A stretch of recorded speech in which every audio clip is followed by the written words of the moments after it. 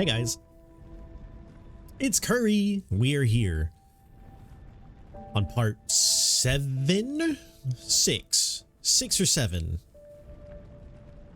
Part 7, I'm gonna say, of Lies of P.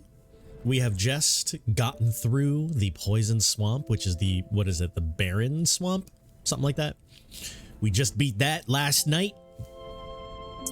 And I forget where we're going next. It's either the Krat Central Station or an area before then. Either way, we're making our way. But I need the caffeine in my body to activate. And while that is happening, we're gonna get those 3 minutes of ads. There it is. And let's wait a little bit.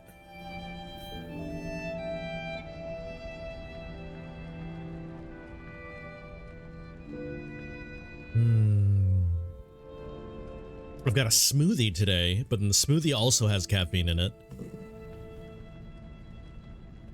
So maybe I should drink a little bit more of that. I don't know if slow dripping the caffeine smoothie is a good idea, or maybe I should just drink all of it immediately.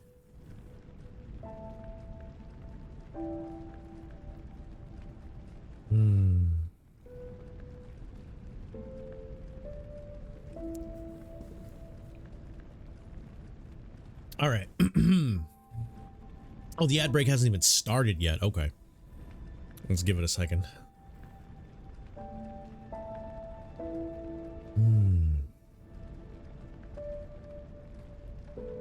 But yeah, I'd very much like to take a nap, but I'm trying to phase out the day naps in order to start earlier in the day, because normally it would be like my ideal start time would be like 3 or 4 p.m. It is what, 7:30 or 6:30 right now. But lately I've been my schedule's been messing up a little bit, sleep schedule. And I've been taking a midday nap and not starting until like 8:30. So that's why these parts are in like short parts, like 2 or 3 hours long, maybe 4. Because I always start just a bit later than I want to.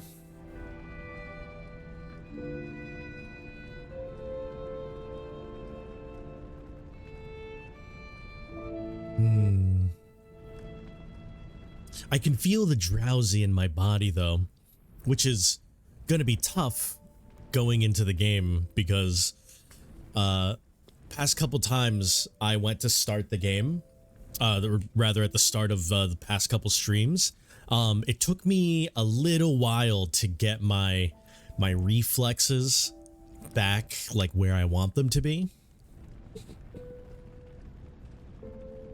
So I guesstimate same thing is going to happen beginning of this stream.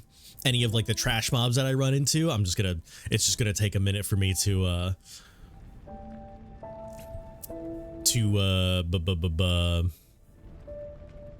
be able to react to properly. Or maybe I'm just making up excuses.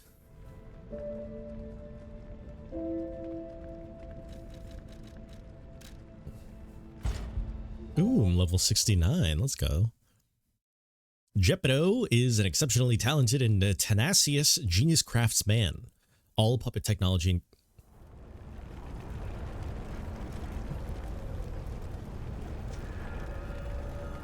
Okay, so I am supposed to talk to a bunch of dudes first.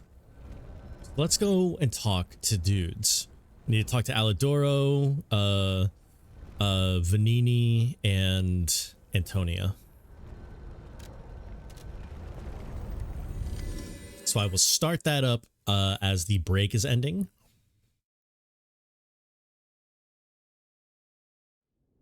And hopefully, caffeine kicks in. Let's go talk to the Vanini first. Or, well, people over here.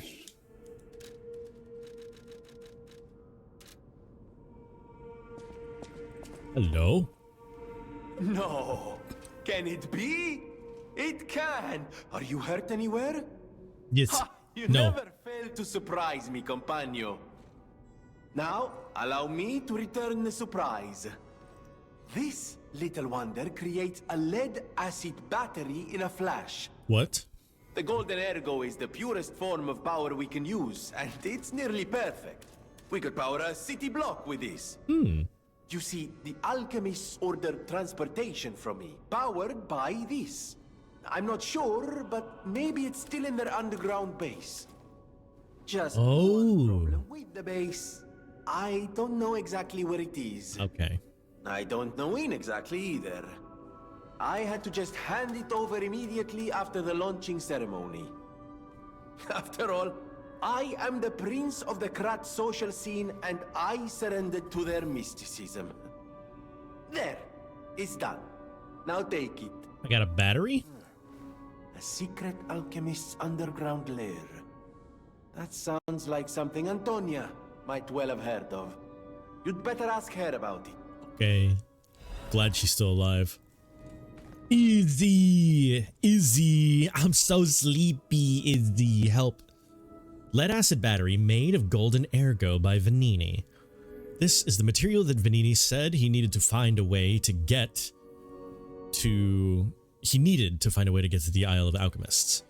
Special ergo powered enabled Venini to move the giant submarine. It is manufactured to produce a higher power output than the electric stimulation of regular ergo. Okay. You work today and you work earlier tomorrow and then snowstorm. Okay, you're not going during the snowstorm. Oh, good.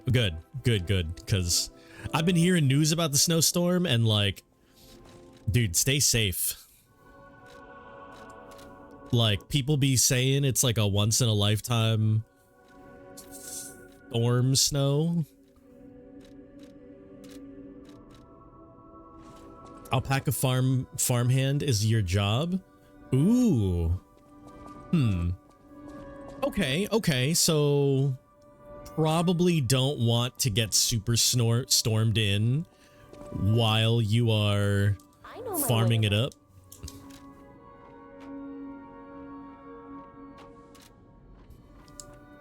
I know my way around a weapon. You can play around in it now. Oh, now that you have the proper attire.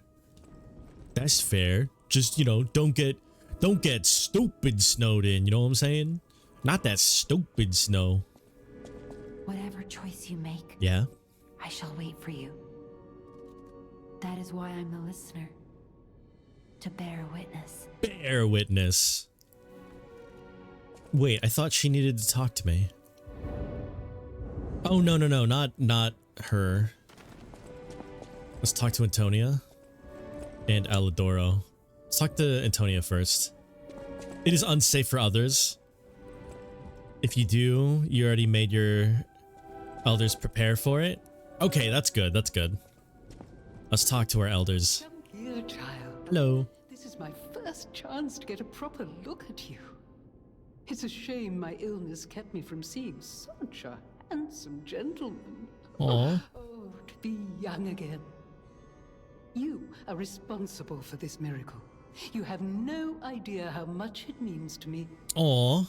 I have to stay seated as I feel a little lightheaded, but I feel the vigor I thought I'd lost forever.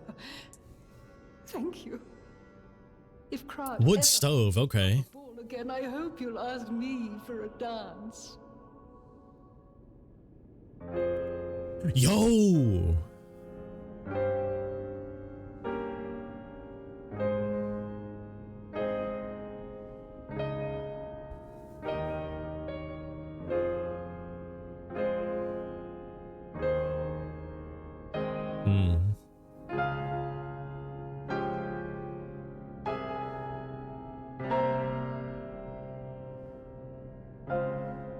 Ooh, I was not expecting that.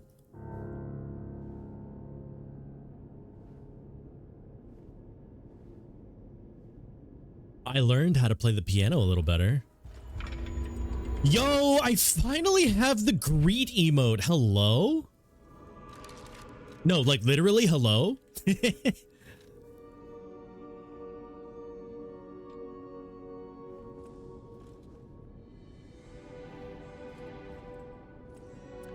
You heard the Unturned main menu song?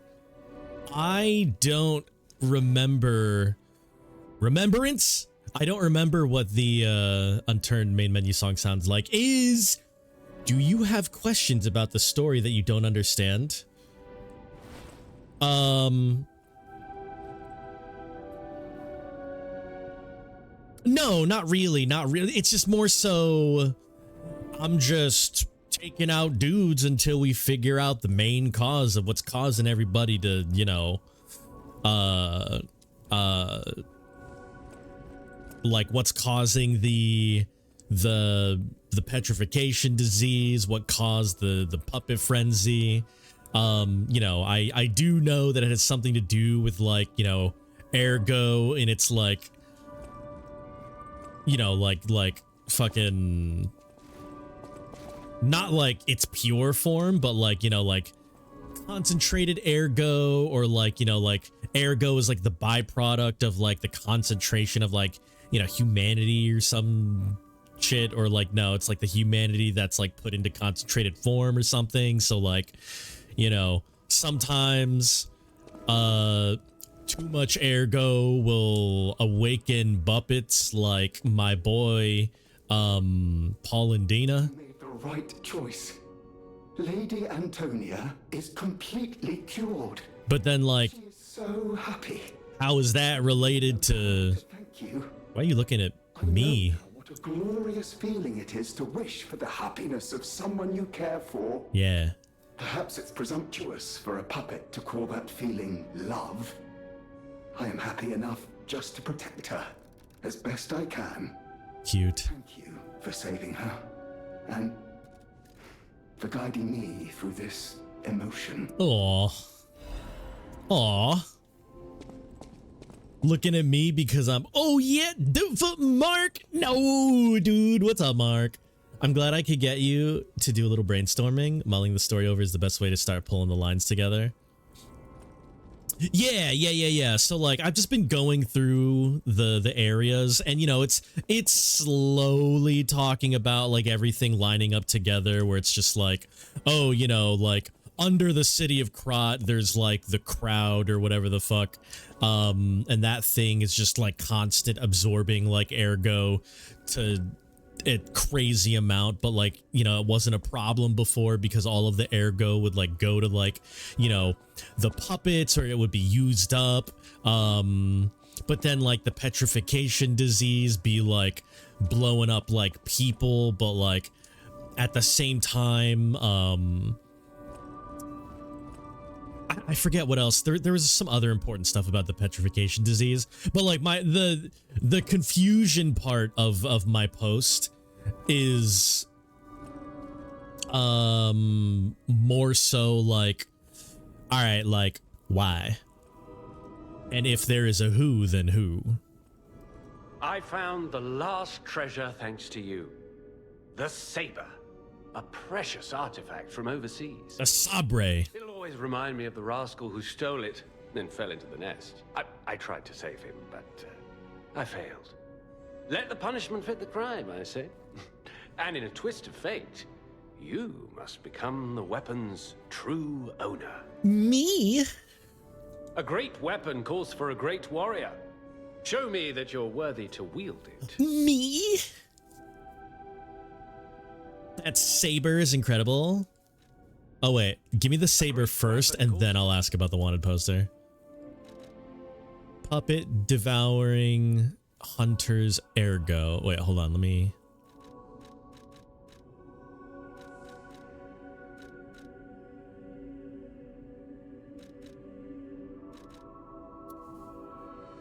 Furry attack dodge available. What the hell?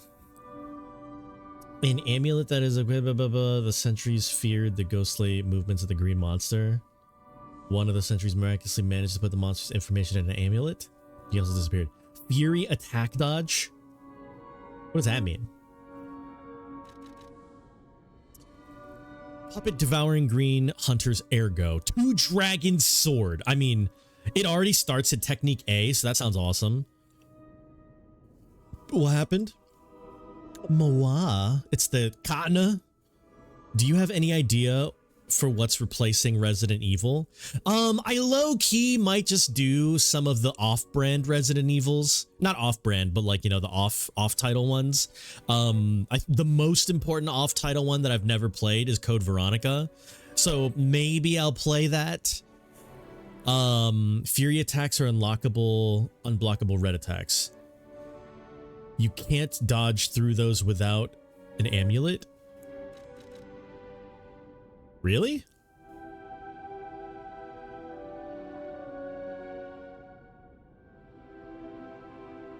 That doesn't sound right. I've 100% dodged, like, I've 100% iframed red attacks. No. I've 100% iframed red attacks. But yeah, Mark, I've been looking at like an HD version of Code Veronica, and like maybe I'll hit that up. It's still over a month before Resident Evil 9 comes out, so I might do some like, you know, like some smaller, you know, not super crazy games in the meantime, but I don't know exactly what yet. It has a built-in parry counter. Dude, I'm so bad at the built-in parry counter. Like, I can't do it. A precious sword that was at the Grand Exhibition Gallery. They say it was the saber of a commander from a quiet eastern land. The sea remembers the vow of the warrior, the general who rose up with a dragon to protect the people, claimed a lonely victory in dozens of wars. Promise you this one's great and easy. All right, let's see here. Damage, okay. So, regular Link emergency dodge. Dodge quickly forward. Oh, okay. Uses an extra Fable slot to perform up to 2 attacks. Oh, okay. So, dodge forward and then use another one to do 2 attacks. Wind of Swords. Blow a wind of swords forward. Deals AoE to damn enemies in front of you. I mean, that's cool. I'm not gonna use this, so let's grab it. All right, now let's talk about this wanted poster. What's this? A poster singing my praises? Oh dear, your practical jokes go too far. Oh, a wanted poster? Right, yeah. Let me explain. Right, yeah, There is an unscrupulous reporter called Medoro, and he's the epitome of yellow journalism, and he only writes favorable articles if you bribe him. One time, I didn't give him a certain antique he wanted, and he slandered me, just like this. What has this world come to? Even noble explorers searching for true history get lambasted for all to see. Lambasted. Perhaps I should be pleased that this scrap of paper is powerless, as there's no authority to pay the reward. You can keep it as a souvenir. Thank you. A great weapon calls for... Yeah, I think the most interesting thing in this game right now is who Alidoro really is. Because this Alidoro is 100% not Alidoro. In fact, I might be Alidoro. See? You can't even tell the difference between the two of us. There's like actually no difference.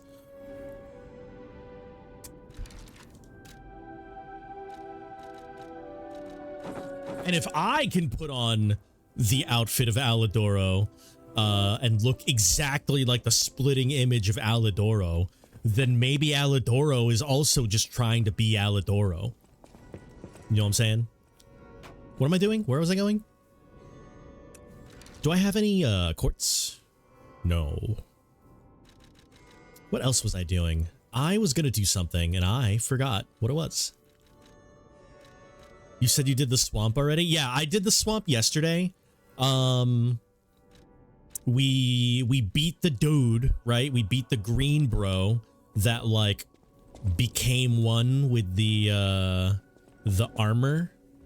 Yeah, I beat the King of Puppets too. That was a little bit ago.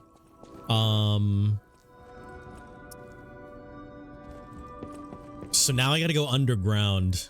Hold on, I want to talk to Geppetto real quick and also eat some leaves. Have you taken your mask off at all? Yeah. So I got flatter hair now, which is kind of neat.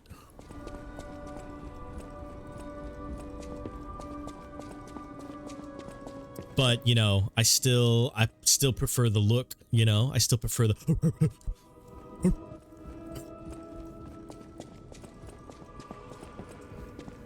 Ooh, also I'm getting bigger. You don't remember much. I don't. Okay, so we are going to Krat Central Station next.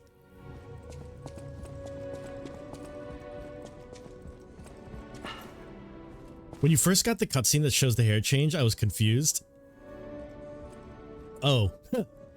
Sod, my love. Sod, how are you? Yeah, when that cutscene came up and they were like, whoa, wait a second. You're doing things and your puppet feelings are feeling things. You're changing. And I was like, you can change your hair back? Oh yeah, I saw.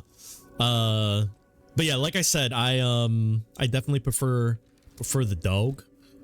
Every now and then I'll take it off, but you know, like this is just the play. This is just the look, you know.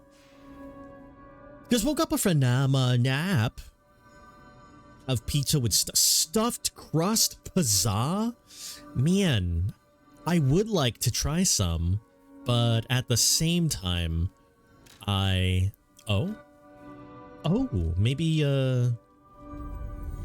that door opened finally. Let's go talk to other dog.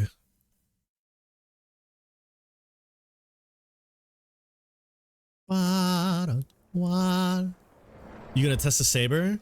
Oh, I already forgot that I bought the saber. Yeah, let's go test it out after we talk to this dude. What's this guy's name again? Like Jeffrey? Life is short, Hugo. and life in Krat is shorter. All I can do is keep Hey, about Alidoro versus Midoro. What if Midoro is Alidoro, like the OG Alidoro's brother, and he knows that that's not Alidoro, so that's why he keeps talking shit. You actually met Alidoro and asked him about the wanted poster. That's odd. Alidoro and Medoro are friends. Yeah, are they? He took me to Medoro. Yeah? He was one of the first on the scene. Medoro is quite the medic. He saved me when the workshop tower fell. Yeah, how many fingers did he have? Gotta be a logical explanation. Yeah, Alidoro's not Alidoro, bro. Would never talk about a friend like that. But who knows? Maybe that wanted poster is real. You keep an eye on him if you see him again. I'll keep both eyes on him. I'll keep my ears on him too. What happened with the coyote? In times like these, when I trust shit, hold on. Alidoro. He wants to save people and seek out the truth. Anyhow, you gave me the first lead on Alidoro I've had in months. Take this in return. Oh. Consider it a gift suitable for times like these. It's another saber. Life is short. All I can do is... Okay. What was I saying? Oh, yeah. So me and Ori encountered this coyote, like 3 times so far. Not in a row. There was 2 in a row, and then like a night or 2, and then, one night by itself. I haven't seen it in a little bit, but,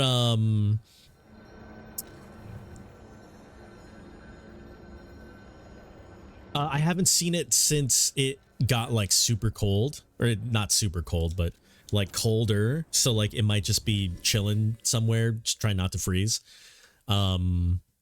But yeah, I feel like it's just staying in like some like wooded area nearby one of the streets that I walk down. It doesn't seem, you know, like hostile at all, and it also keeps its distance, which is good. I have some of this incredibly rare infinite resource as a thank you.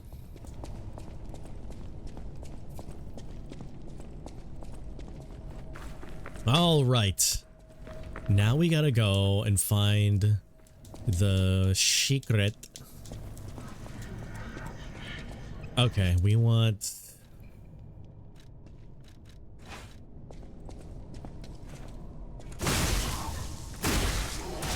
Bruh. Bruh. Okay, I'm sorry. Oh, I forgot about the katana already. Okay, hold on.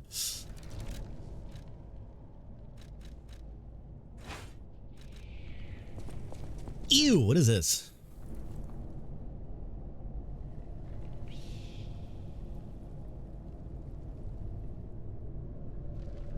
All right. Oh, goodness.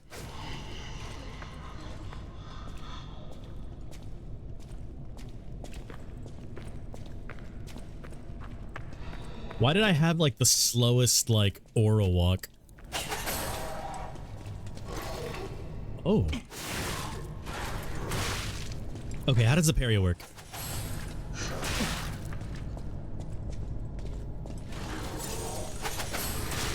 Nope. Do I have to do it? All right, here. No.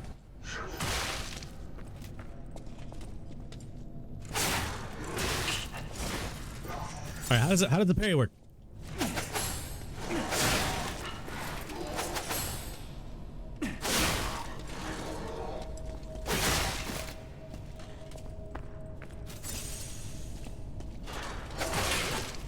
Get hit as it shines.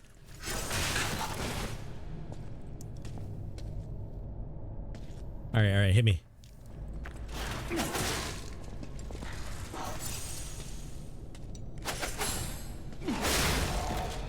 Damn, this sword sucks. All right, let me see. Okay. All right, let me get you with a. Okay. How about no. No.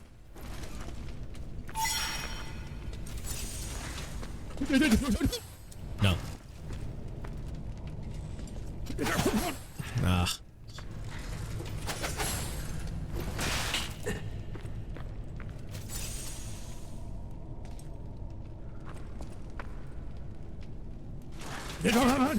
Okay.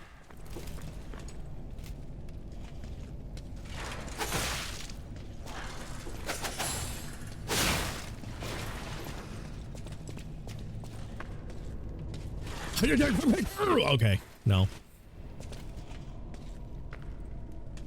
God damn it.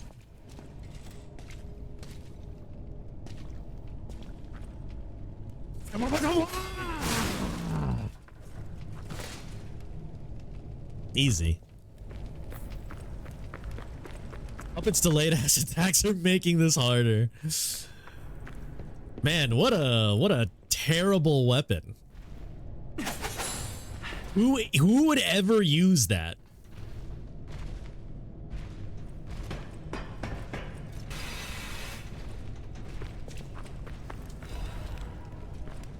All right, let's see this dude.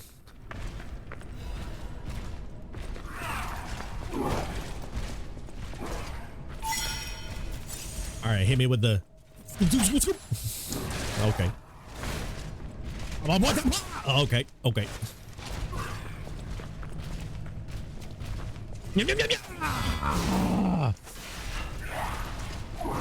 Okay.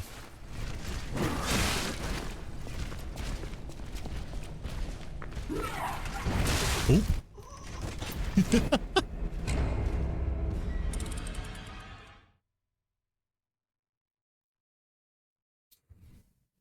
Saber is kind of funny.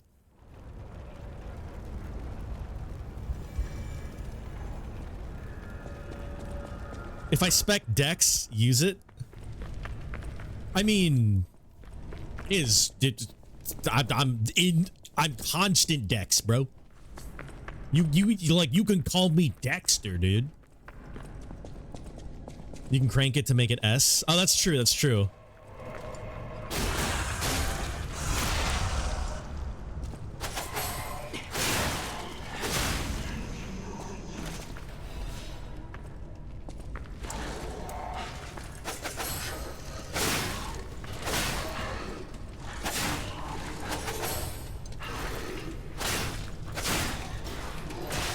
Oh, I ran out of stamina. You have your cool focus, dodge, attack thing.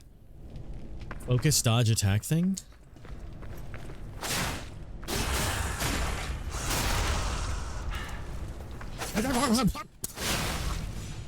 Yeah. I parried his get up attack, get up animation. Your blue power. Blue power? Focus, dodge it. Oh, right.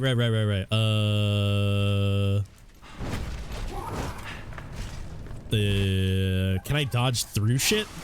Ooh! Okay. And then I go... Oh, okay, that didn't work.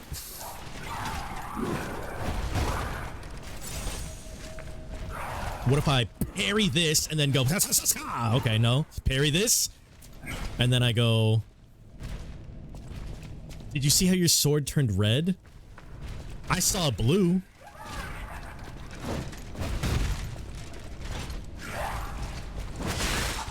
All right, well, hold on. No, so that one's parry, which is instant, but I have to go... Okay, that didn't work either. That counts as a furry attack. Massive stagger damage. Oh.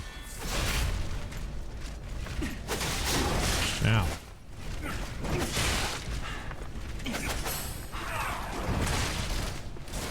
Come on, gimme. Vinny, watch this! Are you ready for this, dude? And then I go... Okay, no, I didn't do it. Okay. One more. Give me that. You ready? Let's go! Okay.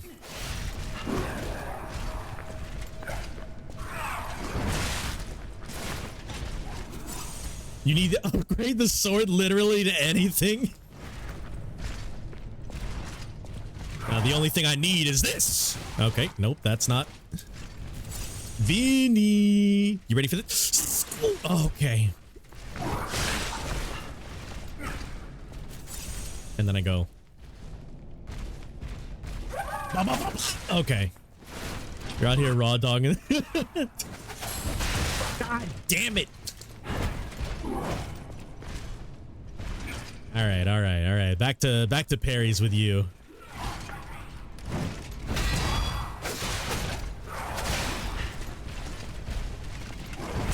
Okay, just kidding.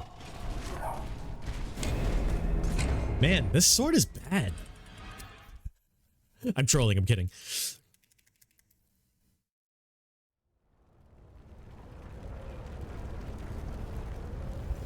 All right, let me...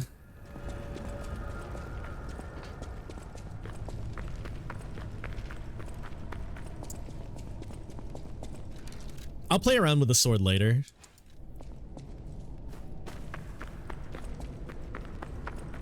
What an awful weapon.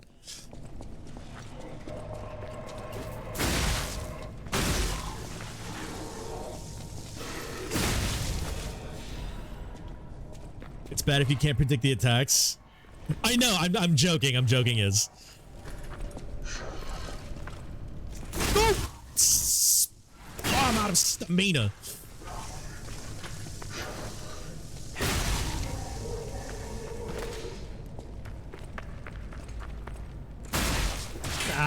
Dude.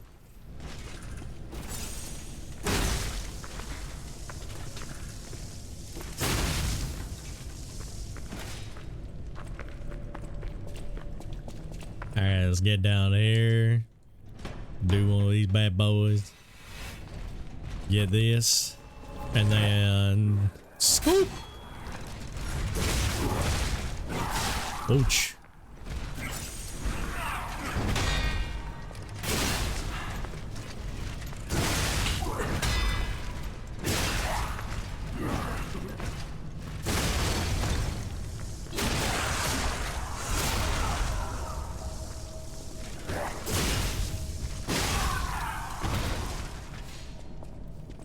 La la la la la. Did I pick up my stuff? I did.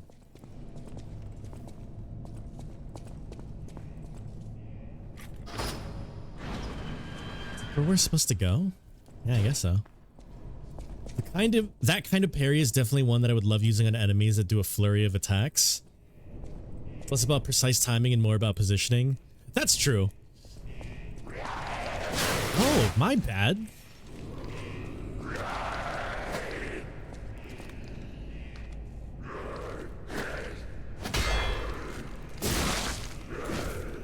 Whoops.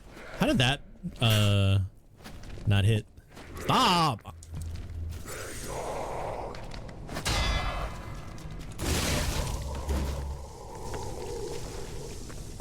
Okay, well, if there's dudes down here, then should I use fire instead?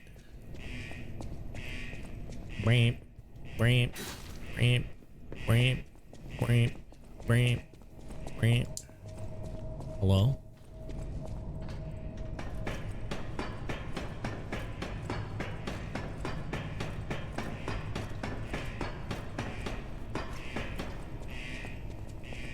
Ooh, what if I go this way?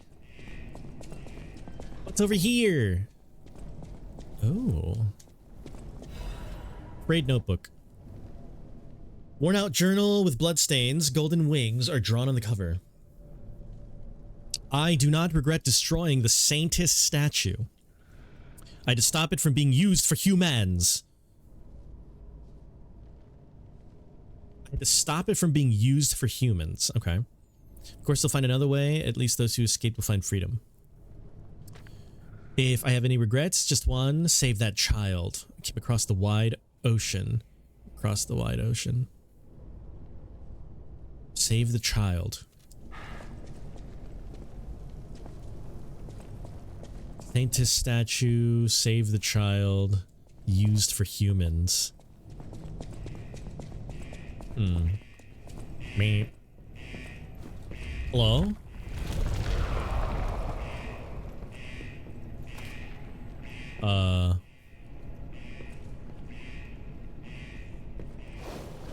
Ew. Okay. Let's prepare some items. Okay, which the ones of this? So this is remove decay, but let's use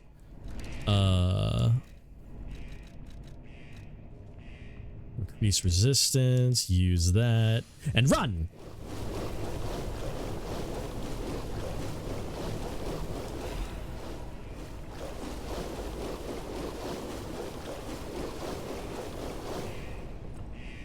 Yeah, things are getting serious, dude. We're using items.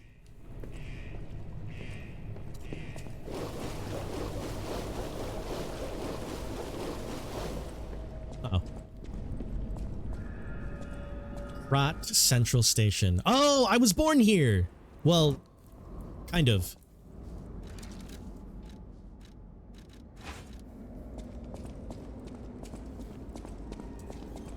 All right, there's a guy.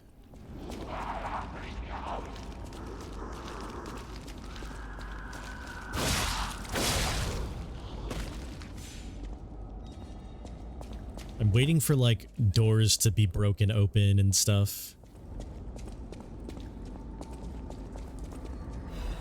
Bloody letter! 2123. Train ticket to Saint Marianne. Text is hard to read because of the bloodstains. Okay. Items invalidate the run. We gotta restart. Oh, no.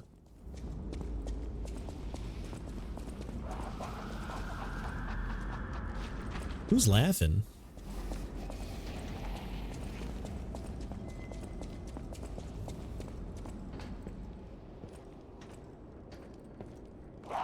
Oh.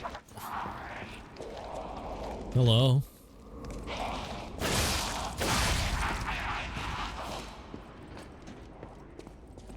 All right, let's see. Door over there. Nothing this way. Ampule. Did you feel that? An ergo amplification effect. Who's talking? Coming from Krat Central Station. I wonder if the alchemists are plotting something again. Please, investigate that area. Blue Fairy, final stop.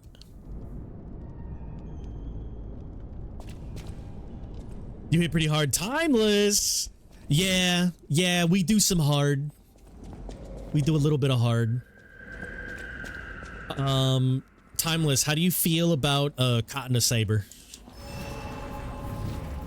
Okay, I'm at a Stargazer now, and I've got Ergo, so let's actually let's actually upgrade it.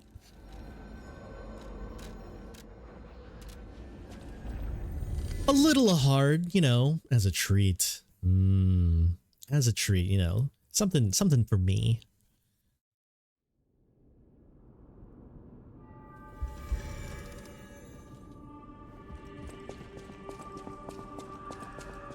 All right, let's crank this shit up to S. Oh, I don't have a technique crank, damn it. Hold on. There's got to be one that I'm not using.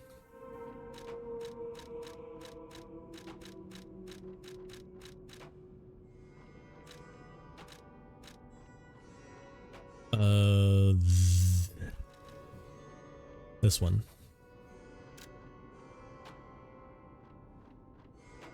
Do you wish to reset its alteration?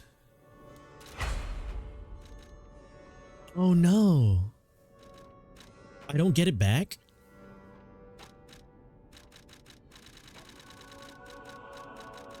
How do I get more? Wait, how do I get more technique?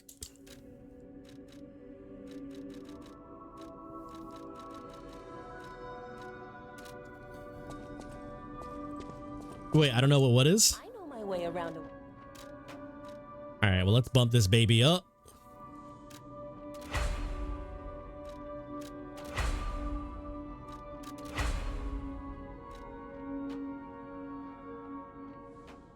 All right, +3 Katana.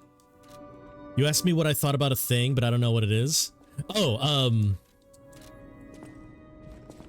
this bad boy.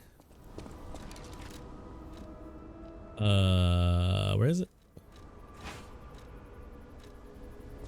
This katana.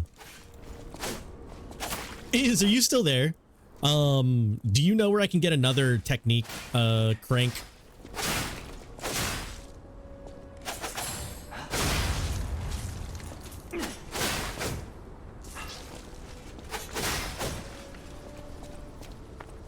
So I can go.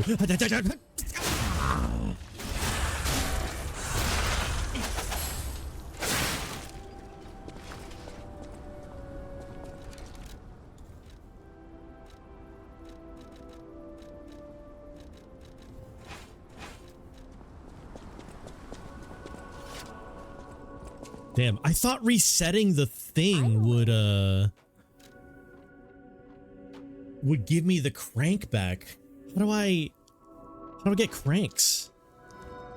Japanese smiths spend years working on a single katana and fold it up into a million times to produce the finest blades known to mankind. Katanas are thrice as sharp as European katanas and thrice as hard as European katanas. Anything a longsword can cut through, a katana can cut through better. I'm pretty sure katana could easily bisect a knight wearing full plate with a simple vertical slash. I like katana. Oh, so it's Raz! I hit a katana from the side. Raz, what it do? Also, I need a technique thing. I heard what happened at the exhibition. Oh? How frightful. It's no wonder you're trying to track down the alchemists. I'll tell you one thing. Many secrets are buried in the city of Krat. Oh. The same goes for this hotel.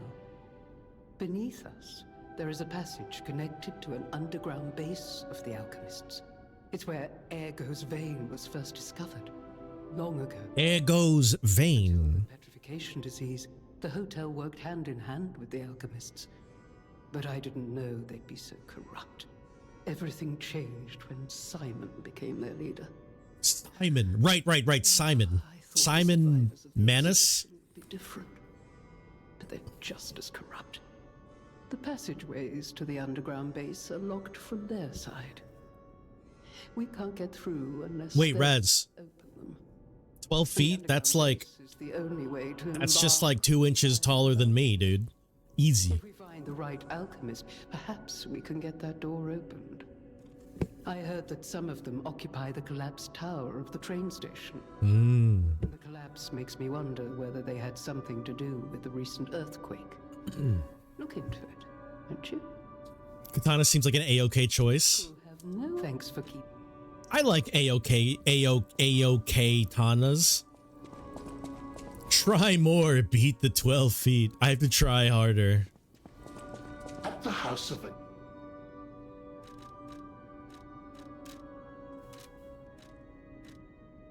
A-OK Tanas. Hey, so, I would like to get my crank back.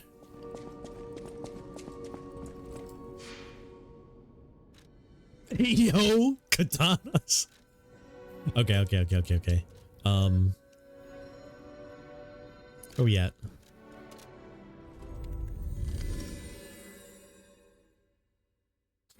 Okay, so we upgraded the Katana 3, but we did not crank it up to rank S. So, looks like we can't use it still. That's okay. I got Bumblebee. Yellow. It is Zen. You ready for this?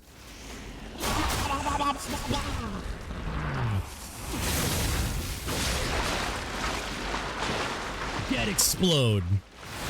Yeah. Zan, we unlocked a katana.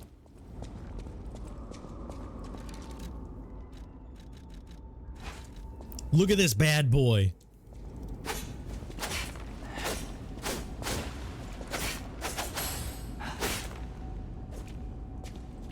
Is that spear shaft on the acid weapon working out? I haven't needed to use it. Like, not even at all, ever. It seems nice, though.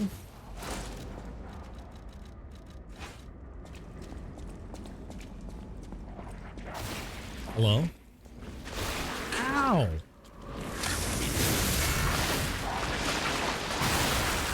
Come here, buddy.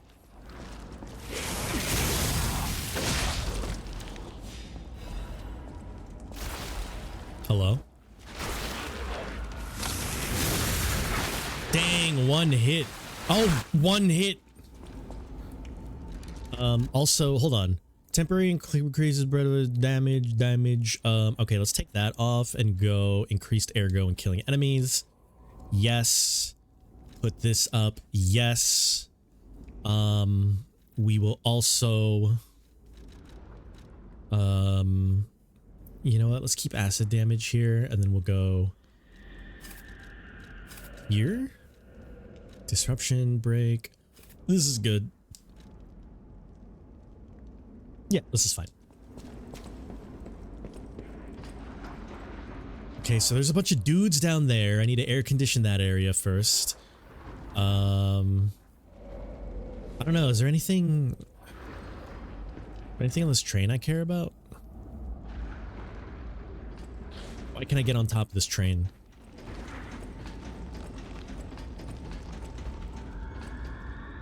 I can just jump over there. There's a thingy. Oh, that was where I came from, right? So I came from over there. Then I jumped out that way. So now I can go this way. Is there anything over here? A hole. There's a hole in my soul. I can feel it. I can feel it. But then I can go across this to a secret place. Uh-oh. Okay, never mind. That's a lie. There's a dude down there. Do I dare go that way first? So, like, there's dudes. There's, like, some dudes. 1, 2, 3, 4 dudes. And there's a ladder. Oh, I can just take that out. Okay, okay, okay, okay. Okay, here's the plan. Are you ready? I'm gonna go... I'm gonna hit that, and then that. Take out that guy. And then that guy's gonna be left. So I'm gonna stance with that guy for a little bit, and then hit that again, and then come and hit that guy. And then when he's walking away, I go...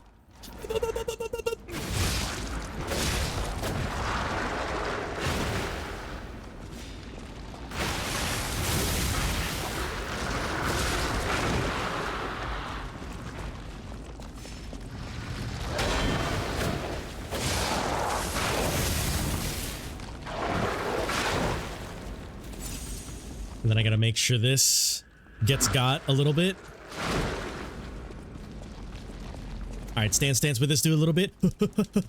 And then wait for that to come back. And then I go... And then I completely dodge the decay. And then I just...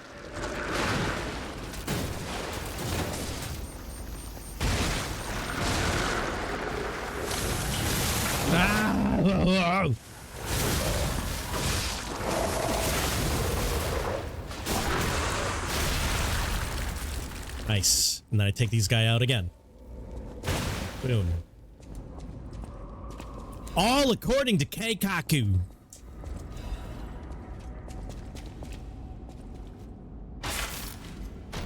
Open. Ports. Oh, you know what? That was worth. Hey, wait a second. I know who that is. First time chatter. Kensley 123 Torquois 2. One stream. We've been streaming for about 6 or 7 hours now. I don't know what to tell you. Ken. But Ken, hello?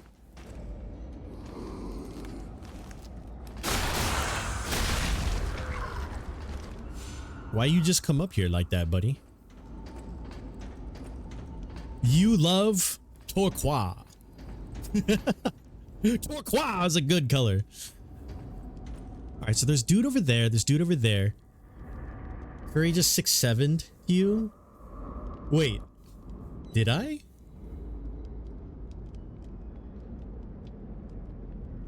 What? Wait, has the meme evolved? I did what?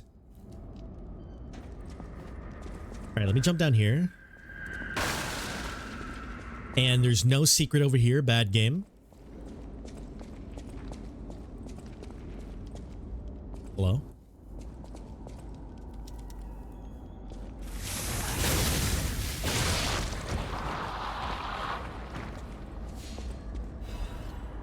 There's a door?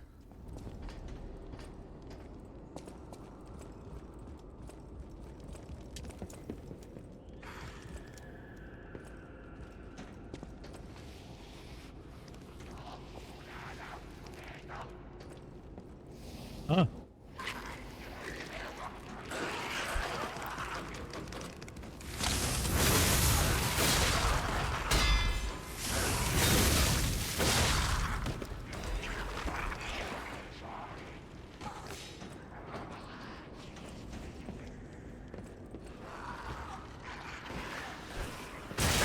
What? What?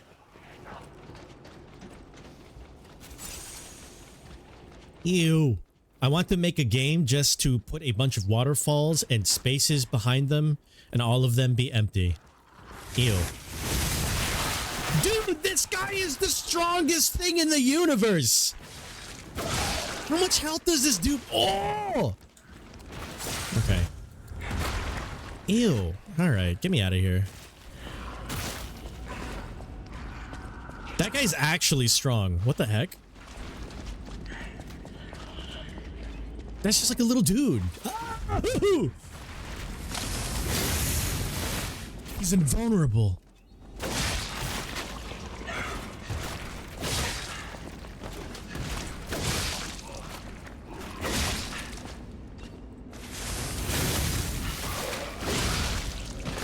Jeez. Wall banged. Make one completely void of geometry. Ugh. Some people would get satisfaction out of thinking they found a bug.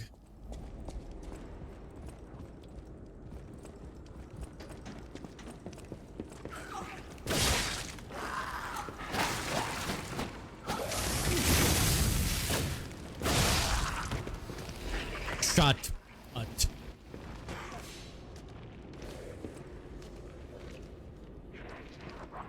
Oh, I think I might have completely disregarded a section of the map. Hold on.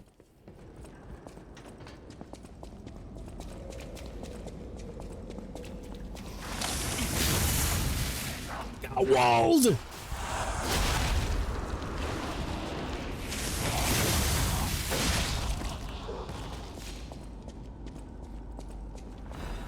Chain. Okay. And what would it take to have a turquoise color roll? I think there was one before. I don't remember what the roll was for though.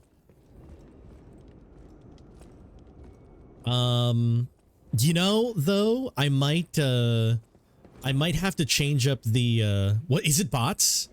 Is bots turquoise? I don't recall. All right, so there's stuff down that way, but I can also take this man to town.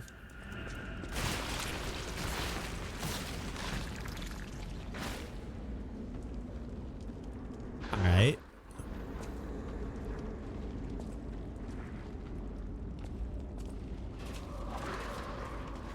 Ah.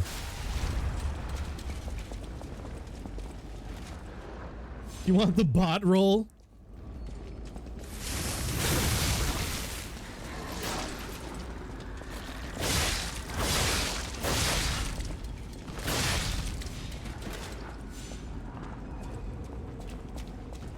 Yeah, I wasn't sure. I wasn't sure if the bot roll was turquoise or not. All right, who's up here? Oh, there's a door. Oh, I know where this is. Okay. Open.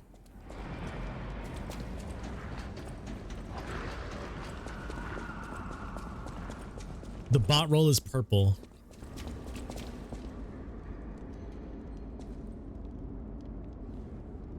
All right, let's do it.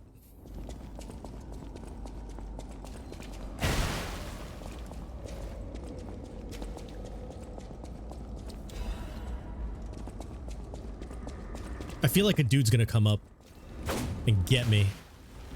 No? Wow. I was kind of expecting that area to have a little bit more of a thing to it. Hey, yo, Kensley 123 Torquatu has followed. Ken, dude, wait, how many accounts do you have? Oh, I got. I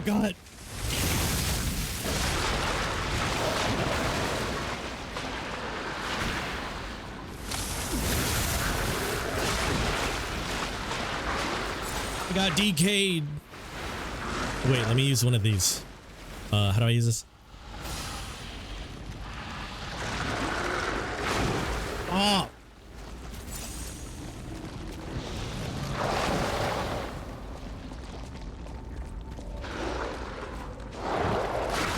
Okay.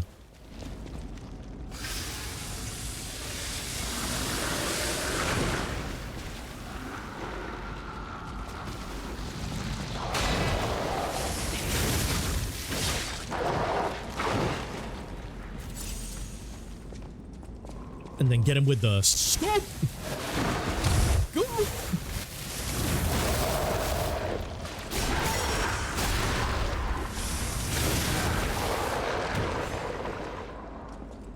You have secret OG Ethan Winters. Oh wait, Ken, you're the Ethan Winters one? Oh man, I actually did not know that. I was like, all right, there's an Ethan Winters dude in here. Not a fan, but you know, if he wants to follow me, that's Ethan's prerogative. Not that Ethan, the character, actually has one. You know what I'm saying? You know what I'm saying? Dis. Oh, hugs.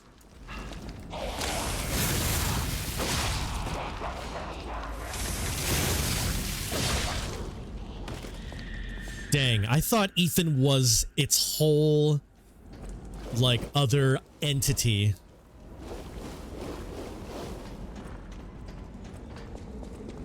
Alright, what's out here? There's a dude out here, ain't they? Hard to have a prerogative as a mushroom? I don't know, like,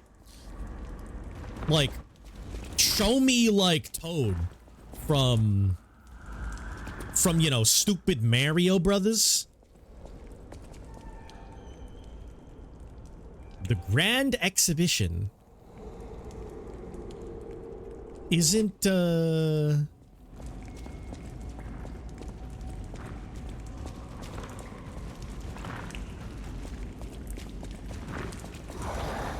Wait, why are you looking at me, buddy?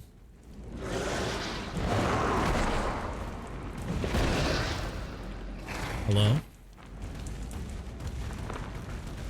His AI is smart!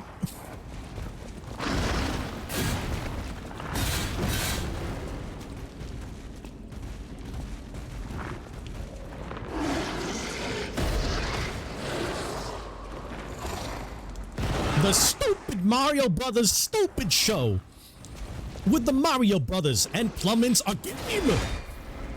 We're not like the others who look all the same.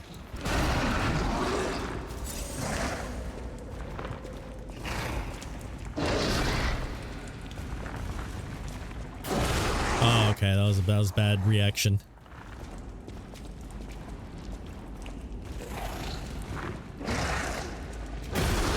Okay, I wasn't expecting the steel one. Well, I thought Ethan being you was obvious. The one stream joke. I forget actually.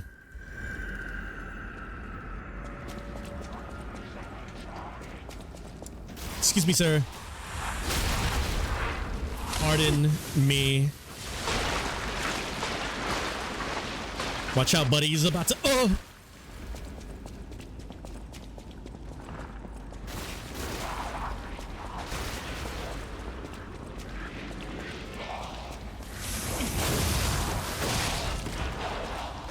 I've got spaghetti on the overalls.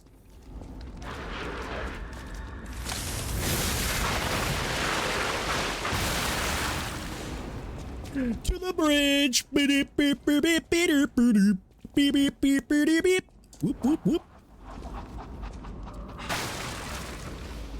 Alright, let's head back.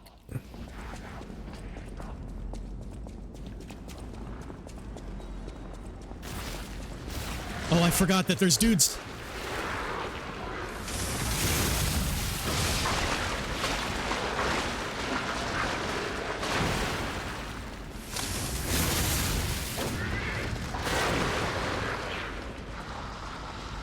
Get fired.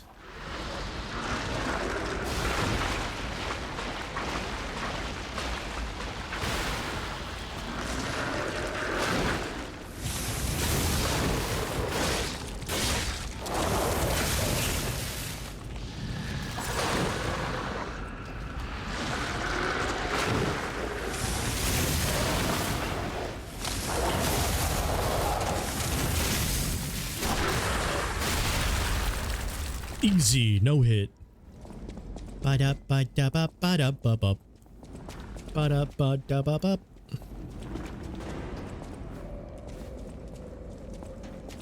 Okay. Let's deal with that guy later. Fight this dude. And then... Wait, where... Oh, here you are. Oh!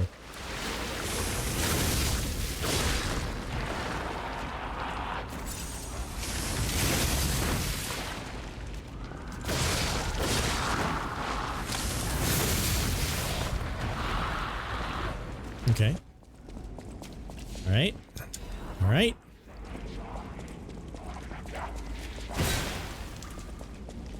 There we go. Sounds good. Yeah, these enemies are finally like getting like threatening, which is good. All right. All right. Let me see this dude. You ready for this? 'Cause I am.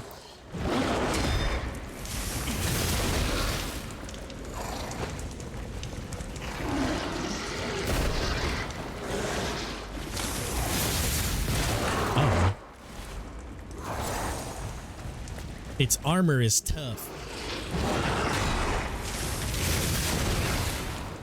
I'm stuck. Man.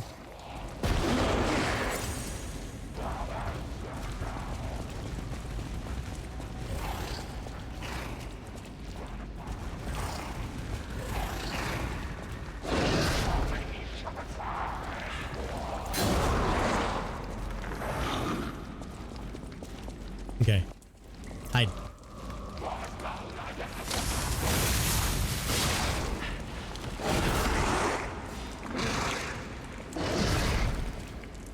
Can I get him in the butt? I don't know.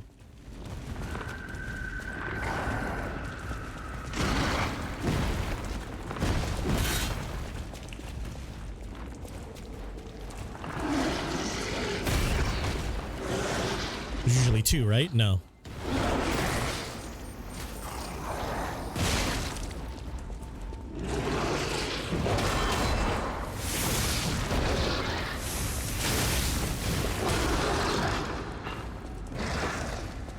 Does he just go until he hits me?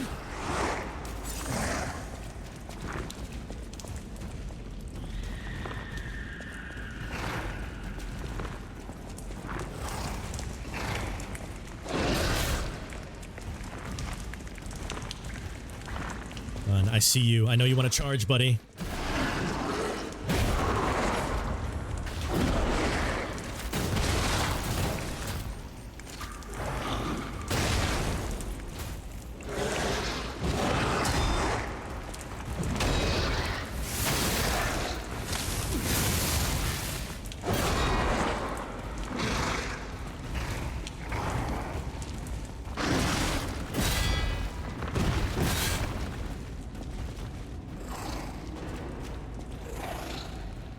Dude, this guy kind of tough.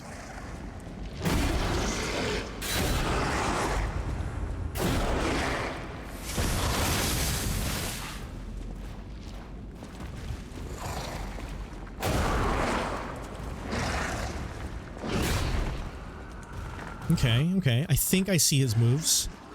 One. Oh, he's stuck.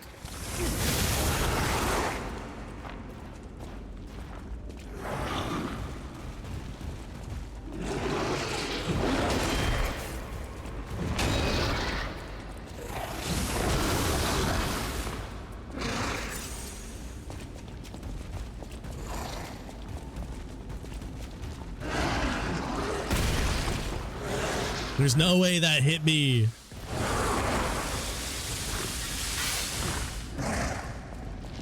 One, two, and then a charge. Three.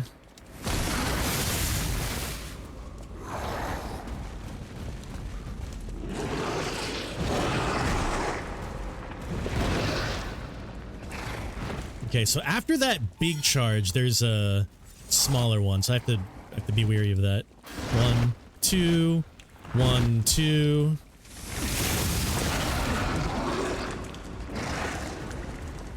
And then a charge after the 1, 2, 1, 2. Oh, I missed.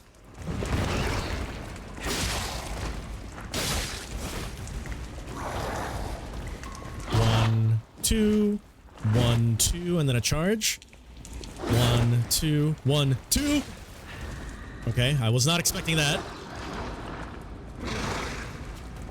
Did I use my thingy here?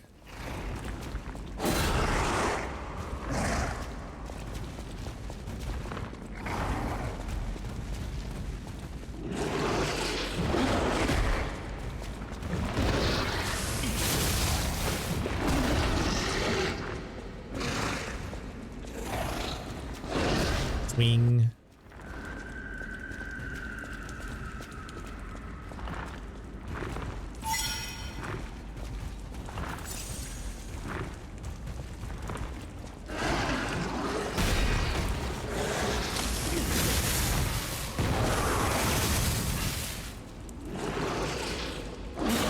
Ooh, tail swing. Okay.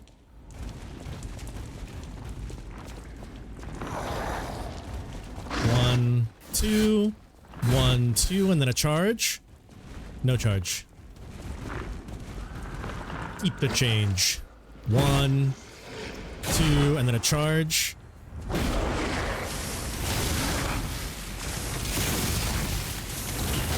Oh, a body!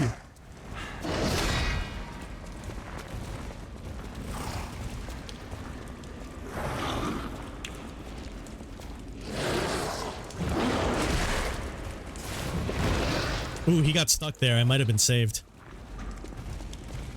Yeah, the passive recharge is actually so good. 1. No? Wait! How did I get hit? So I guess if I'm near his front when he digs out, I still take damage. Damn. Okay, cool.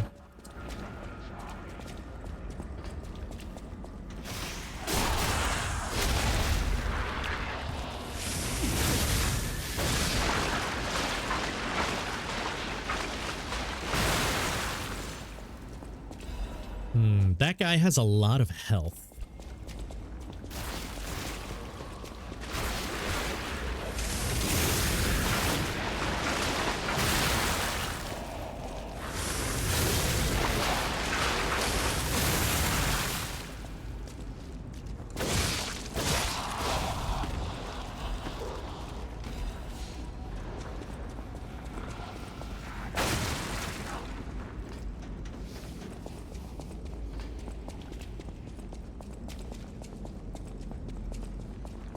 I forgot. It's fine. Ignore them.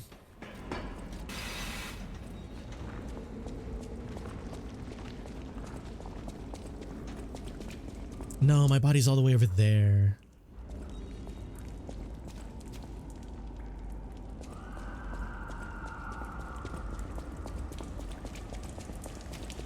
All right, fuck it. Let's just do it.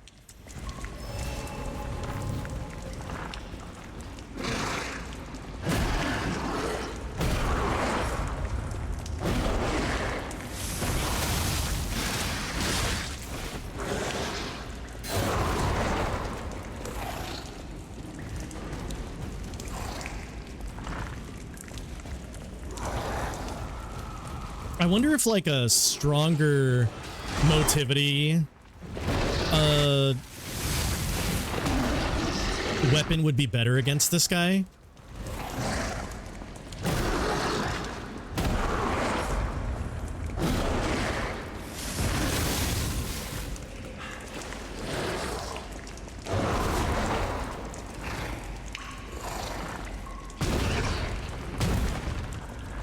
Okay, if I get on his ass, he has ass moves. Heard.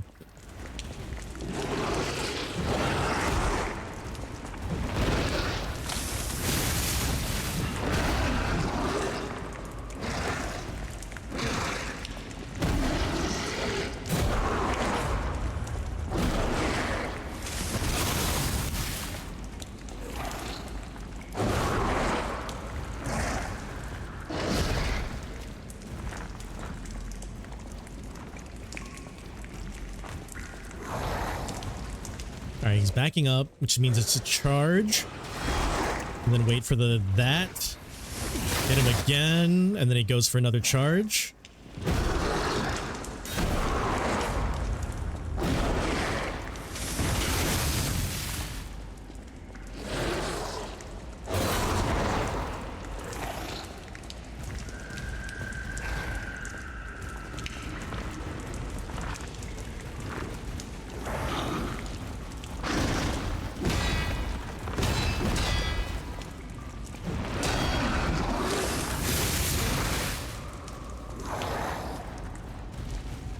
Might as well use one here.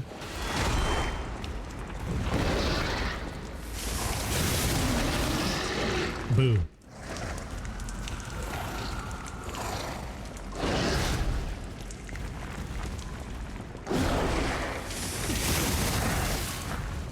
Got my fire off.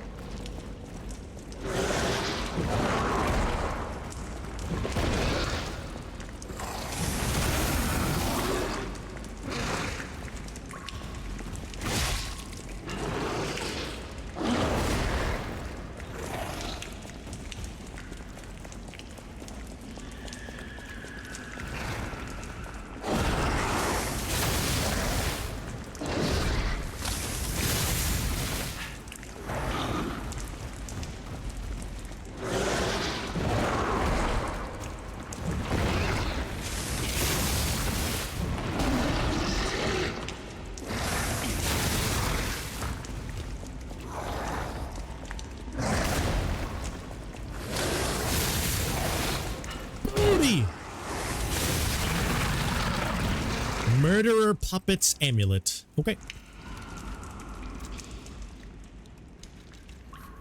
Increases damage inflicted to humans. The joy of having killed a human lies dormant within the clockwork heart. I will kill anything that resembles a human. Cool. Alright, I mean, that was a strong dude.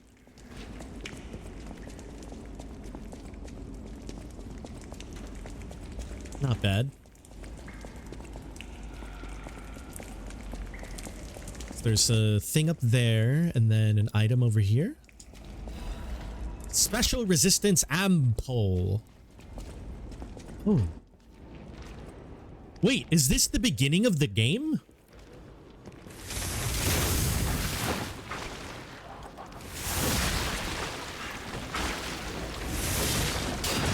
Ugh.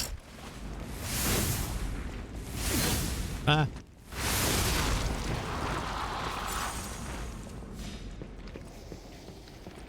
Or is this just like a identical house? I missed! These guys were so evasive. Ow.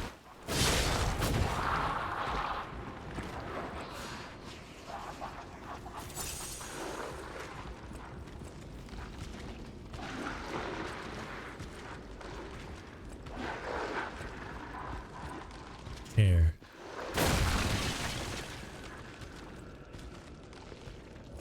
We are... Yes, behind the train car where you woke up. Wait, what is this? Who would put a workshop like this here, of all places? Good grief. Good grief. Kobe! Investigate. Oh. Geppetto's tools.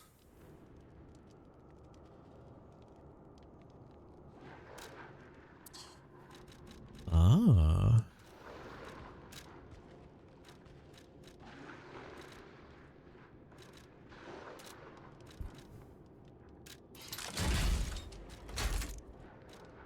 Interesting. Letter from someone who has gone ahead. Oh, Kobe, you got some yogurt. What kind of yogurt? Also, Zan, you sent me something? When was this?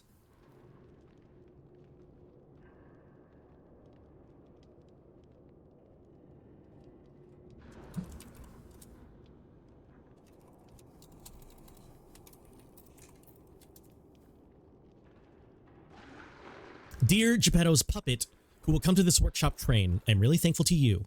A workshop train hidden by Geppetto, isn't that something? If not you, how would I have found this place? If not me. Chobani, Greek yogurt, honey. Ooh, okay, okay.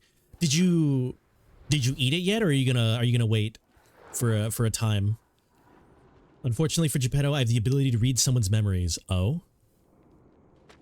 In Malum District, I had a hunch. They thought that if they followed you, Geppetto's puppet, they'd find the relic he stole. The hunch was right. The relic has been returned to our sacred place. Now the stage is set, the doors will open. I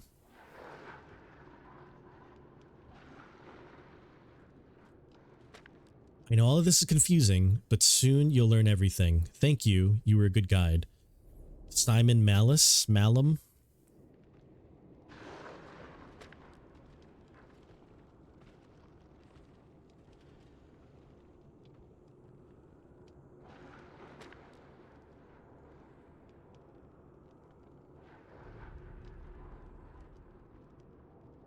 The relic was returned. Simon took it. Or the alchemist took it. Well, what? What did they get, Kobe? The Lada Break cartridge.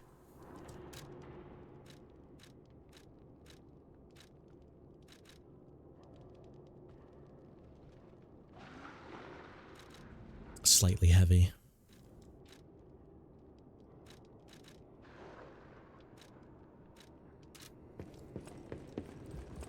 Interesting. Okay. Neat.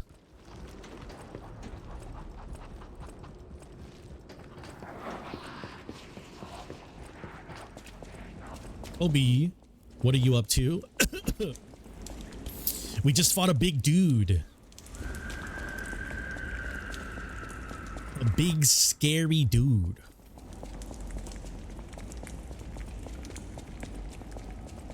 But now Bojangles. You know, I'm gonna be real. Actually, I'm gonna be completely honest. I don't know if I've ever had Bojangles. I've seen it around, but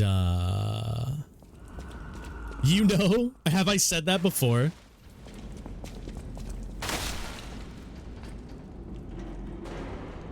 Have I mentioned my lack of Bojangles in my life? Huh. Special resistance ampule. Alright, this opens up. Oh, sick. Oh, okay. I'll just go right here.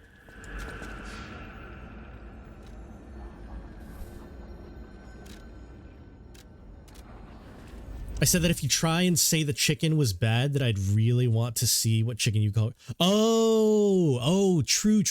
Okay, I do kind of remember that. I guess I'll have to try it at some point, sometime. What was I doing? I am the Lorax. I speak for the trees. And I say the leaves must be eats. Right now? I don't know. I'm not feeling Chimkin right now.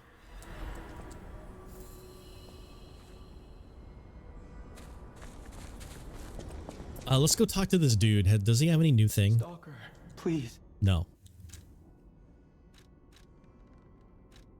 How many wish stones do I got? 2. Let's buy a ton.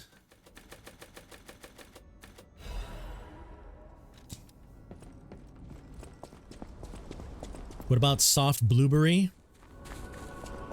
That has crunch on the edges?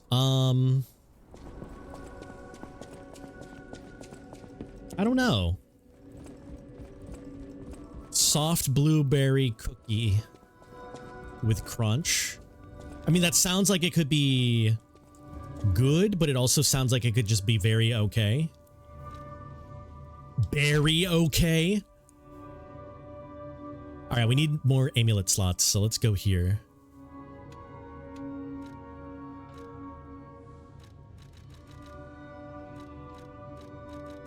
Increased pulse cells would be cool. Is there such thing as a bad cookie? I mean, well, yes, but then there's a lot of cookies that are just all right, you know?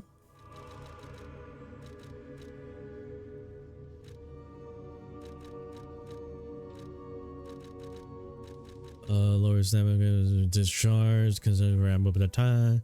Transfable. Lower Legion consumption crisis. Charge Legion. Lower ergo loss to reduce prices. Max gold coin fruit.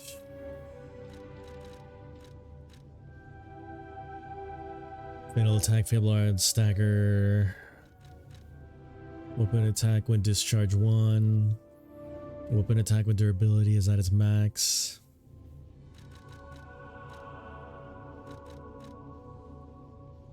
Fable Arts attack 2.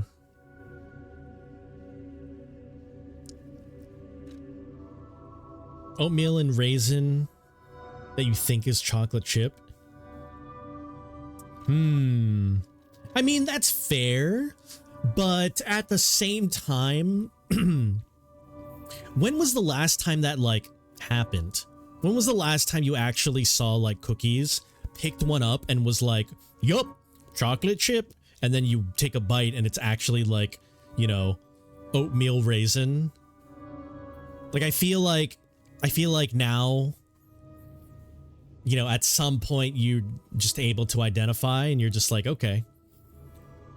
Basically never happened to me because I pay attention. Right, exactly. So like, I don't know if blaming it on the cookie is viable now.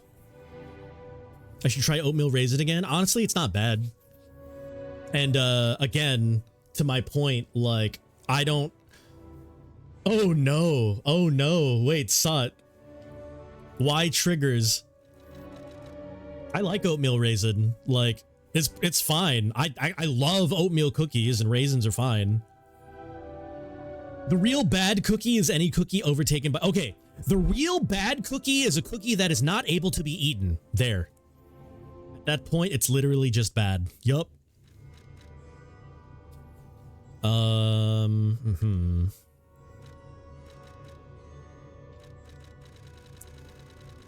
Lowers natural recovery might be good.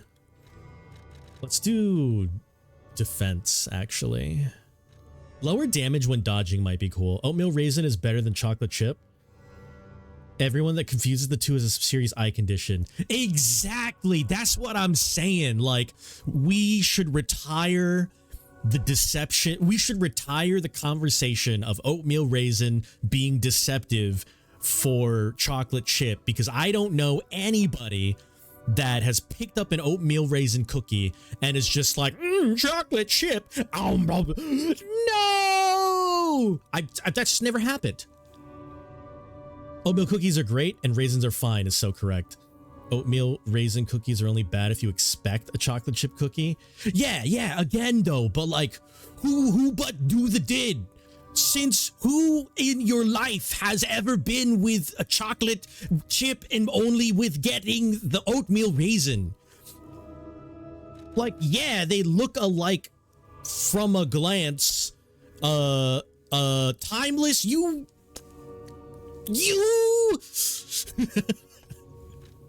what, so when you were 7? Special resistance, that might even be nice.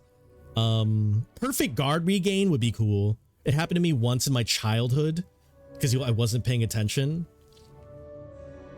People shouldn't eat things without inspecting it. I mean, agree. Not that I don't do that, but agree. But yeah, no, I mean, if you are so just, what's the word? Avant-garde about what you put in your mouth, then I don't know if you are allowed to be disappointed when you shove a cookie, an indescript cookie that is vaguely chocolate chip, and then it might be something different. I don't know if you're allowed to be upset.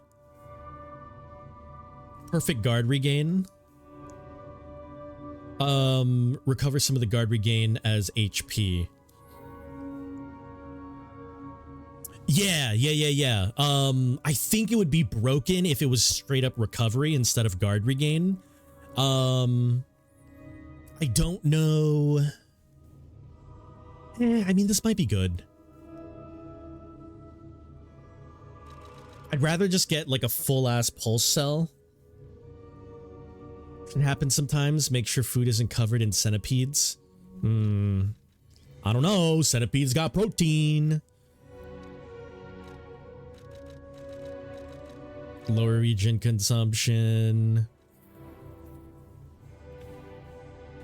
Man, I would actually like an oatmeal cookie right now. That'd be nice. Or peanut butter. I like peanut butter cookies.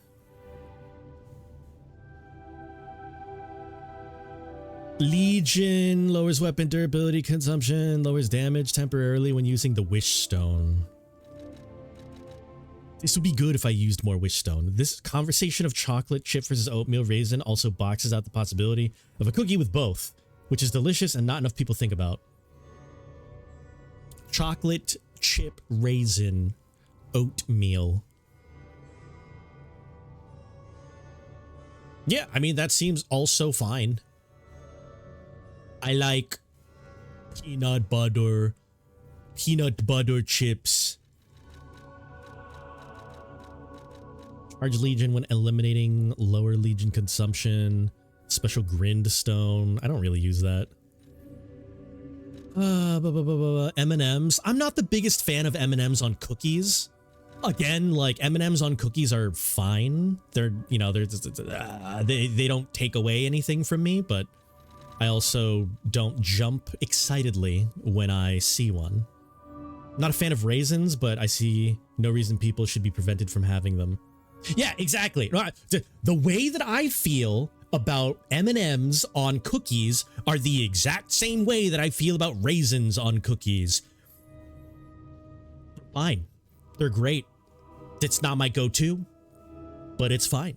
M&Ms are just name brand chocolate chip cookies with extra dye leaching into. Yeah, I mean, I guess you've got like the sugary shell, which is fine, but that's just not what I want out of a cookie, you know? It's like the, you know, when you get like ice cream and some people will put like gummy worms or gummy bears or something on it. I personally am not the biggest fan of that because like the cold hardens the gummy and then you're just chewing on hard gummy while you're trying to eat ice cream. And that is not like a texture that I like. I understand it and I will eat it given the opportunity, but I will not seek it out.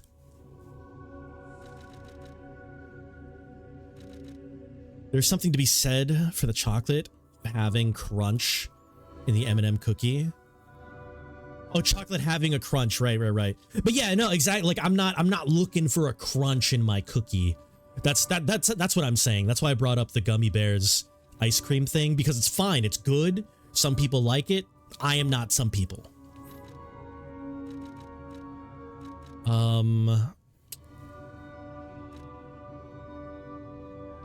Let's do the guard brigade.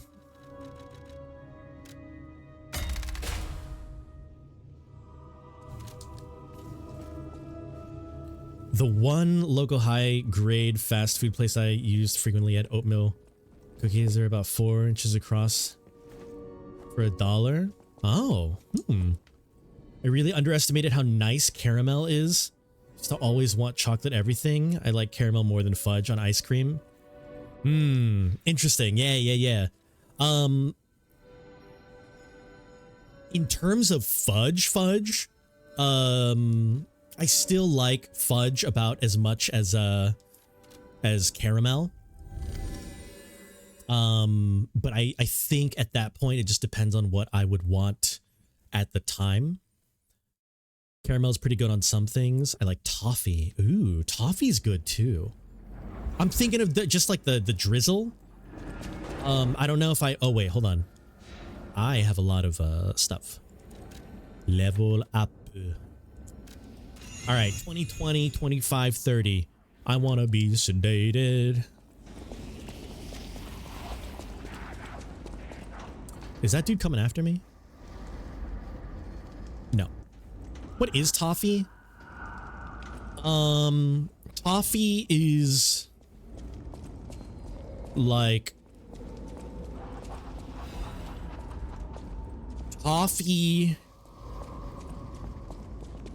Yeah, it's like, I want to say like burnt buttered caramel, but that might not exactly be right. I know there was a collapse, but why do they have to cut off comms? Please let us out.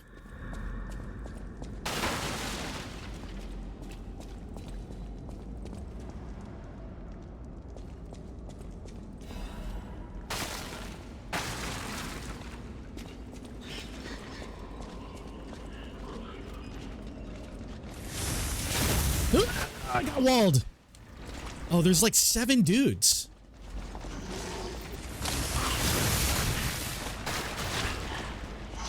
Ew. Not cool.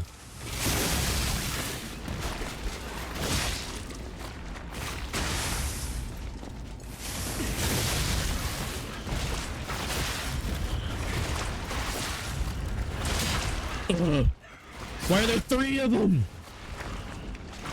Dude, these babies!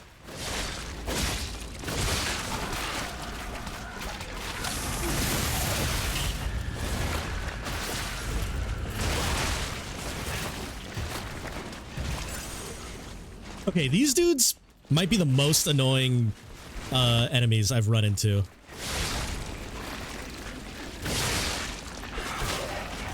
They have a silly amount of poise.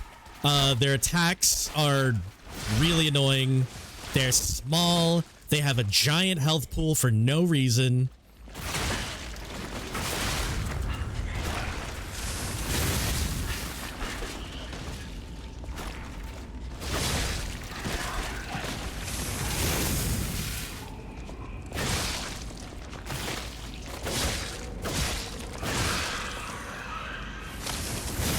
Nice.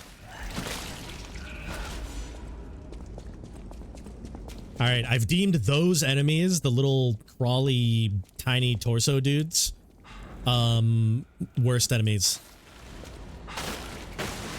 in the game. Hello?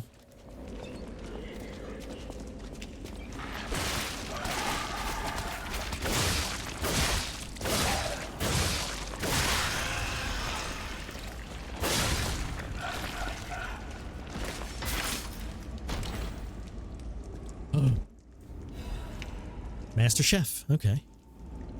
If you guys had to buy Chips Ahoy chocolate chip cookies, crunchy every day. Crunchy Chips Ahoy chocolate chip cookies.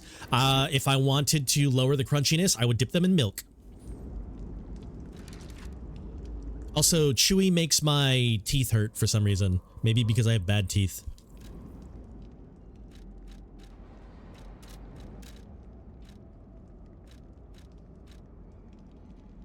Saren likes chewy. I simply do not understand. Wow, ooh, Saren's bad. Cookie, the answer is yes. Roar knows the answer to this. Roar. Chips Ahoy chocolate chip cookies. Crunchy or chewy? There is one right answer. I'm just kidding. It doesn't matter. But my preference is crunchy. What did I pick up? Chef knife. Yes, chef. Yes, chef. Oh, it's motivity.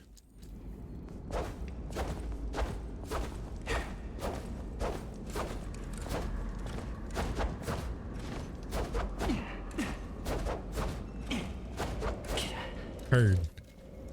Gonna bite Raz. Have fun, Raz. Tell Raz I said. What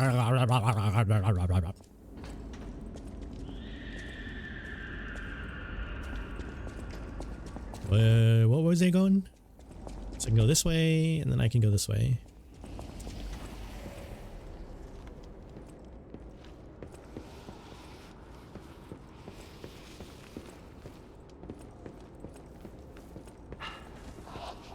Huh. A knife that scales off strength. Yeah, no, it's a big butcher knife. As a kid, I think I liked Chewy more, but I don't like Chewy anymore. Aw.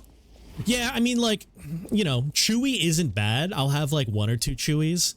But, yeah, no. Crunchy for me all the way. Like, I have the option as to whether or not I want to just chew on some chewiness, or no, not chewiness, chew on some like crunch for a little bit. You know, if I want to feel myself doing damage and just then I can crunchy. But if I want the goodness, the gooey goodness of cookie, then I will dip it in milk.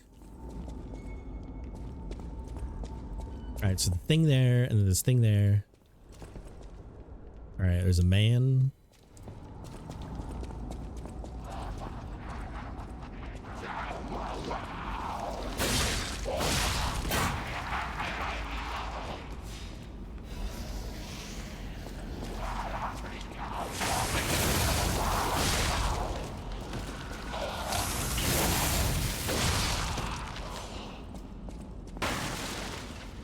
The Chewy has an aftertaste that they didn't used to have. Oh, Kind of want to try out a Chewy now, just to see. Steam Deck is fixed. Oh, it's getting fixed. By Wednesday. This might be fixed by Thursday. If the storm doesn't mess anything up. Oh no, the storm, right? The storm. Roar. Or I guess anybody who's gonna get hit with this massive storm. Please be careful and stay safe. If you guys are cold, please warm. If you are trapped, please. You lost, little lamb. Yeah? Hand over all you got. Robber Weasel. Whoa, dude.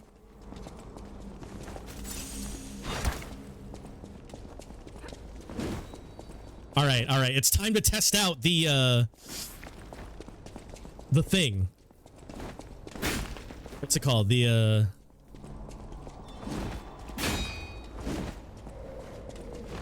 thing.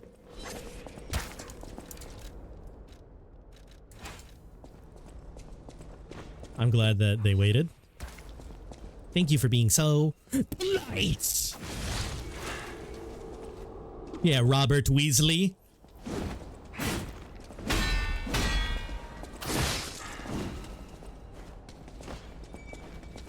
Welcome to the city of the future. And the future is death.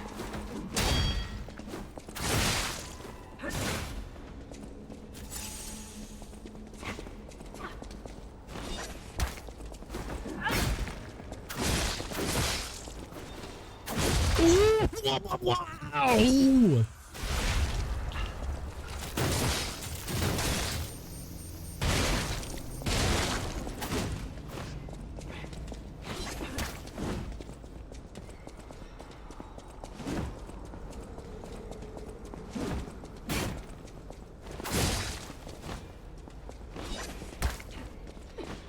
What are you doing? What are you doing, Robert Weasel? I have more range than you. You gotta close the distance, dude.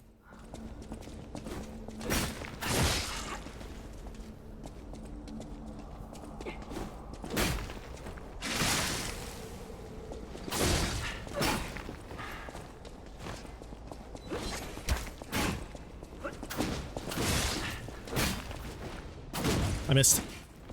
Welcome to the city of the future. And the future is death.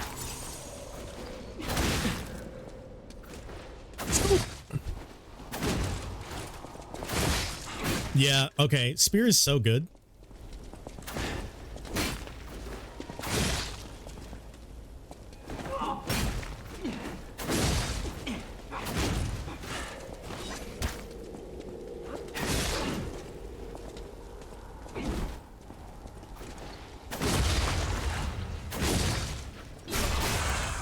Wow, Spear is ridiculous.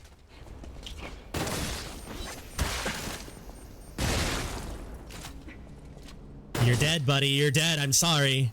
I don't want to die. I just wanted a full belly. That's not so wrong. It is. I'm sorry. Fox will lay in the snow and relax. Good, good. Wait. Raz told me to tell you he said...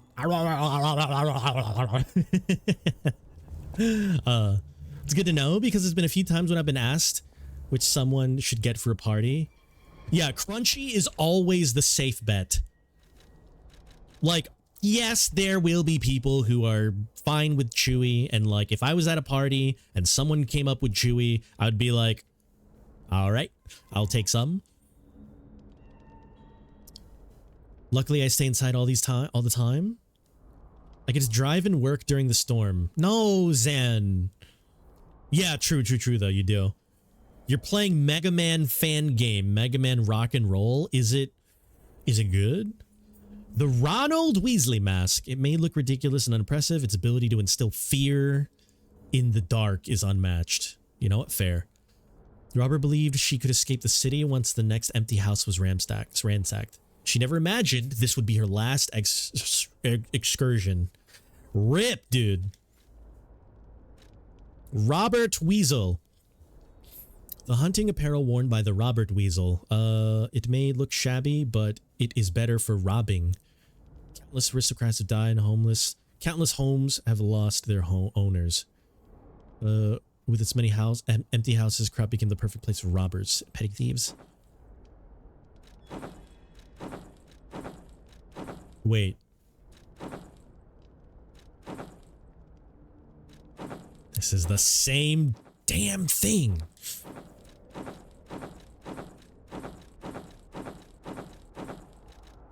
Damn it. All right, we're switching it up. We're going blue. You're currently on the castle, but you're getting your butt kicked? Dang. What do you mean the castle? Like, are you far in the game or not far in the game? Although Mega Man music is good. I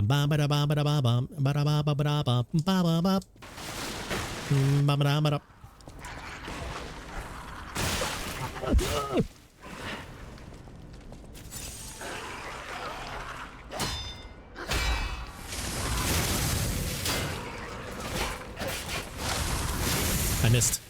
Ba ba ba ba. Ba ba ba ba ba ba ba ba ba ba boom ba ba ba ba ba boom ba ba ba ba ba ba.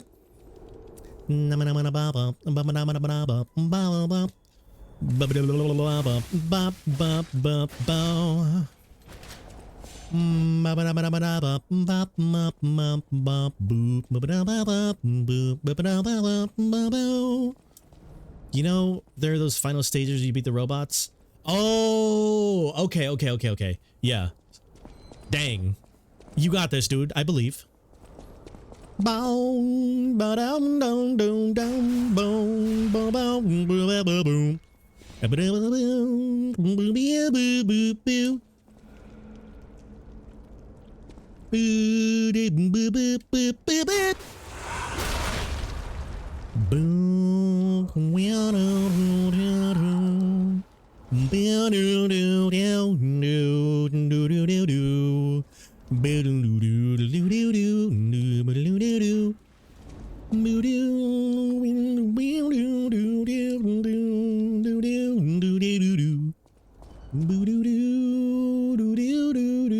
butterfly.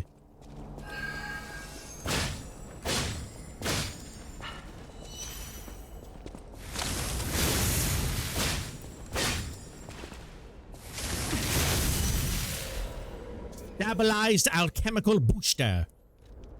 What is that? Speeds up gold coin fruit for a long time. Oh. Oh, but I have to use it. Ew.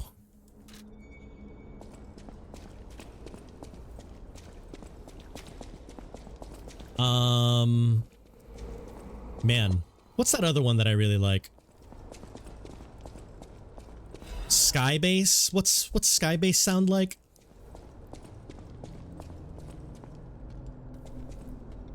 All right, so the man, and then a man.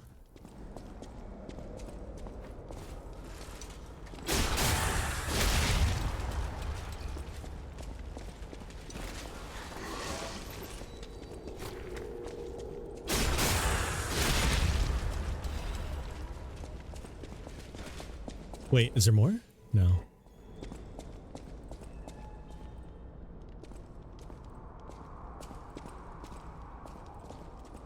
Bathroom. There's gotta be a man. Ah! Oh.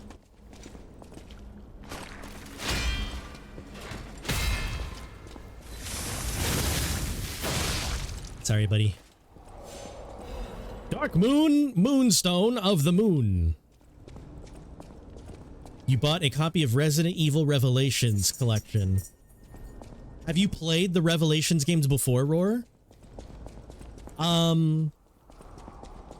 might, if I can't think of other games to play in the month between now and Resident Evil 9, I might just go ahead and do some of the games that I missed out on, like Code Veronica and Revelations 1.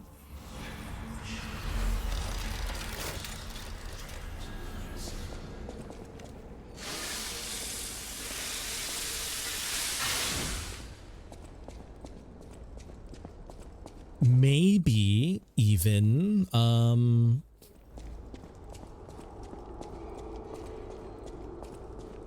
Biohazard, or Outbreak rather.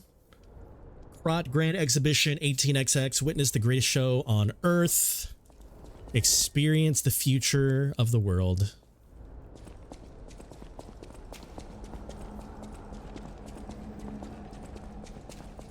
Okay, so there's two thingies, outside and to the side.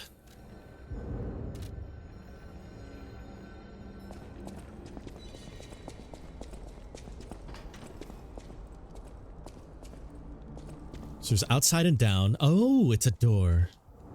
I need a Trinity key. Okay, why do they have more Trinity doors after 3? That doesn't make any sense.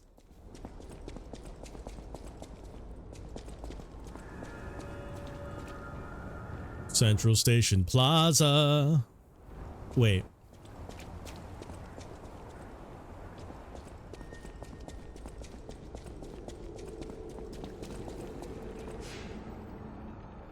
Is this different than the, Oh. Okay, so we're actually just back. Hiccup where we were before. Okay, I wasn't sure if this was just identical to where we were, or if it was, or if the place changed.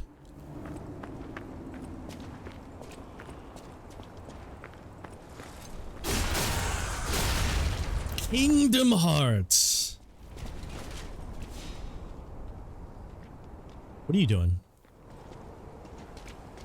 What are you doing, my guy?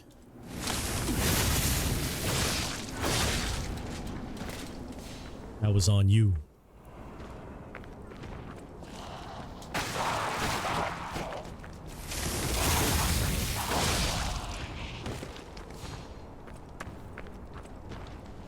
Ah.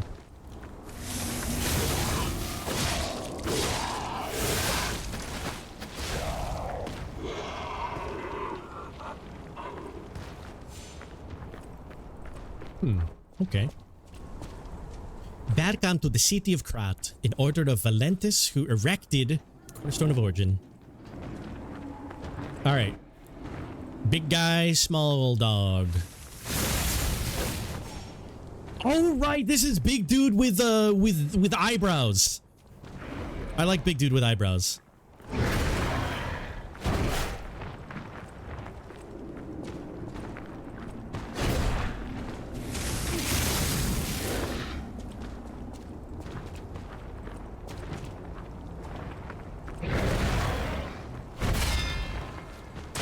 Oh, I don't like big dude with eyebrows anymore. All right, I like him again. Let's go.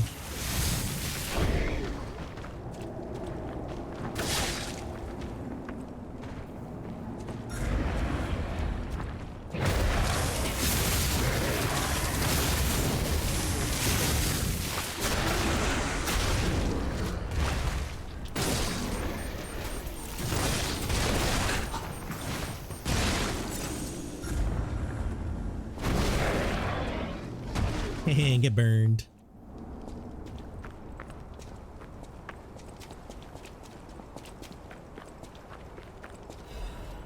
Acid canister. Gemini's emergency protection. Dim ergo.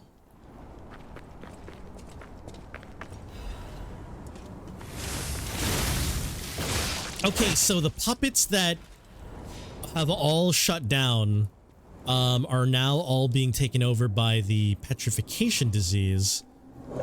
Odd. You're currently dealing with a stage disappearing and reappearing blocks. Aw. So you have to like time where you go. Or like you have to time your jumps and like everything is like precise.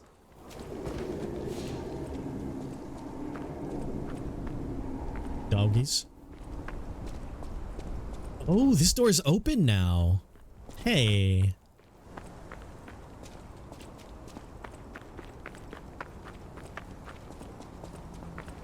Doggy. Come here.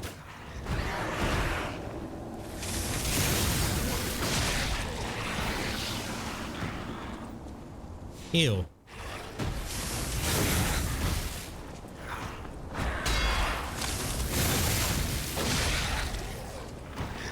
Disruption. Disgrace. He had for trouble the moment he came. Disruption and outrage for shame.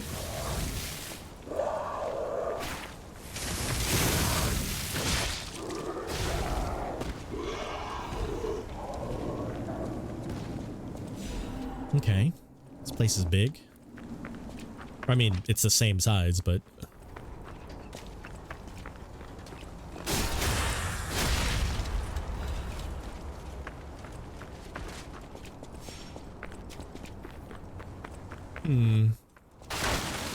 Oh, there's an ad break on the way.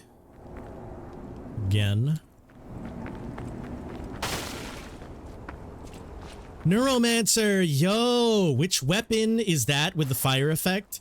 I have the Salamander Dagger on top of the Booster Glaive handle.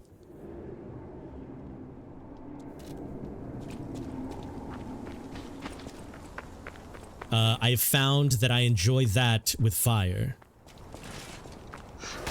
Hey man, don't... Oh, I'm sorry, I'm sorry! Whoa, dude, stop. Okay. Ah ha ha, good dodge. Okay.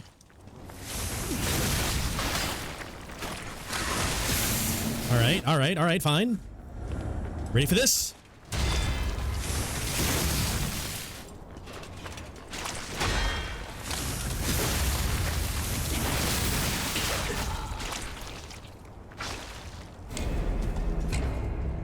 You know, who would have thought? Who would have thought that when you stagger the dude and then put him into stagger phase, he explodes first? Okay. I think that's actually the second enemy that I've ever run into that has done that. So lesson learned. I don't know if I should be doing fire against these dudes or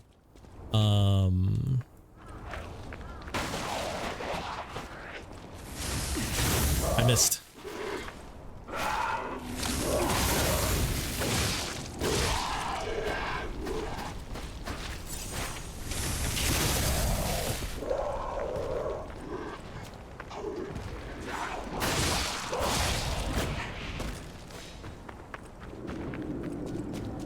He asked for trouble the moment he came. Ouch.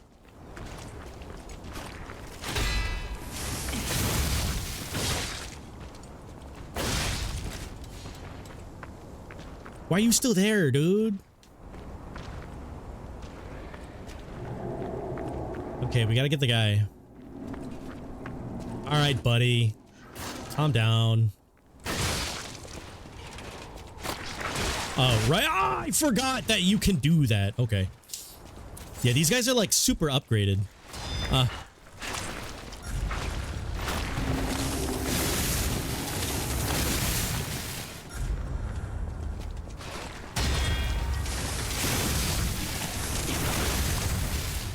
Hey, how about I run away and then you go?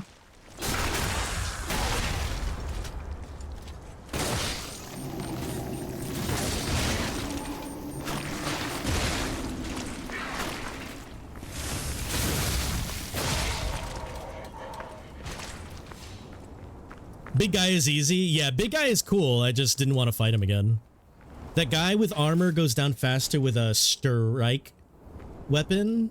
The guy that I just fought. Coil Mjolnir.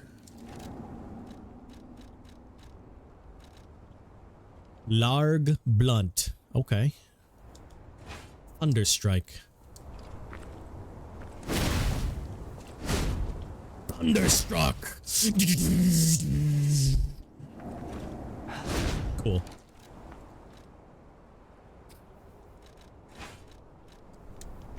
All right. We got ads. We got ads breaks in progress. Excuse me, sir. Hey, stop running. He's silly.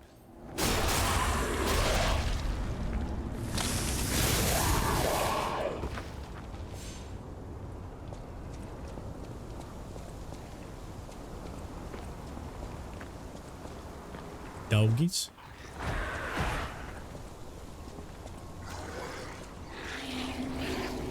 Come here, doggies. Doggies. Doggies. One more?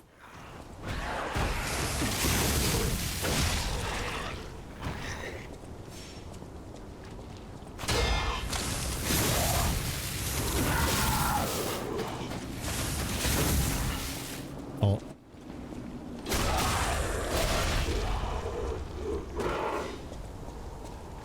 Doggy.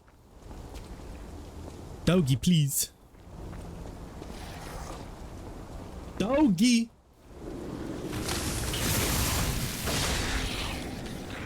My baby dog. No. No, the baby dog.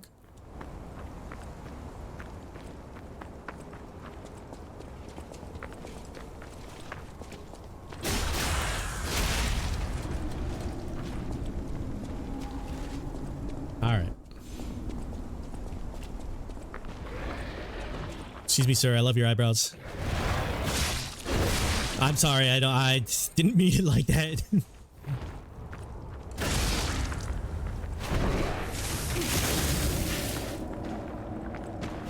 Oh, I meant to, you know, parry.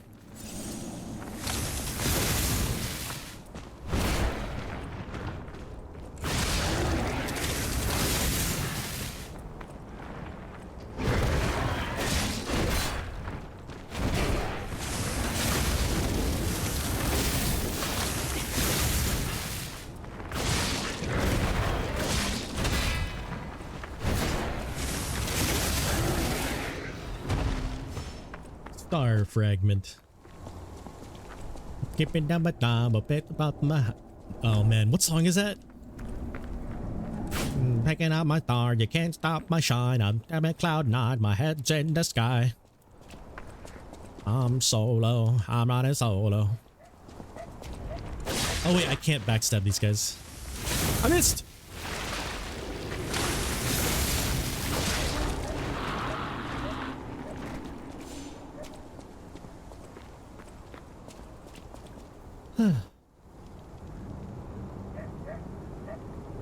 Okay, ad break should be over. We have moved on from that like central area, central square.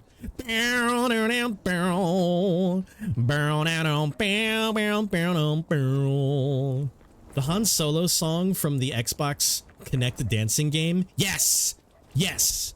The no more break. Okay, I feel the caffeine hitting me now.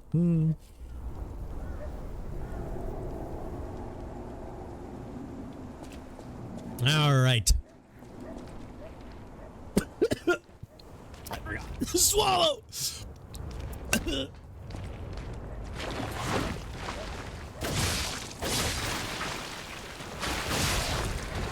Okay, those guys are also really annoying. Like, I hate these guys because their attack comes out like super quick.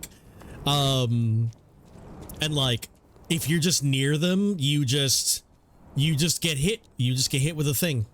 It's a little bit of decay, which is not like the worst part, but hit the caffeine back. I mean, I'll hit it back, but you know what I'm saying. I went to Tropical Booty to get myself a smoothie.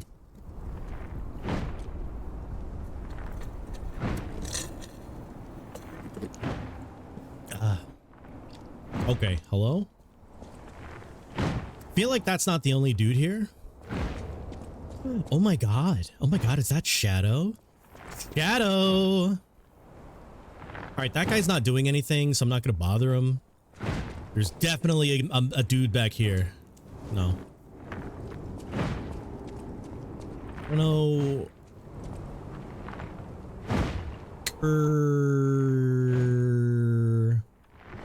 Keurig Pub.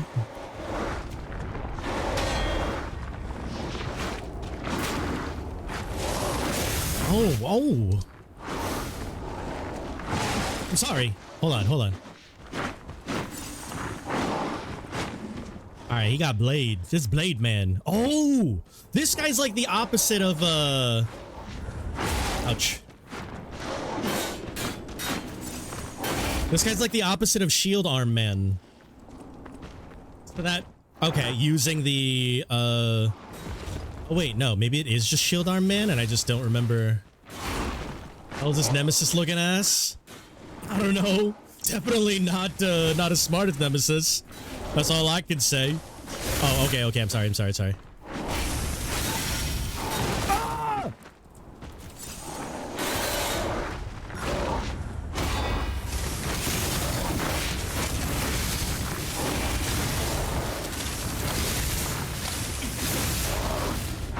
Ouch. I'm sorry. I went too hard.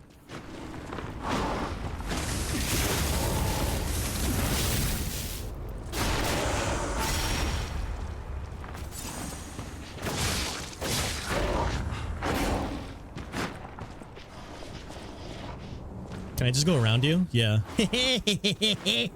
If I just stay on the arm that doesn't do anything. Oh, Legion plug, let's go.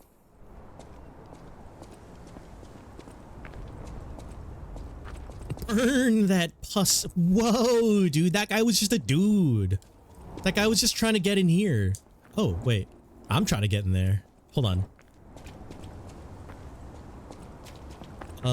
Is there dudes over here? A man!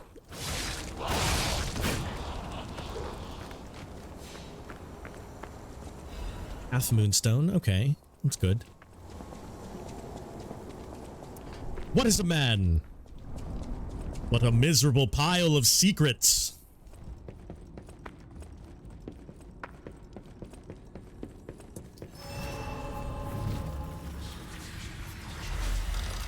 Stargazer has been gazed. Let's see. What items do we have right now? I have one technique crank. I need one more. he died before he could get into the theater and drink a large cup of caffeinated soda. Yeah, that's on me. That's my bad. I did not intend to dye him hiccup before he was able to. That was just me disrespecting a dude.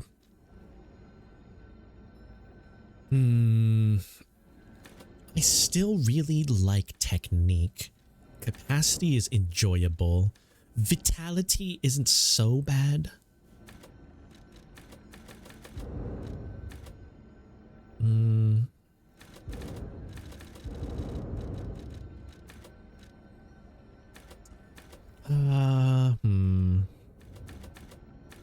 I'm gonna up capacity.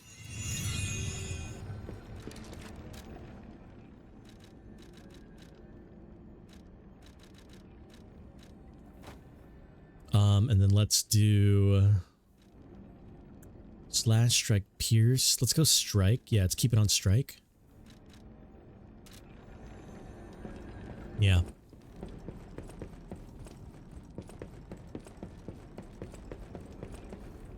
Okay. Hello. Oh, it's a dude. Hello. I don't suppose you'd like to buy anything? Sure. Sorry. I've been on my own so long, my sales pitch is a little rusty. Hard to engage in trade when you're fleeing from monsters. Even if the abnormal has become normal, the living must live. Buy something, and you'll help both of us. Okay. I mean, I dig that. I like that. Just when you think things are getting better, eh? The other day, someone killed the King of Puppets on Rosa Isabel Street. Since the king caused the puppet frenzy, I thought we were saved. Turns out that without the puppets, the monster population grew. Sometimes the light at the end of the tunnel is the front of an oncoming train. I guess it's just Prot's time to meet its doom. Yeah, I mean, you're right. Have you seen the new footage for the Phantom Blade Zero? Phantom Blade Zero, I'm not sure. Parry system is somehow important in the game. Parry systems have been vexing since Sekiro. Makes you want to play shooters instead. I haven't seen anything about Phantom Blade Zero. I actually am not sure if I even know what that is. But parry system is somehow important in the game. Is Phantom Blade Zero like a Souls-like, or like what kind of mechanics is Phantom Blade Zero like about? Is it something like this game where parries, you know, are significant, but you know, maybe in a similar game they could be more important for something? Or would it be like, I don't know, I'd probably have to just look. Hold on, military Chevelle. I mean, I'm gonna buy it because it's a shovel. Caliber thingy. Booster.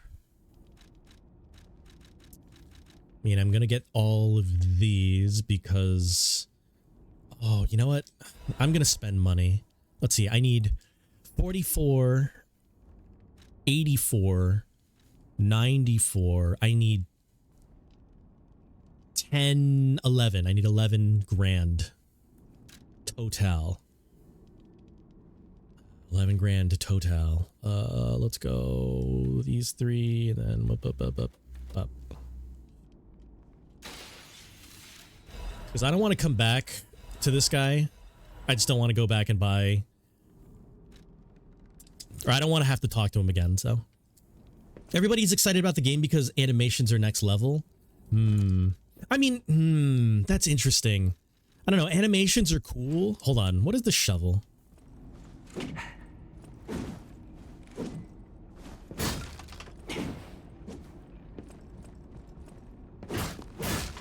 Yeah.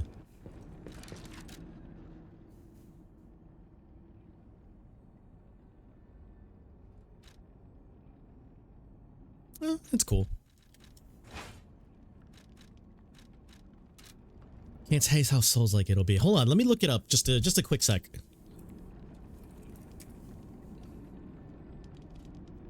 My head in the sky. I'm solo. Phantom Blade Zero. Phantom Blade Zero.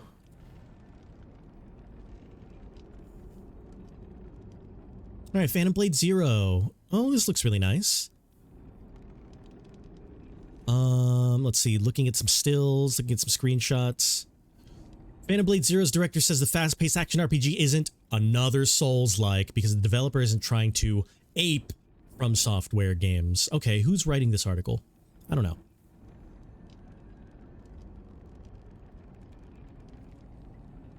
Okay, I see a health pool, I see a stamina pool, I see items, I see weapons, I see consumables, I see abilities.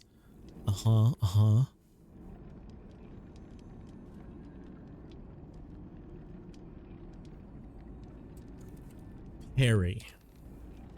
Parry it!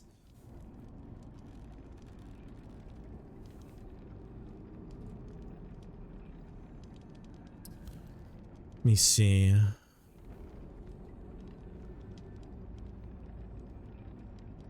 Master the art of parrying. Hiccup. Discover challenging ways to parry opponent attacks to deal extra damage in Phantom Blade Zero. Unveil the secrets of this boss fight and its unique mechanics.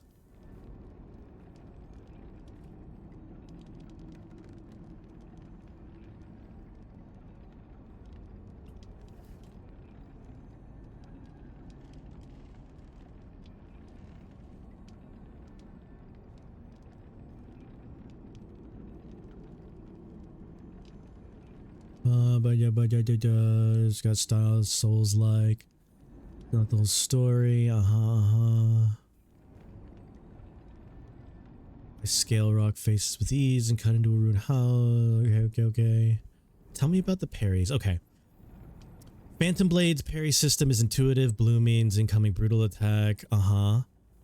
Red means you better get out of the way. Normal blue and red makes things a lot easier. Consistently parrying and dodging, you fill the power gauge, which you unleash Tai Chi. As a result, the explosion of black and red smoke.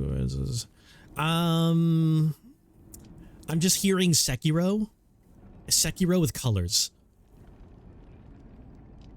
Second foe is a step up. One fight that tests one of the common skills. Third fight.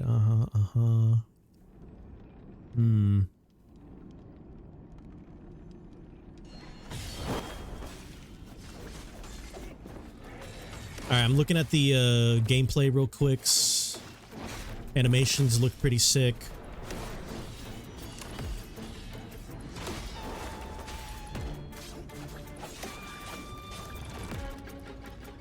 Yeah, I mean, the animations look clean.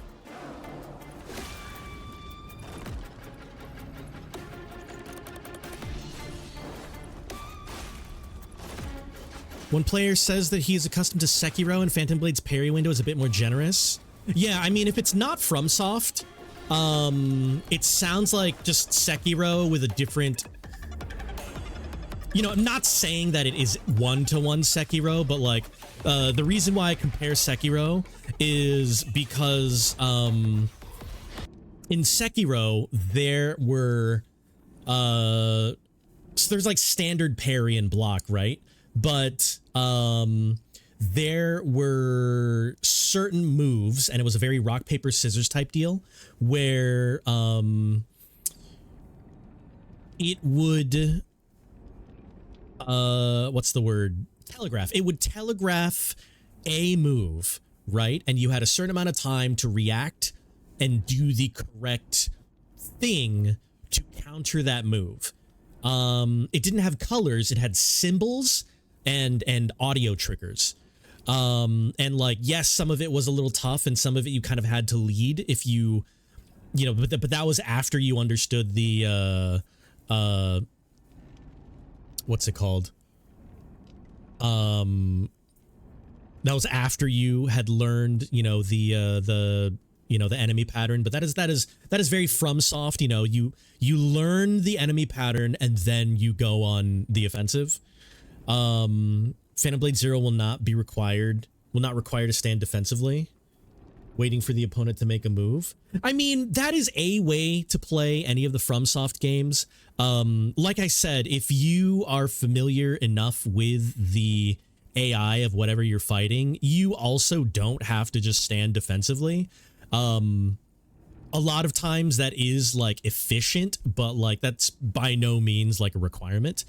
It just sounds like, you know, another company has done, you know, has, you know, I don't want to say another Souls-like, but like, you know, they've made a game which is, you know, it's got the hack and slash. It's got a lot of UI that is similar to Souls-like stuff. And the parry mechanics specifically sound like Sekiro's rock, paper, scissors, but with color. And that honestly doesn't mean anything to me. It could be good. It could be bad. I don't know if that will be the reason why the game is good or bad.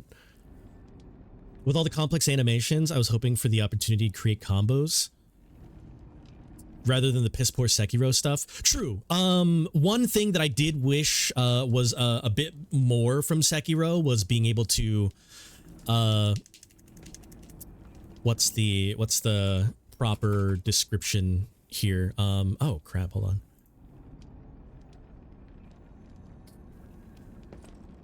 I'd only played through Sekiro once, so by no means am I an expert at the mechanics or the story or the depth of what Sekiro can do.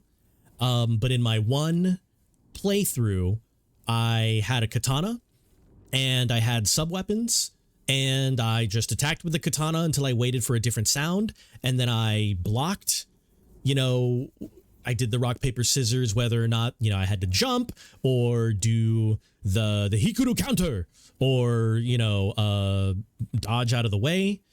And that seemed to be the basis of the battle mechanics in Sekiro.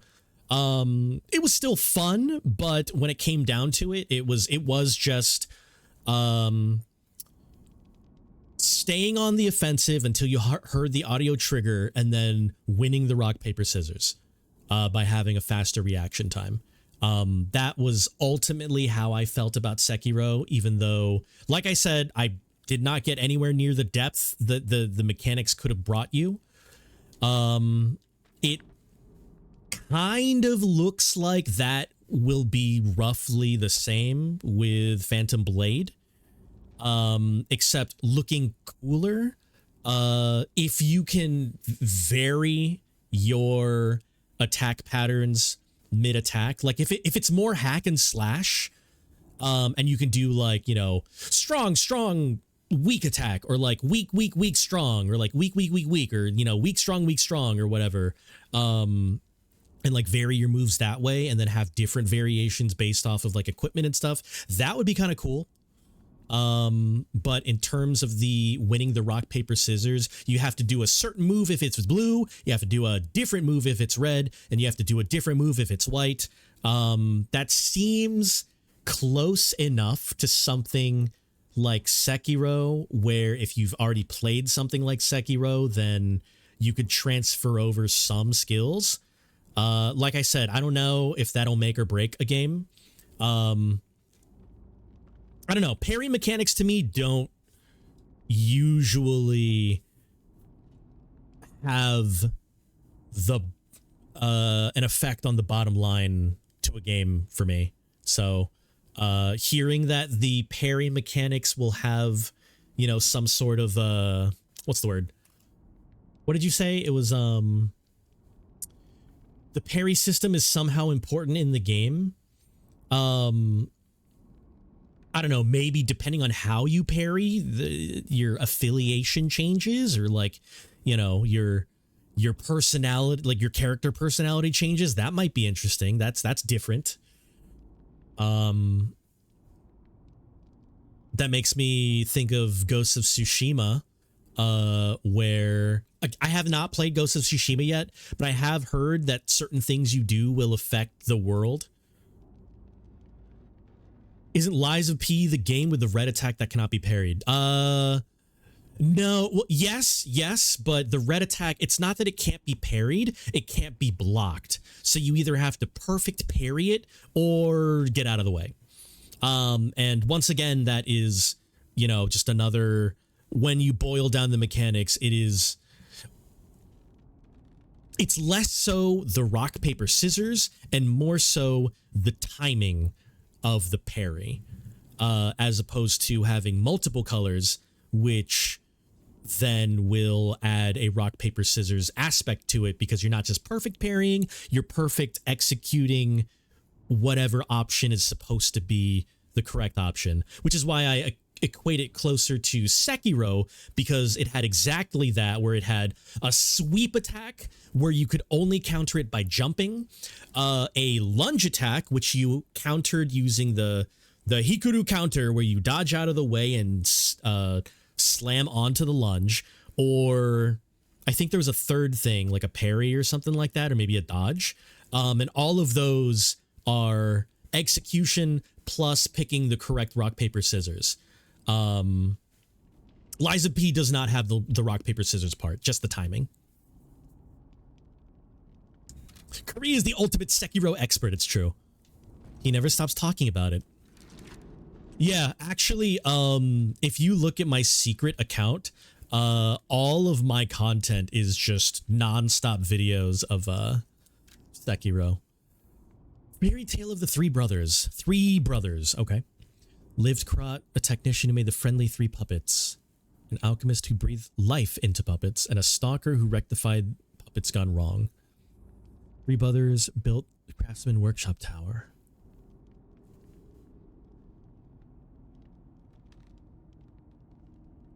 Friendly three puppet brothers. Three puppet brothers. Okay, so the technician is Geppetto. Alchemist is Simon, and then the stalker is someone. Three brothers built the Craftsman is phenomenal puppets. Puppets seem as if they're alive. The good ones help the people of Krat. The people were extremely good and everyone was happy. They said, thanks to the three brothers. The three good brothers lived happily ever after. Okay.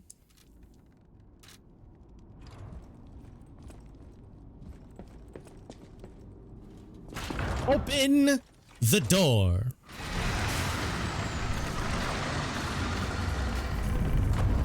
Oh, hey, it's Crowd.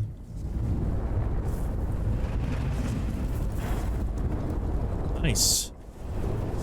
This looks good. Collapsing Krat.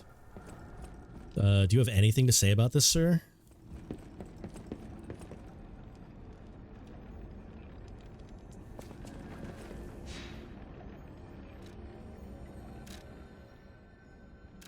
Let me go and eat some trees real quick. Neuromancer, did that answer your question? Seems like with all the combat animations in Phantom Blade, ninjutsu, kendo, leg sweeps, excessive use of parries would seem a little silly. You're partial to button mashing. Choice you make. Okay. Yeah, I only watched like a snippet of that one video. So I don't know. It seems like a mix of fancy animations, button mashing alongside alongside the mechanics.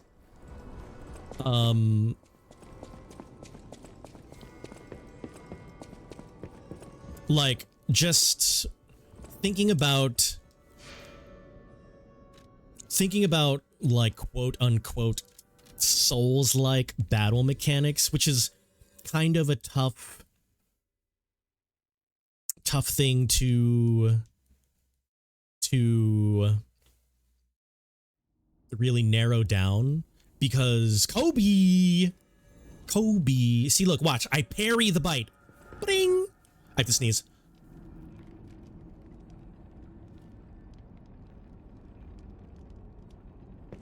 Okay, maybe I don't have to sneeze.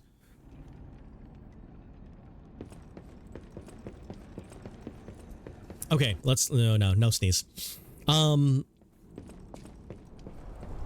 Like not even taking into account Souls likes, but just like battle mechanics in general, right? Like let's take a This used to be the workshop's transportation base close to Kratz Central Station. Yeah?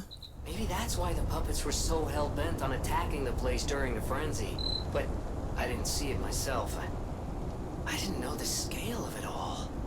So let's add that earthquake to our list of strange and bizarre happenings in Krat and keep moving. Okay.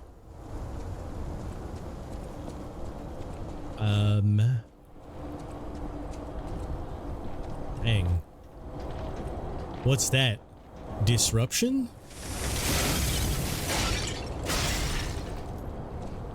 Dang, okay. I'm just fighting rocks now. Lover's letter. Hey, hey, hey, lover. Let me read your letter now. Hey, hey, hey, lover. My beloved Gideon, the world is dying. I hear news of the epidemic dozens of times a day. If, on top of this, I'm not able to see you, I may suffocate and die. I'll wait for you at the sign tonight, as usual. Don't be late. Oh. Is that these two? Or no? Hey, hey, hey, lover.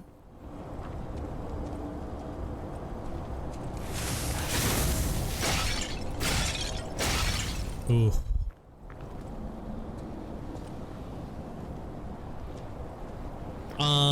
But yeah, going back to what I was saying, just thinking about battle mechanics in general.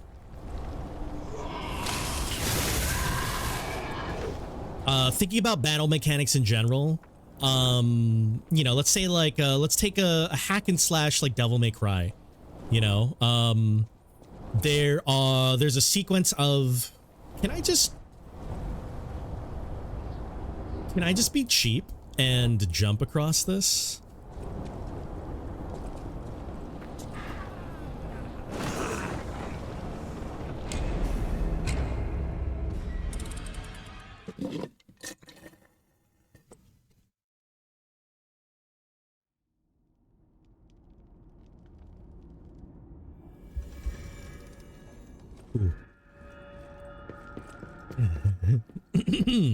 Okay, we cannot.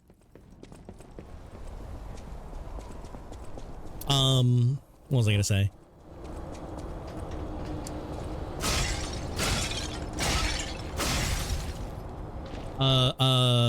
You know, take simple hack and slash mechanics, like something like Devil May Cry, and you've got, you know, your character can do a certain amount of hack and slash moves. Again, normally it's like you've got weak move, you got strong move, you can do them in some sort of sequence. Oh.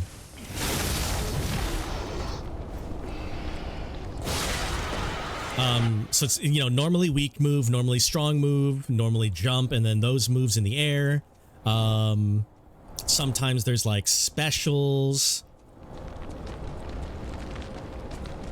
And then, like, you know, enemies will have, like, moves, and then, like, obviously, like, you know, an enemy will be programmed with certain AI that will only do certain moves. Oh, okay, I didn't realize you're gonna do that. I'm sorry. Damn, I stuck you right into the wall!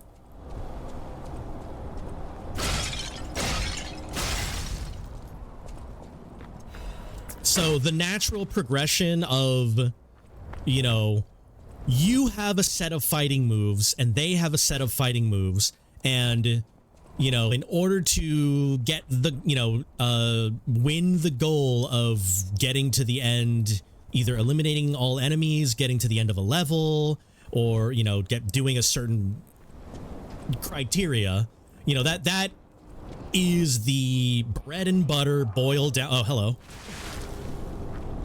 Like, that just boils down like the bread and butter core of like a game with fighting mechanics, right?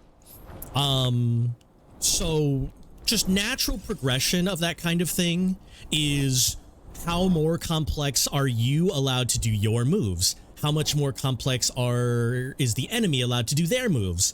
And then eventually, you know, battle and combat, eventually you have to take into account, hey, does someone block? Is it guard? And then you just get free, you know, damage mitigation. If you don't want the free damage mitigation for just like any sort of block at all, then like, you know, maybe you take chip damage. Chip damage has layers to it, like in Sekiro. If you block and it's not perfect, then you lose a little bit of temporary health and you can get it back. But then like, can they block? What happens, you know, are you rewarded for blocking perfectly? You know, in the same way, are you rewarded doing, you know, the perfect combo, or doing the most optimal combo, or doing the combo on a certain part of, like, you know, the enemy's weak point or something for like a critical hit or something like that. So I think parries are a natural progression to games that have some form of focus on combat. Some games do focus their parries a little bit more than others. You know, some games reward parries way more than they should. But I also think, you know, people who have played these kinds of games, you know, like people who have done, you said it right there. Wait, I see a good combat system as being similar to Darksiders with an added parry system, or perhaps Nioh 1 with some new elements. Each weapon type changes animations a bit along with the unique super attack moves. Okay, yes, but here's the other side of that, Neuromancer. I think there is a subsect of gamers that have gone too far in perfecting these types of games to a point where their reaction timing and their, you know, like the built-in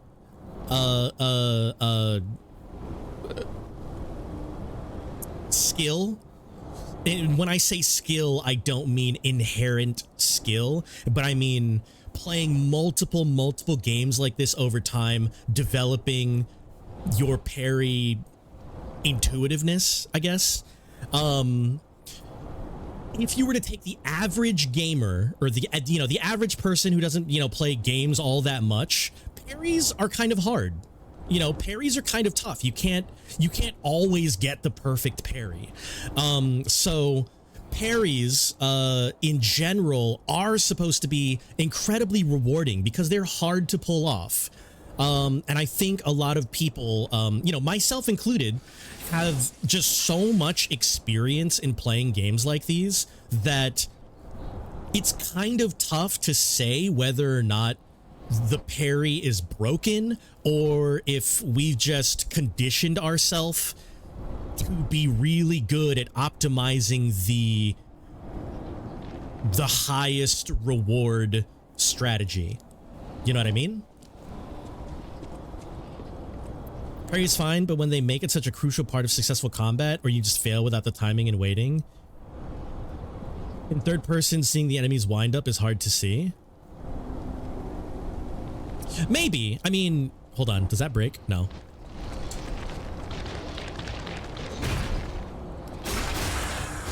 Like, I forget who. I think it was Dan. Dan said that he played through this game. Like, Dan also hates parries. What the? There's another thing? Oh, no. Danica, hates parries. And he said that he played through this entire game without parrying. No! God damn it.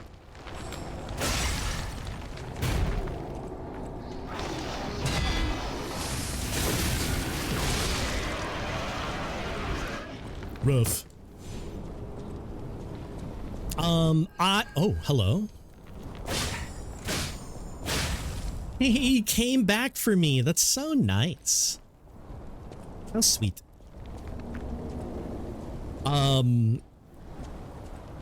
So like, I don't know, anyone who says that like I don't know a game where parrying is a requirement. You know what I mean? Like, yes, it absolutely helps with the gameplay. It's easier, it makes the game way easier.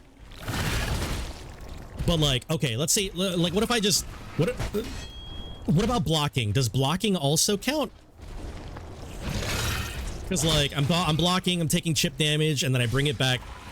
I can dodge. Maybe I stop dodging too. I'll block again, and I'll take that block, and I get all my health back. And then I'll just preemptive block, take everything that he's doing, get all my health back. Let me just block again, you know. I think he broke my block there. Yeah, my stamina. So I've got a ton of health, so I'm just going to go ahead and heal up. Let me just run up to him a block, or I could just attack until I see that, and then he explodes. Attack a couple more times, do a fatal attack. Let me just shoot this dude twice. 1, 2, explode, do a charge. And then I'm just gonna eat that attack because why not? And he's dead. One more. Oh, no, just kidding. Let me guard because I'm gonna die. Yep, guarding.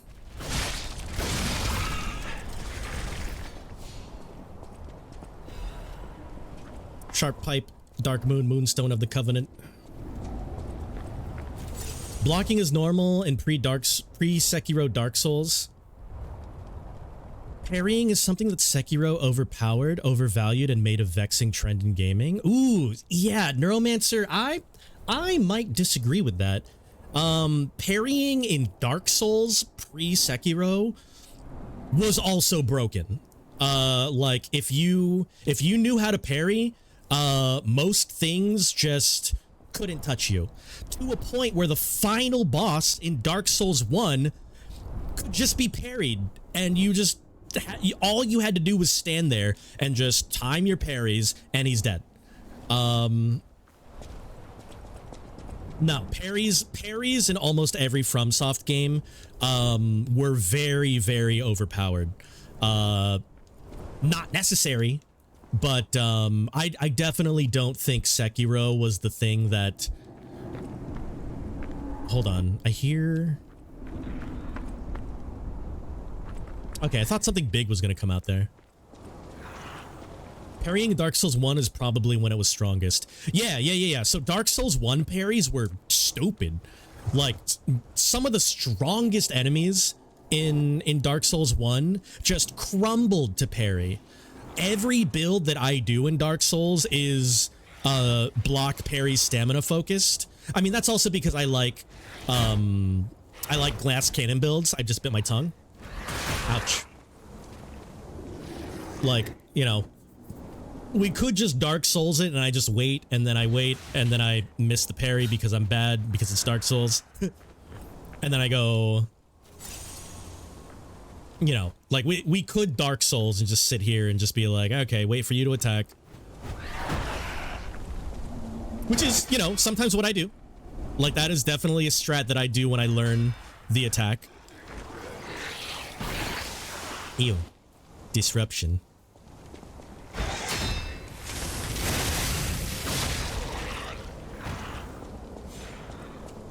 No one needed to parry in Dark Souls for me post Sekiro. Games required use of parry. Required, though. Required. That's a tough word. I am not an expert at games outside of FromSoft. I honestly haven't played... This is my first Souls-like outside of the FromSoft games. If you don't count, like, you know, the Souls-like mechanics in Hollow Knight. You should try Nioh. Is it Nioh or Neo? The Great Parry Slop versus Roll Slop debate. Compare Nioh 1 and 2. Okay. I might look at those. I don't know when I'll play them. Lavendu brings up an excellent point. Neuromancer, how do you feel about iframes and dodge rolling? Because that is also a thing that was made broken in FromSoft games.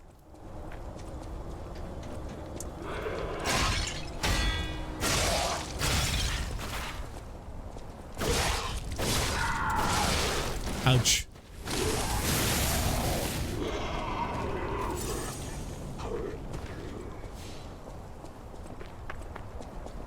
All right, is there anything up here? Oh, there's a man. No? I don't know, to be honest, no idea about that topic. Parrying in Sekiro just contributed to the stagger bar, and different bosses had different things that filled faster. Parrying was just one of them. Yes, yes. Like Sot says, like parrying was just, you know, a means to increasing, like the main mechanic in Sekiro was the stagger bar. Parrying, you know, without parry, that stagger bar would take forever. Yeah, but, you know, defining the word requirement, you know, it takes longer. If you decide to not indulge in that mechanic, you are not unable to beat the game. Not fun. Okay, so not fun is a different topic altogether. Like, you know, you said before, like, parrying is not your style. You're not into parrying, and that's fine.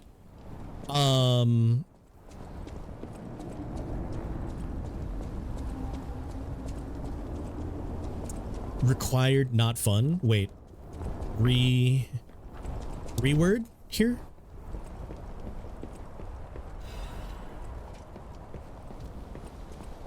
Depending on the boss, I definitely agree with some. Can I get in here? No. Hello, what's in here? They say when crystals appear from the ground, it's a sign of end days. It's the end. We're all going to die. Everyone's going to die. Oh, rip.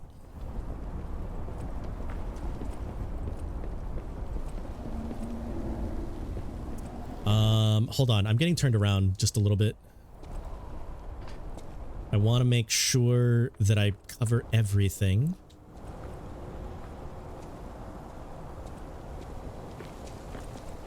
Okay, so this goes back down that way. Oh, but there's also stuff over there. Hold on, hold on, hold on. I just need to get my bearings just a little bit. Okay, I feel like this is the way to go. I don't really enjoy FromSoft combat. Nile did a little better because there are combos along with the lock on a block parry system. I mean, that is fine. Like, FromSoft games are nowhere near, you know, the, FromSoft games are nowhere near the games that are meant to appeal to everybody. Like, I totally understand if someone says FromSoft games in general are not for them. Like, that is completely valid. Niall kind of sits between Darksiders and a FromSoft game.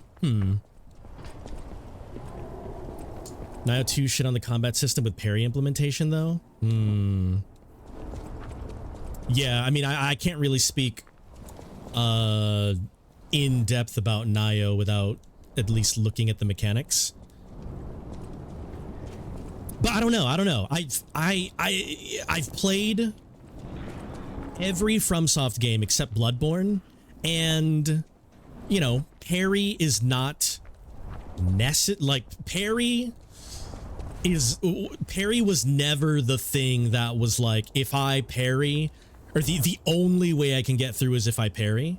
Some of it made it exceptionally easier, which, you know, if you don't want to get a fucking headache, then yeah, you should parry. But was it a requirement? Never. But I can understand people being annoyed with it.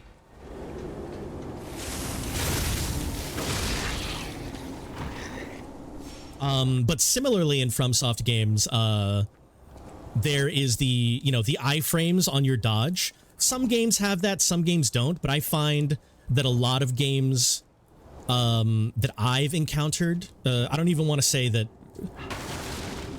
like a lot of games, because like I said, I haven't really dipped in a lot of Souls-likes outside of FromSoft, but like even this game has iframes on your dodge, which means that if I just refuse to parry, if I dodge correctly, I'm just literally invincible. Someone came in. See, like if I dodge, like instead of parrying this lunge here, like instead of parrying that, I can just dodge through it. Like he'll lunge at me. If I get the perfect parry, then I won't take damage.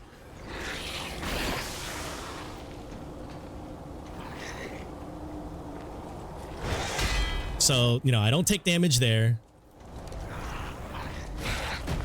Am I talking about stripping down to no clothes in Dark Souls? Well, stripping down to no clothes makes the iframes better, but no, you can do it on any weight class. What I'm talking about is when I dodge, I'm literally invincible for a certain amount of frames. See right there? Like, I just didn't get hit.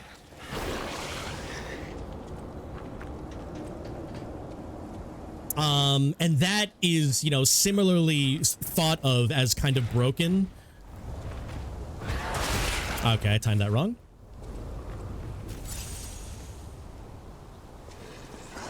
So if I go... So I am on like light/medium weight right now. So like, I was invincible there. I would have gotten hit.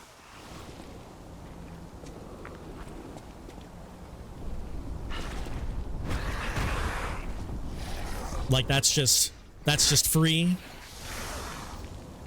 And in Dark Souls, you know, the reason why people would strip down to no clothes is because of how easy it was to just dodge. And then like if you have the lowest amount of weight class, then you can just dodge faster, which means that you're just invincible for more amount of time. Not that you get more invincible frames, but let's say, like, let me take all of this off. So if you look up here, it says light now. If you look at my rolls, it's much faster.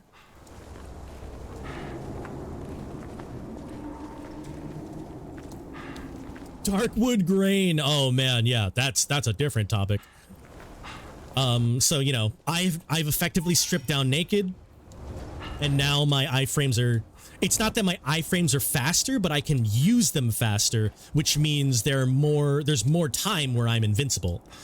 And in most games that have this kind of battle system, not even Souls-likes, but like, you know, even hack and slash games, you know, a lot of games will just be like, oh, okay, you're dodging. That means you're not going to get hit, which means you're technically invincible. So you could just dodge straight into an attack and you won't take any damage.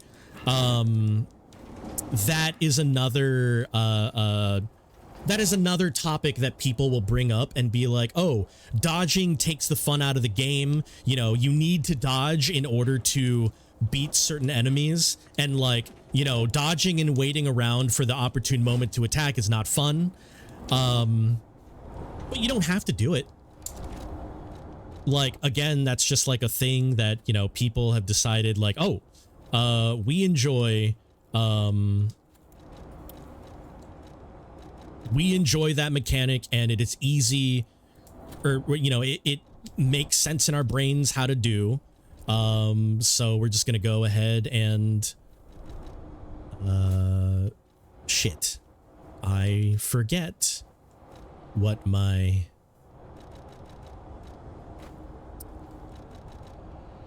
thingies are. Let me do this, and then sure, this, and then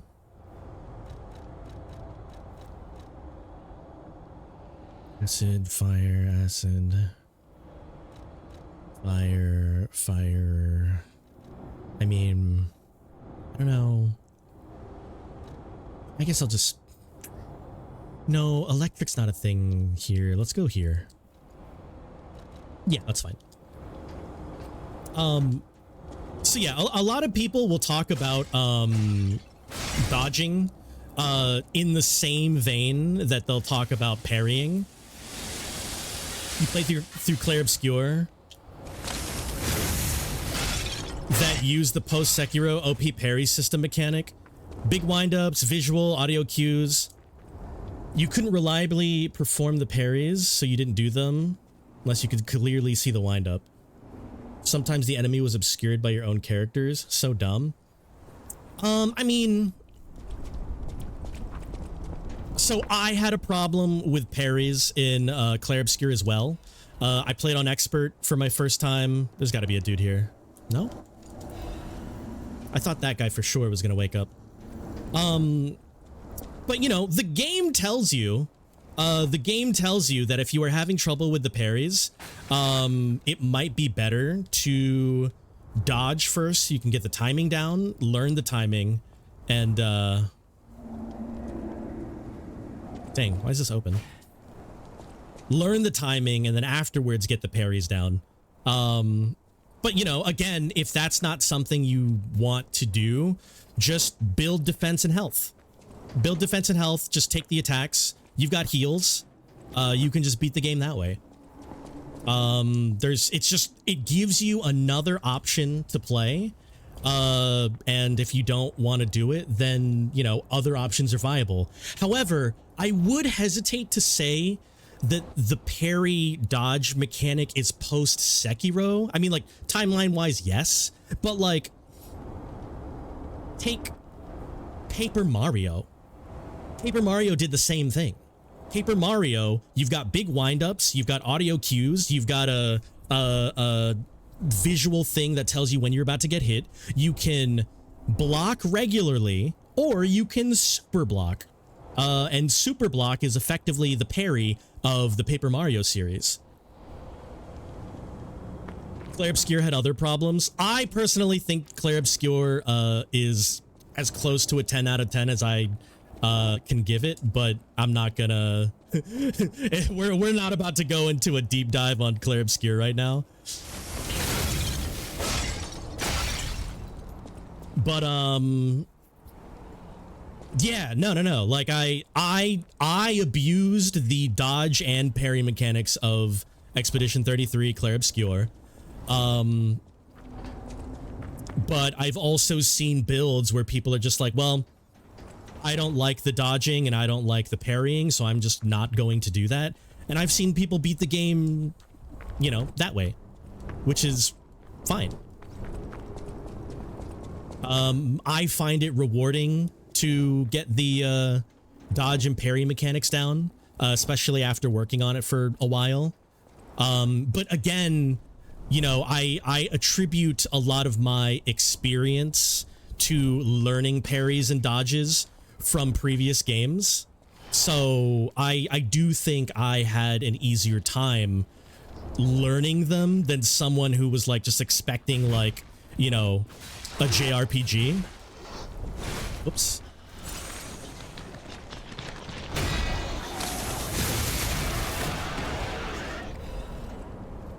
Using Paper Mario as an example, when Paper Mario RPG is older.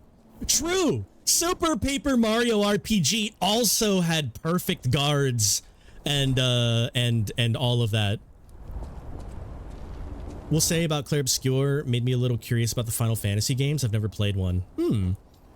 I mean, Final Fantasy is cool. Again, like, I want to say this for every genre and every game.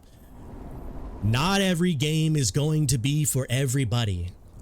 So, you know, if you don't have history playing turn-based combat, if you don't have history with extremely long-winded games with long dungeons and grinding levels and, you know, all of that stuff, then, like, you know, it might be a little hard to get into depending on what Final Fantasy you try to play.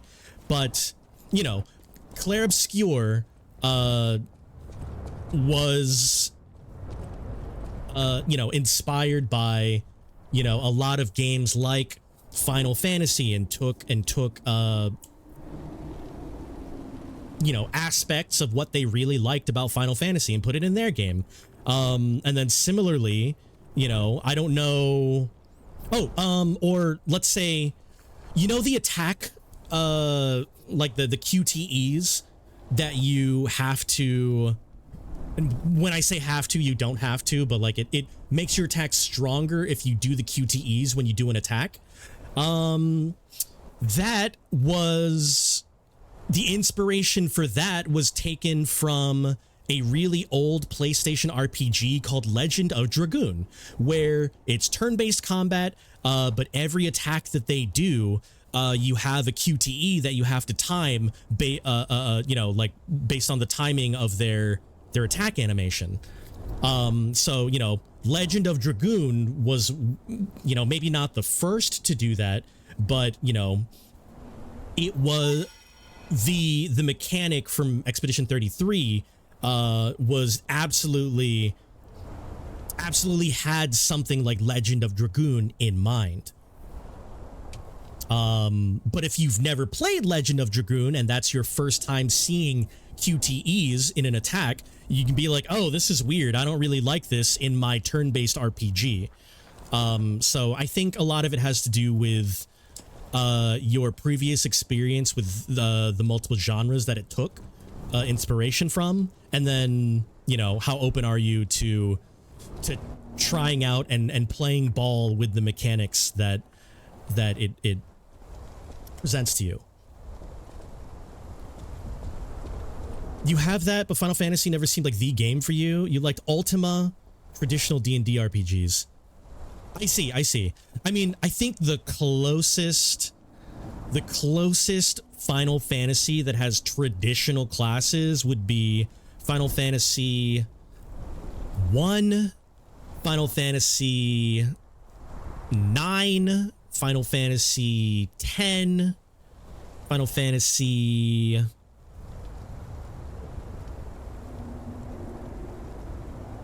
4, 6.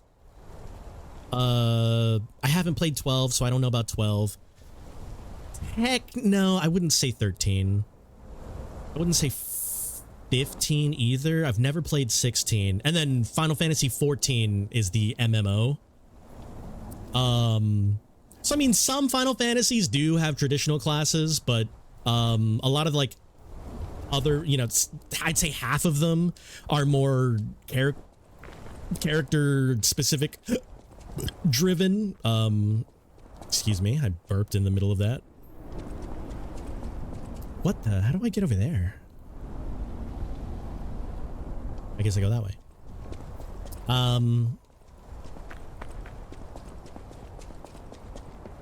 But yeah. Like I said, Final Fantasy is also not a genre that is intended to be for everybody. And Dungeons and Dragons and Final Fantasy absolutely have overlap, but I feel like the mechanics in Final Fantasy differ far from traditional Dungeons and Dragons combat. So like, let's say Baldur's Gate 3. Baldur's Gate 3 is a lot more traditionally Dungeons and Dragons combat turn-based versus the action timing gauge of Final Fantasy. It's Final Fantasy. All right, there's a dude over there, and I'm gonna have to fight dudes. All right, let's lock in. Who are you? Ouch. Okay, I'm sorry.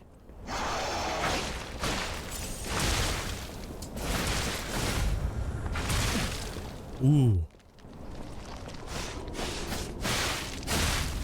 Damn, okay, I got.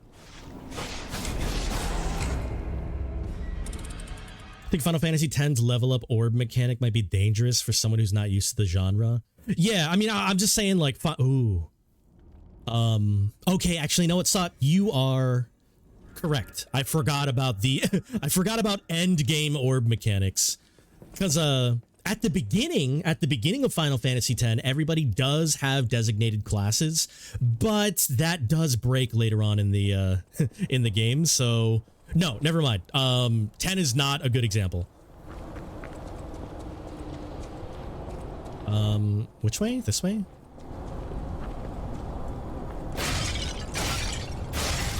Remember one day your characters were kind of screwed?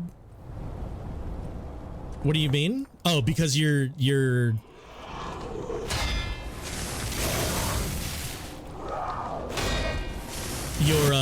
orbs were done incorrectly. I never finished 10 because when I played when I was like a wee babby, I underleveled and I messed up my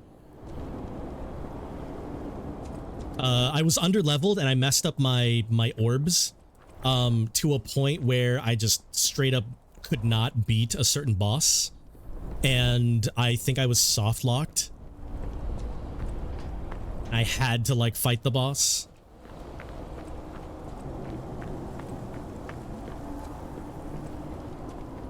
Ikenfell is both tactical positioning and attack block timing, but it's also mid. What is Ikenfell? I've never heard of that. Oh no!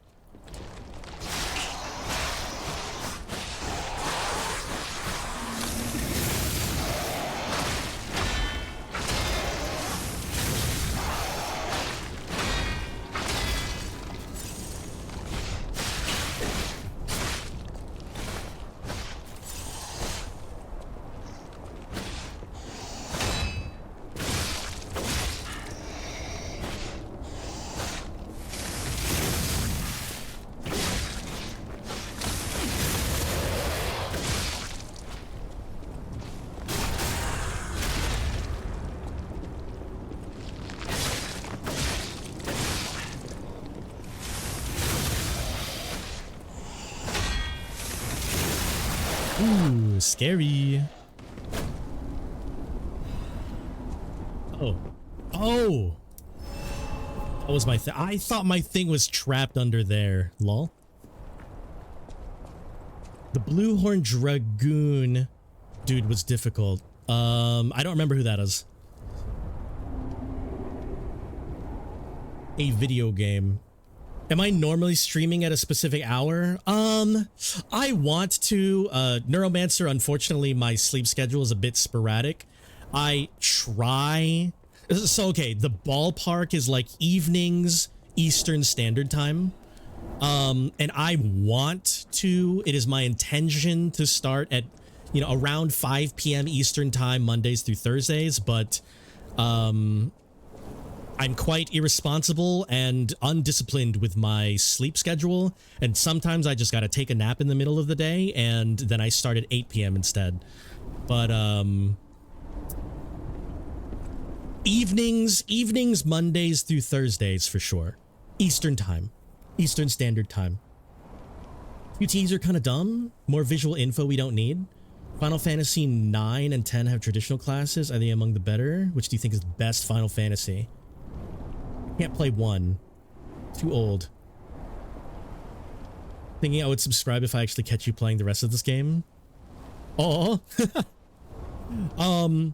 Yeah, okay, so lots of people think love 9. The art style's cartoonish, so it ages better. Okay, so ooh, there is a lot. Let me give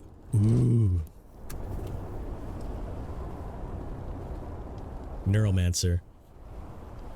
Let me give you the TLDR of tiers for your specific question for Final Fantasy. Love it, you shit! God! My hair is getting sweaty. That's why I took it off. Okay. Wait, hold on.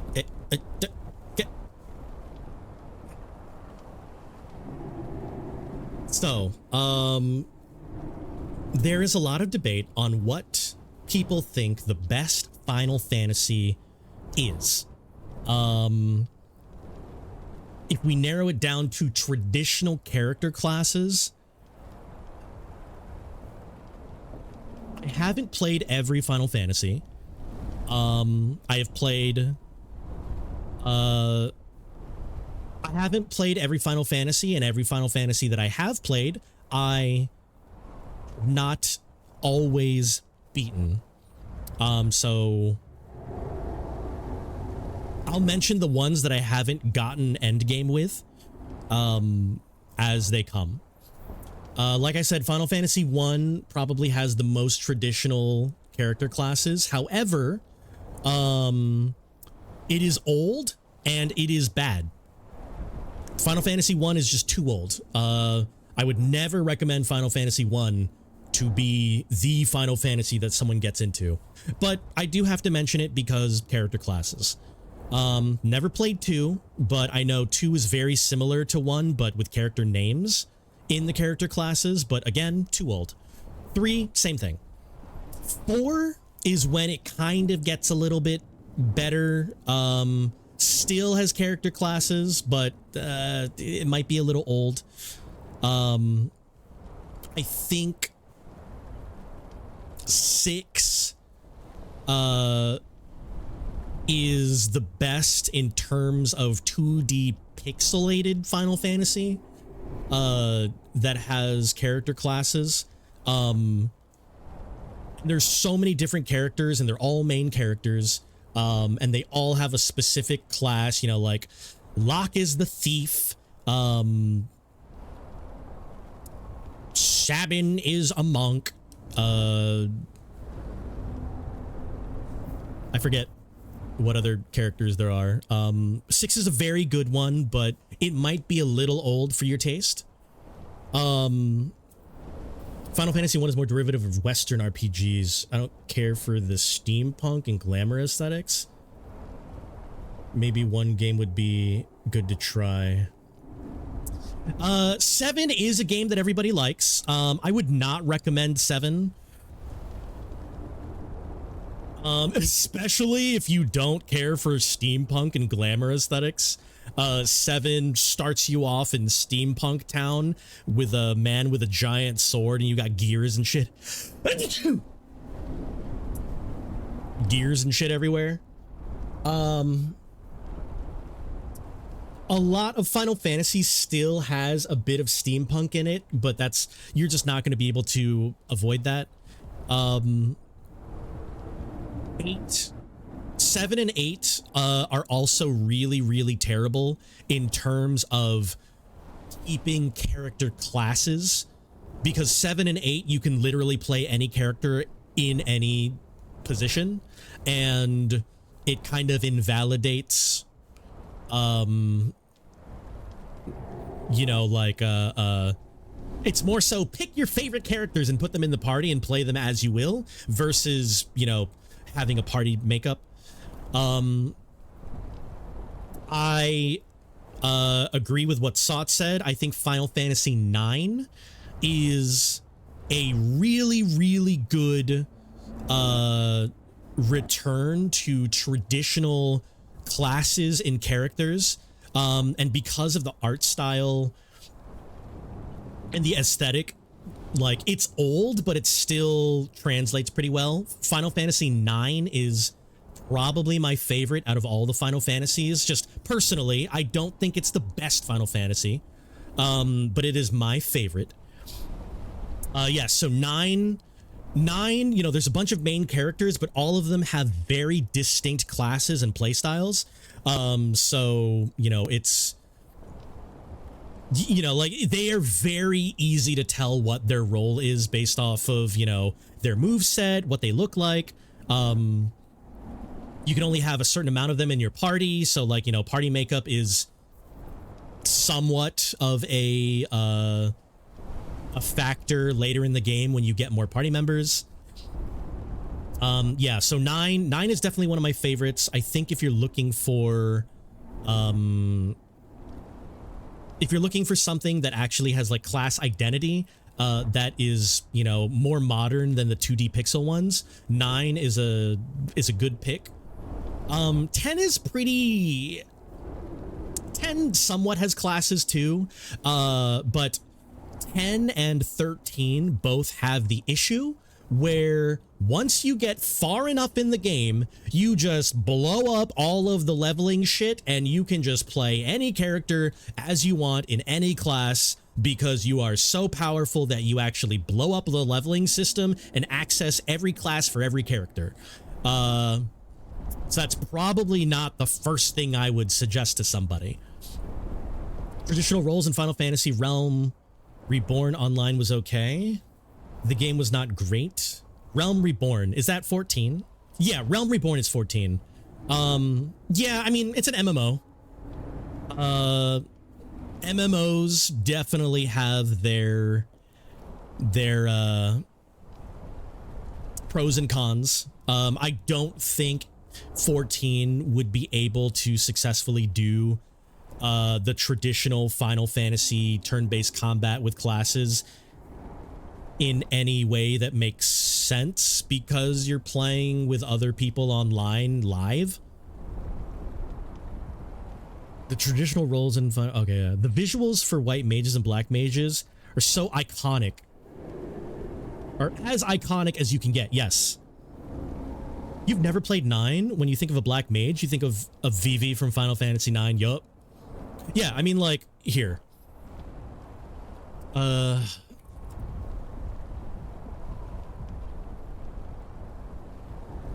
Final Fantasy mage. So Final Fantasy, like, a black mage is an offensive spellcaster. This is what the offensive spellcaster looks like in traditional Final Fantasies, but the main character that is the offensive spellcaster, who has a name, Vivi, looks like that. And very obviously, he just has tropes of being a mage. Oppositely, there is the white mage, or, you know, cleric. Cleric, Final Fantasy White Mage. The cleric looks like a cleric. This is Final Fantasy 1 cleric. Crap. This is Final Fantasy 1 cleric. But then, like, if you go...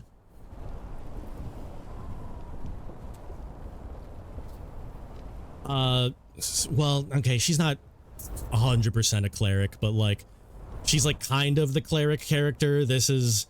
Oh, wait, no, with a hood. We're here. So in Final Fantasy 9, this is your cleric character. White Mage turns dark in a plot twist. Maybe not in Final Fantasy 9, but I'm sure that happened somewhere else. Dan! Welcome, Dan. Dude, we are going so off topic here, Dan. Welcome. Yeah, we're talking about Final Fantasy right now and how Final Fantasy implements traditional class roles in their various games. And I'm talking about how Final Fantasy 9 is probably the best modern Final Fantasy that still maintains the traditional roles of, you know, like what you would find in Dungeons and Dragons. So, like, this character here is the cleric, and you know that she's the cleric because she's got her white mage robes. She's got a staff.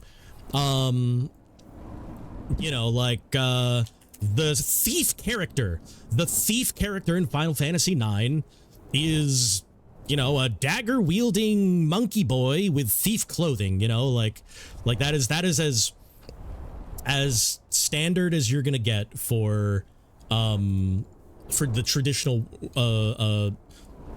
roles. Gunbreaker is the best tank. Wait, what is Gunbreaker? Is that in a later Final Fantasy? But yeah, Neuromancer. So if you haven't played a single Final Fantasy and you want one specifically that is faithful to the thief starts with steel in Final Fantasy 9? Yes. The thief does already start with steel in Final Fantasy 9. It's in 14. Okay, yeah, I'm not familiar with Gunbreaker in any other Final Fantasy, except for maybe 10-2. But yeah, Neuromancer. Final Fantasy 9 is also one of my favorites, or is also my favorite, because I really like the characters. The narrative of the story is pretty good. You know, the narrative of the story is very nice. The characters are believable. The world and the world building is pretty nice. The music is very good. I really like the aesthetic. You know, it's like kind of cartoony, but it's, you know, it has charm to it.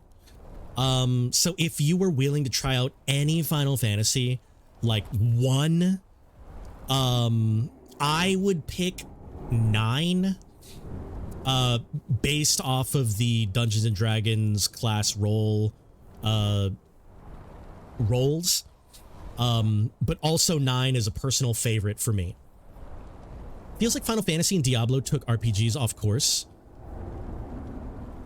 Maybe. I mean, I don't know. It's hard to say off course, you know, because like you've got tabletop role-playing games like Dungeons and Dragons, where you have, you know, maybe like a grid system or like a distance system, like a field. You've got, you know, moves. Maybe you've got spell slots. You've got, you know, resources and stuff like that. The closest that I can think of, I've never played this game, so I can't actually speak personally, but like Baldur's Gate 3 sounds like that kind of game. Final Fantasy took some aspects of that and made it its own thing and translated it into a system that worked for the time. So like when original Final Fantasy came out a billion years ago, you know, they didn't really have the best tech. So turn-based and, you know, having your characters only have like 2 or 3 moves. I think it was 4 moves because the memory just wasn't strong enough to hold that much. And then, you know, being able to program all characters like moving in like a certain sequence.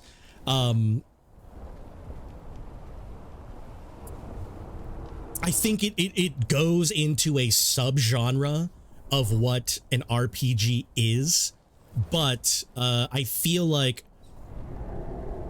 when people think of RPGs, they do think of Final Fantasy, but Final Fantasy is not the makeup for an RPG. You know what I mean? I think it's just one of the more understood to be an RPG.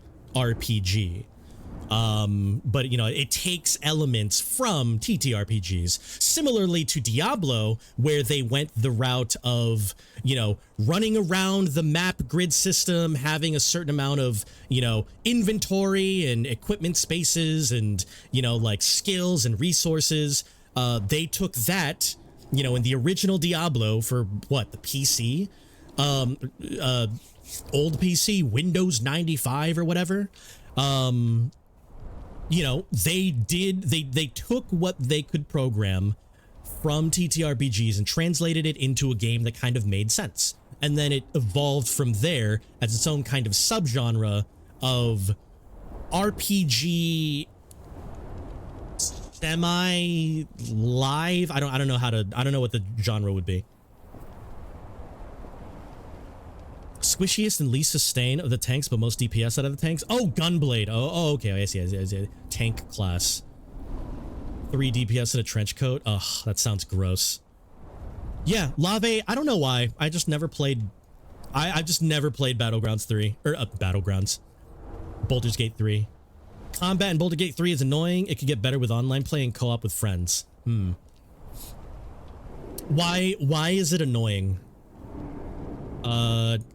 Keep in mind, I've not played it, so I don't know the mechanics at all. I only know what it looks like. And it looks like when you're playing a normal game of Dungeons and Dragons and all of your player characters have like circles on them and you make them all go, you know, based off of your speed. And then like the enemy speed, and they all like take turns one at a time and you all have to do everything, you know, like Whoever has the highest speed goes and does the thing, and then the second highest speed goes and does the thing. Isn't that regular TTRPG?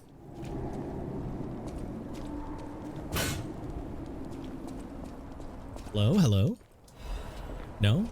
Okay, no enemy. Oh, I think they're giving me a break because I just beat that guy. Cooldowns or refresh of skill spells take too long. I don't know what's going on. Huh. Interesting. But like, okay, looking at the mechanics of Dungeons and Dragons, where certain spells, you know, you got like cantrips, which you could use at will. You've got, you know, certain level spells, which use up certain level slots. Like, let's take a wizard, for example. If you just busted out a ton of attacks, you just wouldn't be able to use them until you took a long rest. So like, would you prefer something like that? Or would you prefer like a mana pool and like, you know, big spells cost big mana and then you can refill mana? Or would you prefer like, what kind of system would you find ideal there? Because again, in Dungeons and Dragons, from what I understand, you have spell slots, and if you use the spell slots, you don't get them back unless, you know, extenuating circumstances. Collapsed workshop tower.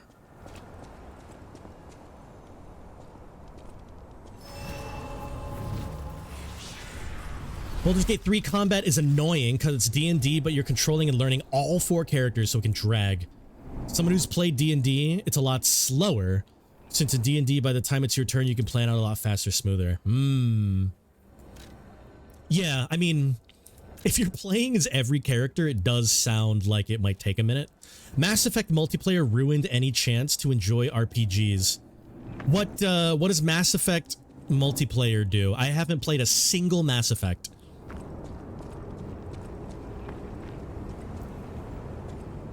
BG3 combat system is poor. It needs an update. Divinity system could be better. I don't know what Divinity is. I've never played Divinity.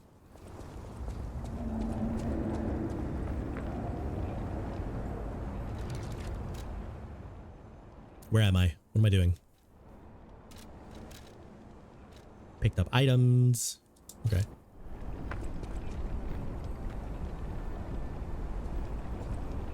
What D&D table are you playing at where regular combat doesn't take ages? Right?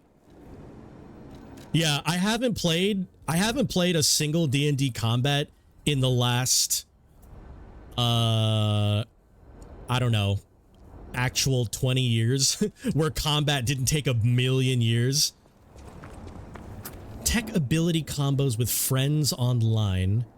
Cast fire, cast ice, throw grenades, explosion triggered, awesome explosions. Tech ability combos with friends. Cast fire, cast ice.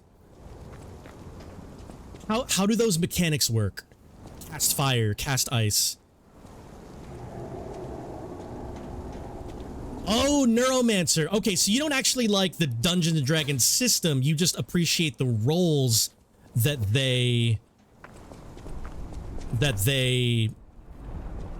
you appreciate the groundwork that came from party makeup. Is that closer to what you're saying?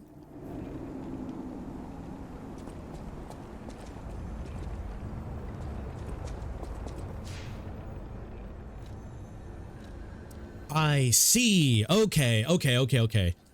Yeah, regular Dungeons and Dragons in every game that I have played personally, combat takes a billion years. You might not be the one controlling every character, but combat takes a billion years. Our group has been playing together for a while, and we know our characters, each other. Usually we plan in other people's turn we can spend speedrun a turn. No character is a Swiss Army knife, and they all have weaknesses. Yes. Okay. I understand. So it's not necessarily the mechanics that you want. It's the all of the mechanics. You are looking for the designated roles that characters bring to the table. And you know what? With that in mind, I fully understand that. I fully understand that. One thing that really, really pisses me off in video games that have multiple characters or multiple people that you can have in your party, the thing that really, really like dampens my mood is if characters are so interchangeable that none of them are actually like important to your makeup. Like it doesn't matter if you don't have a designated healer because everyone can kind of heal. It doesn't matter if anyone, you know, is like a tank because you can just spec enough HP or defense with everybody that like they can just take hits whenever. That is boring to me. In certain games where I would intend for characters to, you know, be a designated thing. Yes, I agree with that. And I feel like games like Final Fantasy VII, Final Fantasy VIII, Endgame Final Fantasy X and 13. I've never played 12. Those Final Fantasies do have an issue with that because they focus more on letting the player have the freedom to play their favorite characters over having those characters actually have any bit of identity. And that's just a huge damper for me.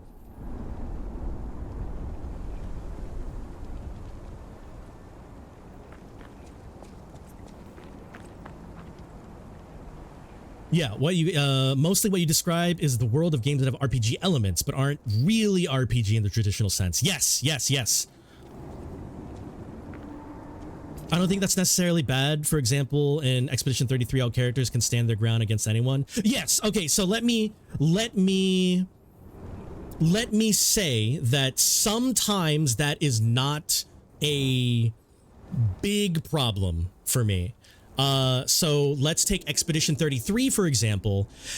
Technically, you could do that for every single character. Technically, you have the freedom to build any character the way that you want. However, I feel that if you look at each character's move sets, and if you look at each character's like what they can bring to the table in terms of like their specific mechanics, there are some options that allow you to pick one specialization or another that is unique to their character, which allows them to be a little bit more in specific roles. So for example, in my run for Expedition 33, eventually characters like Lune and Ciel ended up being extreme support, like utility and support characters, because they were the only ones in their moveset that allowed you know, full team heals, full team buffs, you know. So like you give them a little bit of tank, you give them a little bit of you know, extra oomph on their buffs, and then let them go hard on the skills that they already had available to them in their moveset. And that, you know, you can still play, you know, you still have the freedom to do whatever you want in Expedition 33. Especially if you're playing, you know, not on like the hardest mode and you're not trying to do the hardest things. Like, yes, you can do whatever you want. It's not that tough. But I would argue there's still more identity with the move sets and mechanics of those characters as opposed to something like Final Fantasy VIII, where I love Final Fantasy VIII. However, all playable characters have absolutely zero variation aside from their standard attack and their limit break. Every single one of those characters, they just use their specific weapon and then they do everything that everyone else does. So in terms of like, ooh, do I use the punchy guy who is, you know, melee, or do I use, you know, the girl who has like a crossbow on her hand and shoots from afar? You know what? It doesn't matter because they do the same thing. They do the same damage. You can equip them with the same everything. Just choose whoever you want. Thermonuclear 16-year-old? What? Yeah, no, thermonuclear 16-year-old. Yeah, Mael. A great turn-based co-op RPG should make weaknesses critical to the experience and survival of the group via planning exploration. Zell is excluded from complaints because his limit break is actually insane. True. I mean, some of the limit breaks in Final Fantasy VIII are mad stupid. Like in terms of character identity, all of the characters in Final Fantasy VIII, either you play based off of who you like as a character, or you play based off of the viability of their limit break, in which case Zell is broken as fuck. But yes, a great turn-based co-op RPG should make weaknesses critical to the experience and survival.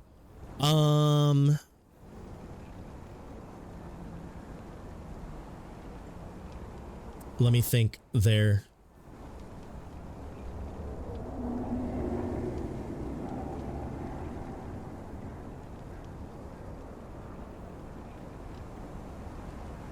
I would say, Neuromancer, that yes, I do believe that weaknesses and, you know, pros and cons of roles should be more critical to a group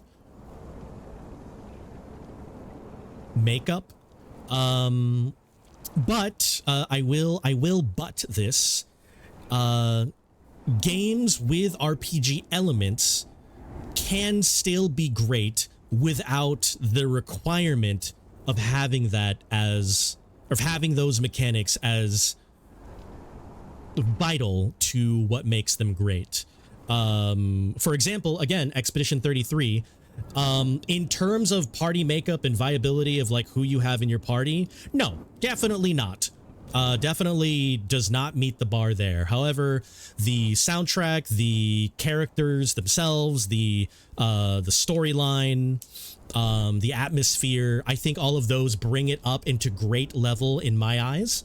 But I do agree, party makeup and focus on actual role-playing class roles is not one of the things that game does great. Divinity 3 will have a much better combat system than Baldur's Gate 3. Man, yeah, no, I need to look at Divinity then. I like to rogue. Yeah, I mean, so, you know, rogues are cool. Hello?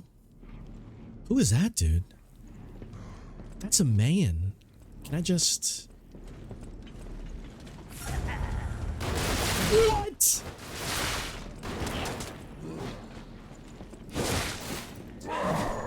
Okay, all right. I didn't know we brought guns.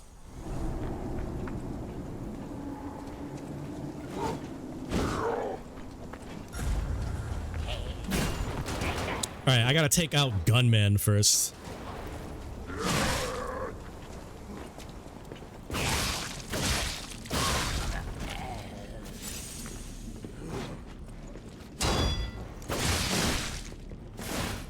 Sod, have fun with Peak. Have fun with Sister.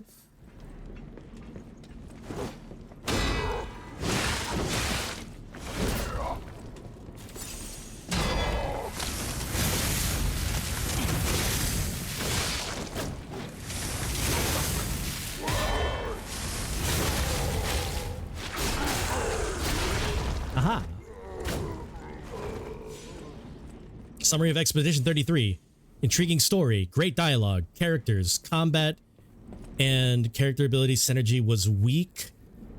And character progression and leveling was underwhelming, ungratifying, along with the damage cap. Yeah, no, I might have to disagree a little bit there. Combat and character ability synergy, I don't believe was weak.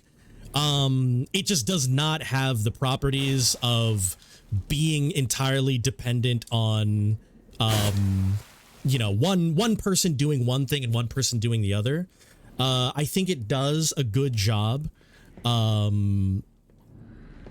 think it does a good job allowing the different mechanics of each character to synergize with one another. So I do believe, even though it doesn't have like, oh, Ciel is explicitly this thing, you know, Gustav is explicitly this thing, Mael is explicitly this thing. Just because it didn't have that, I don't think that, I don't think that the synergies and the combat was weak. I don't think those two things are exclusive. Also, the damage cap is dealt with later, but oh, there's another man. Oh, crap.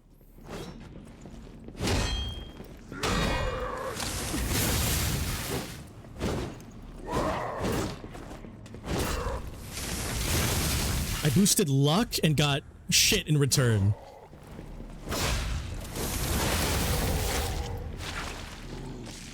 You boosted luck and got absolute shit in return as far as big rolls and synergies. How far? Wait, Neuromancer, did you beat the game? Because I will tell you, I also went all luck for every character, and I got shit on so hard that I just had to learn the rest of the mechanics. And you did it on hard. Okay, okay. Yeah, because like I also did it. I also went in on hard, and I also went all in luck. And I was like, damn, luck really isn't doing well.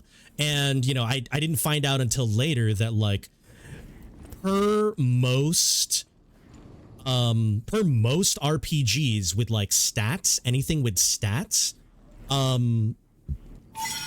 jumping into luck immediately does not give you gains immediately, because, you know, you'd need like level 50 or 60 luck in order to, you know, proc the 30% chance to crit all the time, and then crits give you, you know, like a 25% chance to get an extra thingy.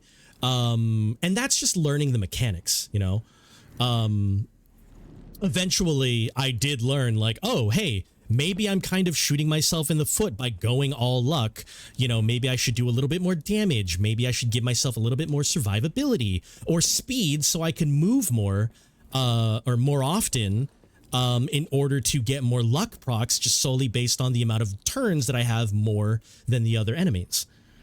I didn't really use guides, and I didn't have much trouble except a few enemies that I can't even remember. It was underwhelming combat overall, and character progression meant very little. Underwhelming combat overall. I mean, I think early game combat is underwhelming, but like still fun when you're trying to like learn like the parries and the dodges and stuff. But if that's not something that you inherently enjoyed, I can understand it being annoying.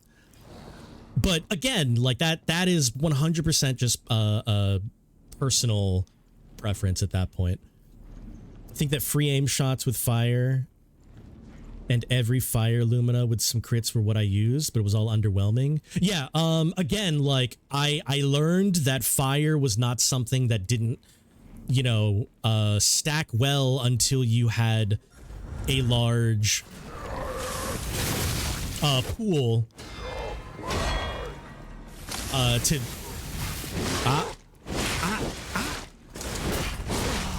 second one. Lamau, I did not my environmental awareness was not. Okay, these guys are guys, so I'm gonna go spear.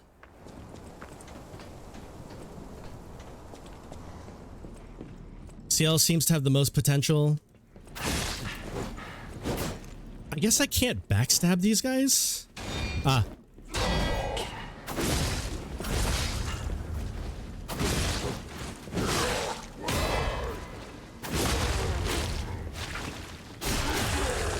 Yale seemed to have the most potential of any character. Her powers only combined well with herself.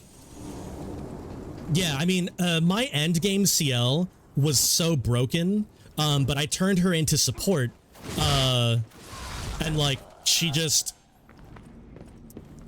boosted everybody and then doubled the damage of anybody, and then also maxed out everybody's AP. Heck. There we go. I can't get him.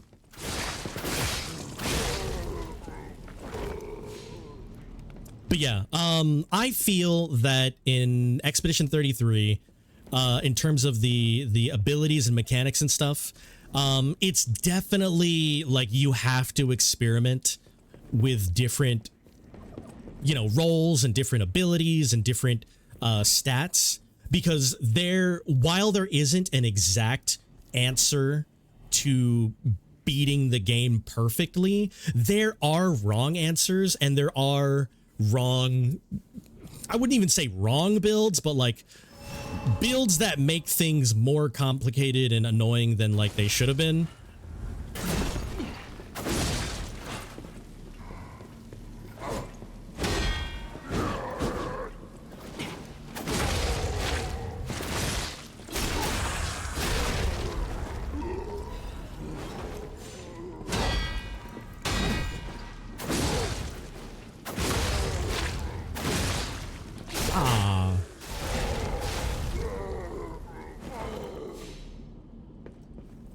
But yeah.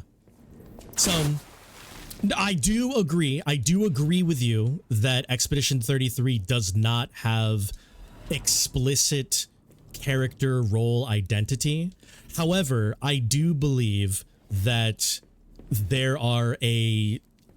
is an amount of synergies and options that you could choose to synergize with your characters. There was just a multitude of different answers that you could, you know, arrive at. And then a multitude of ones that are very mid. Like, I admit, all the way through Endgame, my team makeup was extremely mid, but it was good enough and I enjoyed it. Oh my god, this guy. Ooh, I feel bad about that one. That was dirty. Primer for workshop technicians. Do you want to become a workshop technician? I guess. A primer for aspirants. What is also nice about the abilities of Mass Effect 3 multiplayer is that you don't even read spec stats. You just use the elemental abilities and combine them with other players logically. Logically? What do you mean by logically? I'm getting close to bitch mini boss? Oh no, I don't like bitch mini boss. Oof.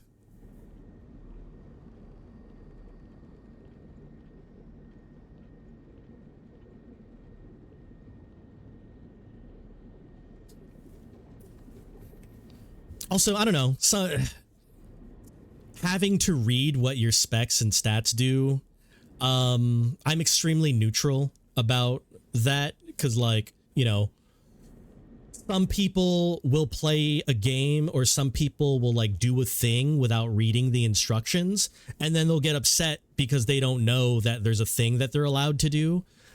But if you read the instructions, you'll know that there's like a mechanic that lets you do a thing, or there's like, you know, this move is good, you know, like blunt is good against, you know, brittle, you know, like a blunt weapon, like a mace is good against skeletons, you know? I would not expect every person in the world to immediately know that, you know, off rip. You know, everybody starts somewhere. So I don't see a problem having to read descriptions and specs and stats, as long as it's not terribly overwhelming. You know, I don't want a 10-page paragraph on every move that I get, but, you know, if it's complicated, or, you know, if it has layers to it, I would like, you know, an idea of what it does. Some numbers are fine. Some RPGs just overdo the buff math and debuff math. Give me an example. What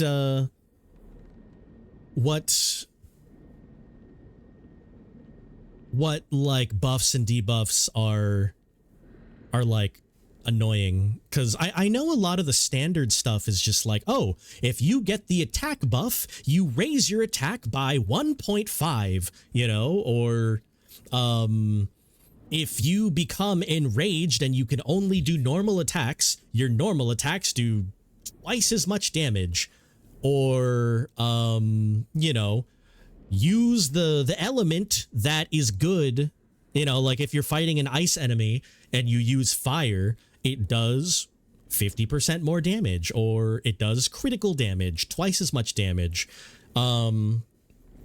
Most games that I can think of do just, you know, have something like that.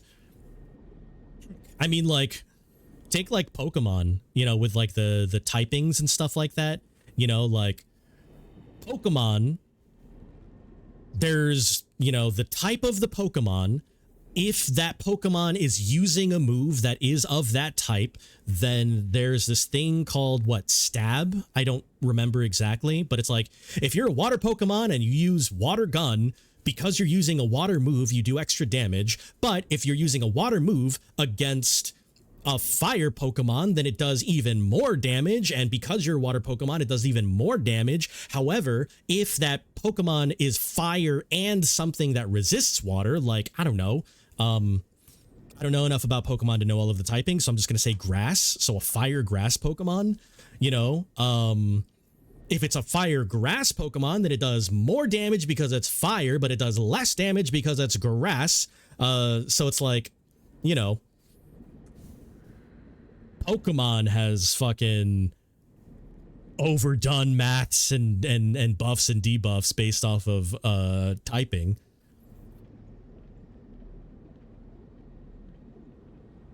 Items that buff plus 5% if X occurs and Y, Z, etc. Same type attack bonus. Stab. Yes, that's what it is. Ty, thank you. I love you. Also, hey, Zan, yeah, we're talking about RPG mechanics. Which is a really interesting topic to me because there are a ton of different variations of RPGs, and there's just so many different types of you know, like genres in the overarching RPG genre that you know, diverges in one way or another, and like some of them are weak in some areas, some of them are good in some areas, some of them move towards a more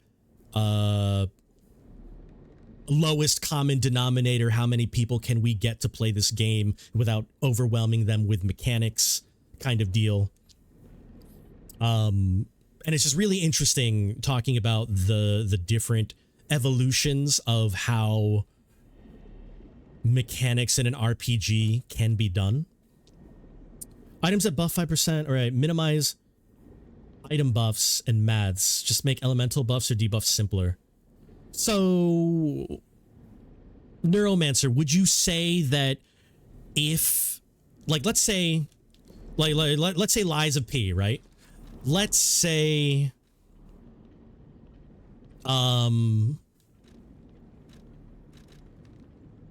this item here, this item lowers my or, you know, like raises the resistance to some of my status effects. I don't know the percentage of it. I don't know how much it does. It's an item that gives me percent of resistance. Should that item not exist? Does that make it better to not exist and just have a straight up one resistance to the thing? Is that, you know, what? Because that's what it kind of sounds like you're saying. Minimize if-then statements. Minimize item buffs in total. If-then. Plus 5% if X occurs. So that's just item procking. or not item procking, but like percentage procking. Percentage rate on, I forget what proc stands for. I go through whole games without using consumables. They are too much information until I have a boss that requires them. Okay. So I think in terms of consumables, because I grew up being very stingy with my items, so I tend to not use my consumables as well. Only in the past like year or so, like I'm old. Like I'm quite old. Only in the past year or so did I decide, hey, you know what? They're there. The items are there. I wasn't going to use them anyways. Fuck it. Let me use it. But before then, I refused to use items. Zan can tell you that for sure. I just never used items. I barely use my throwables. You know, I barely use my offensive throwables even now. I barely use my consumables. I barely use anything really except for my heal. But nowadays I recognize that they're there. And if I'm struggling with something, then, you know, maybe I can use it. If not, then I'll forget that they exist. But I don't think, I don't know if shot put spheres are good in this game. Yeah, but like, you know, that's I'm bringing up the point, like, you know, I'm doing just fine without it. I've never used shot put a single time. I just don't read the shot put information, but like, you know, maybe it could be cool, but I don't think because of my personal, I don't know why, but because I personally don't really go into the items of these types of games often, and I don't really use them. I don't necessarily think that they should be taken away because it's too much. You know what I mean? It's just another option that I personally don't gravitate towards. I'm a blunt melee attack guy. You know, I'm a speedster, glass cannon, dodge, bob and weave kind of guy. I have learned to not always do that, you know, so I put my vitality and vigor up, you know, to 20. But old me, or rather young me would go all technique, all motivity, all advance, and then maybe vigor and capacity just so I can hold more stuff. So old me would go full glass cannon. New me understands that I am allowed to do, you know, other things, so I will play in the style that I prefer, keep my survivability by upping a little bit of, No, I messed up! I'm sorry. Oh, well, I mean, I guess I can just go up here. But because that is my play style, I don't also believe that, you know, having, you know, big blunt strength attacks shouldn't exist. You know what I mean? Like, that's just a play style that I will most likely never dip my foot into, but if someone else wants to do it, that's fine.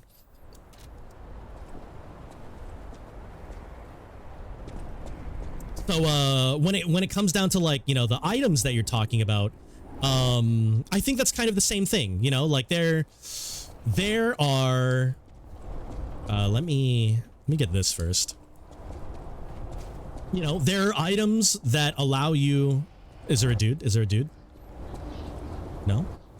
Okay. So, you know, like related to the items that you're talking about, plus 5% of whatever, blah, blah, blah. If that's not your thing, then that's whatever. Sell them. But, you know, maybe somebody really just loves, you know, maybe somebody in their brain is like an item user rogue, in the darkness, just throwing consumables. You know, maybe that's the love of the role that they play. So like, you know, those types of items for them is really cool. You know, not for me, but for somebody maybe. So I don't think, you know, something like that, like I wouldn't think like, oh, that's too much and I feel like it should not be there. If anything, I would be like, that's too much for me. Not going to deal with it. Definitely didn't spec my character to dual wield colossal weapons in Elden Ring. Yeah, I mean, colossal weapons, dual wielding colossal weapons is kind of popular, I think. What is the coolest weapon in Elden Ring? I don't know. I have no idea what the coolest weapon is. Hello? All right, so there's a dude there. Should I take that guy? I think I should. Let's do that guy first.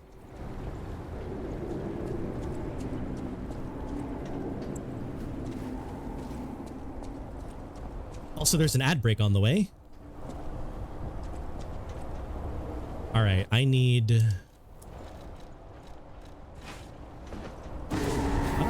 hello?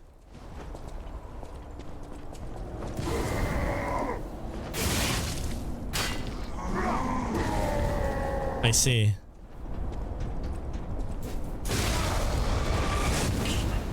I tried to get out of the way too.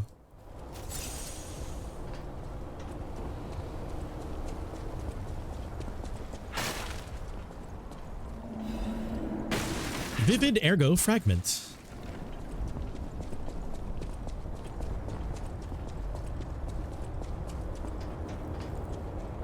But yeah, I mean, in Elden Ring, I'm also a fast, jumpy little boy that, you know, that runs around, does, you know, high dex damage, high crit damage, speedster crit glass cannon. That is my go-to. Although I have started dipping a little bit into a different play style, which is like more magic focused.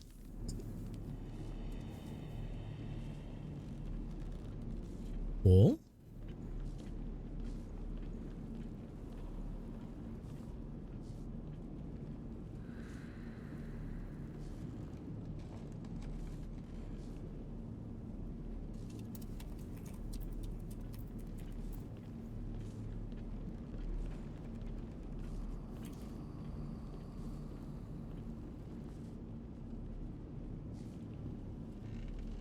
Wait, hold on.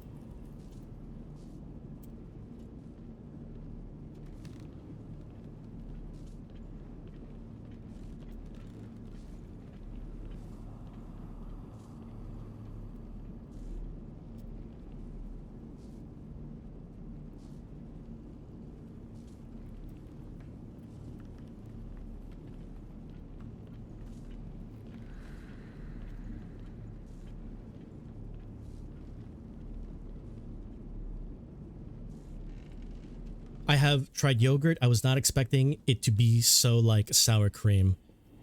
No, Kobe got honey flavored Chobani Greek yogurt.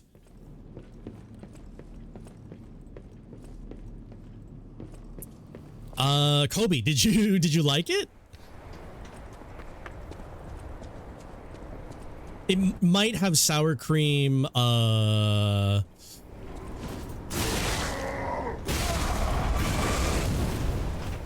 consistency.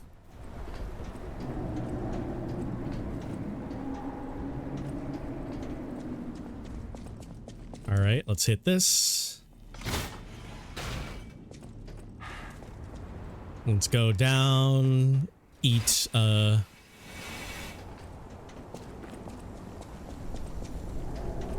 eat a rest.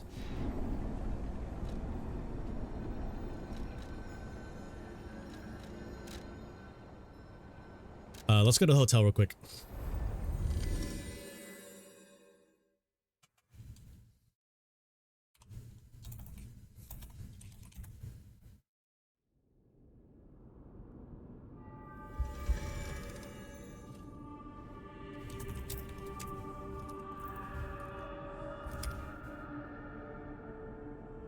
Whoops.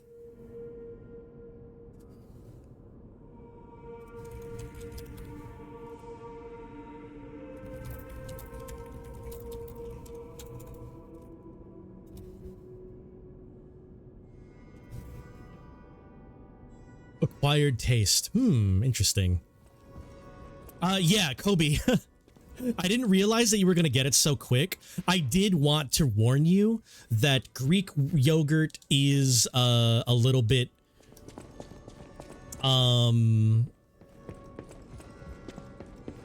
Greek yogurt is a little bit more what's the word?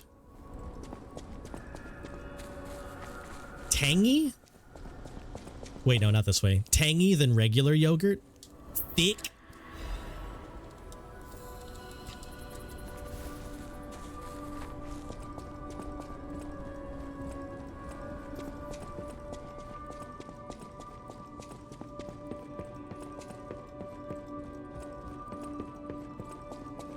No matter what fate brings us, I will be at Lady Antonia's side. Oh. Serving her is my duty. The very reason I was created. Welcome to Hotel Krat. How may I be of service?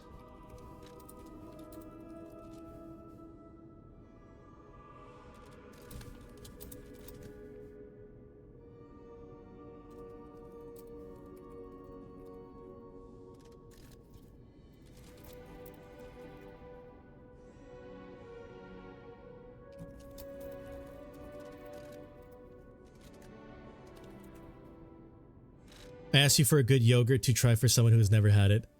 Ah, I know. That's that was my fault. That was my fault. Box, officially approved by the city of Krat. I shall open it. Probably the top. Wait. Excessive use of items that stack buff effects. It's ridiculous. Info overload in RPGs. Excessive use of items that stack buff effects.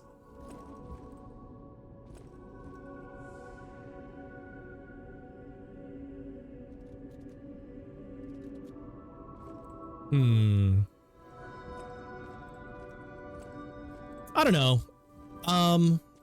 Yeah, I mean, it's just my philosophy that if I don't want to read it, then I won't. And if I won't read it, then I won't use it, and it'll just sit in my inventory, and it's fine. But, you know, if I'm struggling with something, I'll, like, look through and be like, do I even have anything that can help me? And then I'll look and I'll be like, oh, wait. I can just throw, you know, I can just use this to put, you know, elements on my weapon. Or I can just throw these for additional damage just for free. Like, if you're trying to read everything all the time, yeah, maybe it is a bit overload. Also, why is my thing heavy? Oh, it's because I'm using the thingy. Ooh.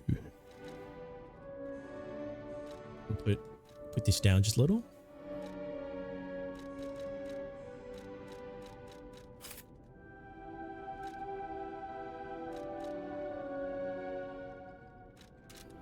Yeah. No matter what serving, welcome. Okay, what is new? I can buy these half moonstones because half moons. I can buy these. 8 quartz. Cryptic vessel. Legion caliber.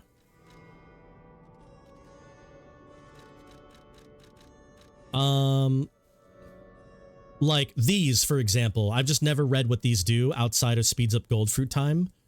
Are these usable? Or I mean, it's for a short time, so they are consumable. Never mind. Rusty cryptic. Let's go and use that here. I always will. Ah, thank you for coming. I was going a bit stir-crazy. Why don't I read the contents? Hide this, kill that, steal those. It's all. I am a simple, albeit brilliant. Perhaps sometimes I share too much. All right, what's our thingy? Oh, it's just in there. Find the cave blocked off by metal bars. There's a place called Hermit's Cave. Old man who went crazy after losing his family locked himself up to pray. It's strange to hear about. It's a good place to hide treasure. Forget about the crazy old man. Hide the stolen goods. Take them back out once it quiets down. Who in the right mind would imagine there's treasure in the barren swamp? Kids' clothes is good quality too. Oh no. Maybe that Wolf girl fixed them up.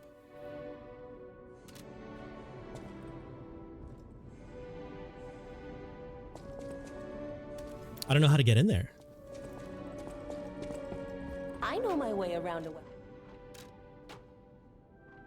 Half Moonstone, right?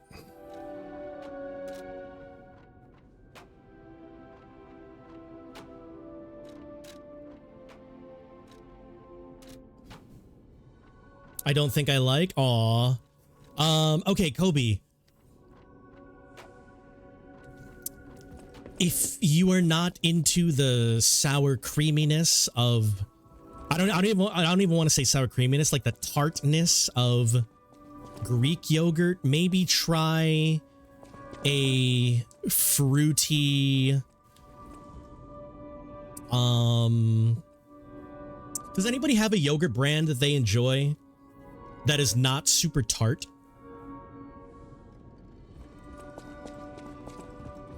Not huge on the texture either.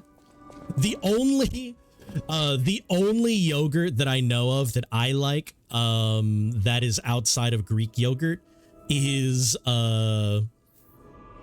Danimals drinkable yogurt, but I don't know if those are good or if I just have nostalgia for them.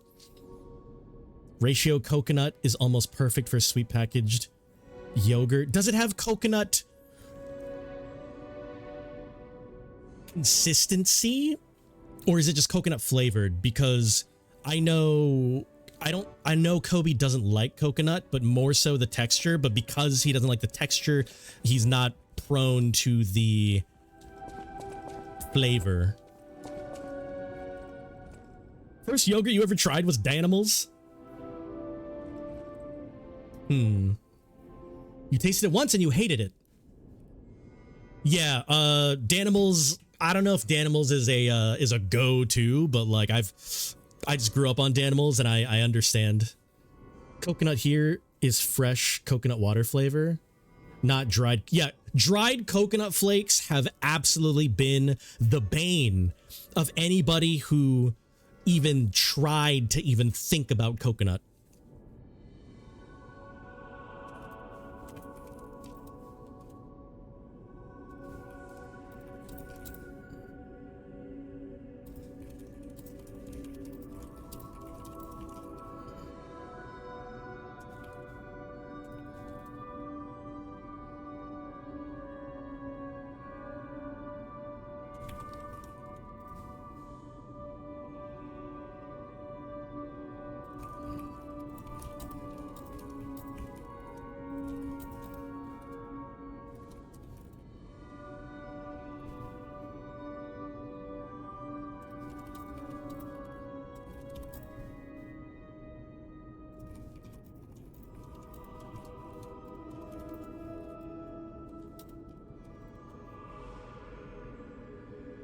Hold on. Oh, you are okay with the flakes. I see. I hate the flakes. You haven't had good coconut water either. Some taste good. Some taste like woody, pulpy flesh.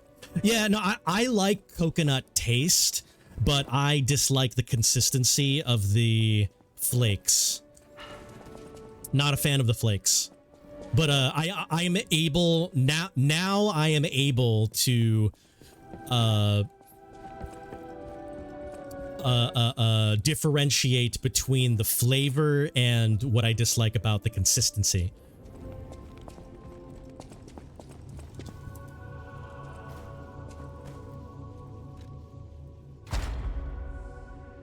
All right, let's do one of these. What am I going to put here?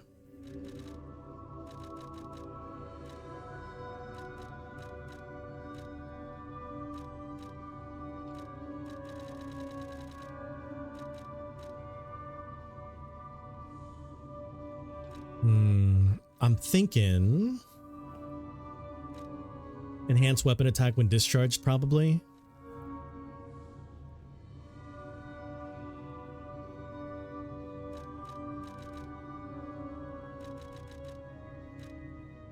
Or maybe Fable Arts attack. No, lowers natural recovery upon weapon attack. That's what I want.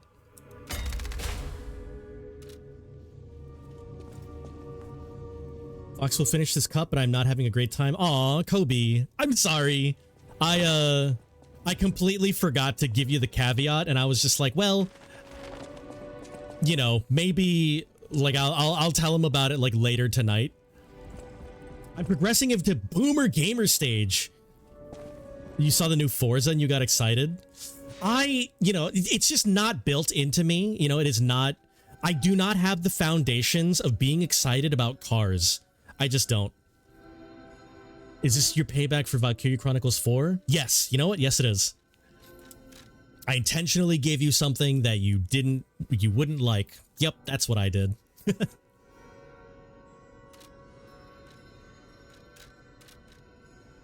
Crap. What am I? Ratio vanilla. We're even? Oh. Yeah, I don't know. Try ratio. I don't know ratio, but try ratio and do like a key lime or maybe something safe, you know, like a strawberry or a blueberry. Cascadee was good in the 90s. Vanilla is also good.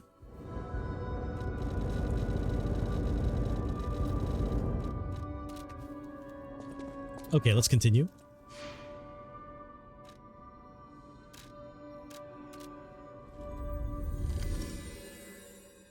If you liked oatmeal, you can do overnight oats with Greek yogurt.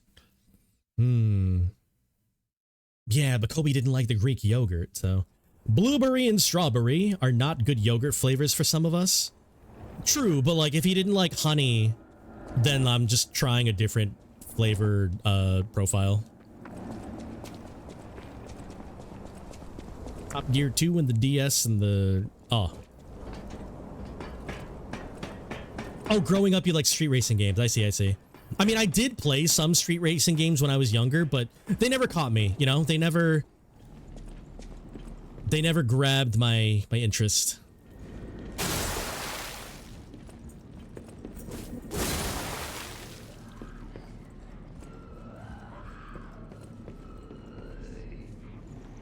I hear a noise.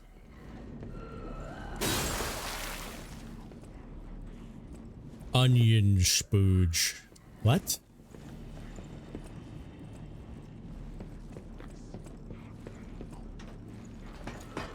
If you like oats, you can mix in the yogurt. I see. Oh, hello. Who's this? Walker of Illusions. Okay.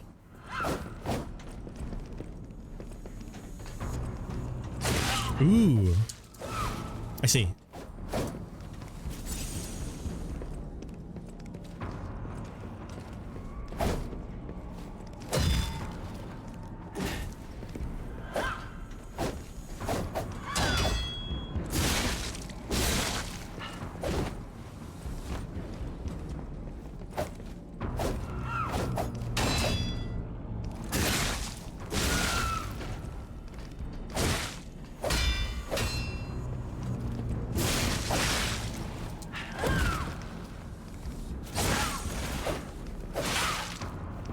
Live!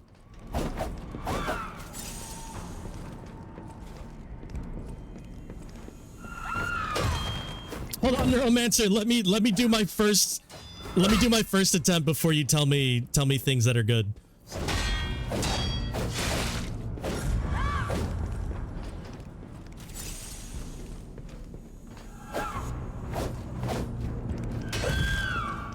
Okay, I can't backstab. It's fine.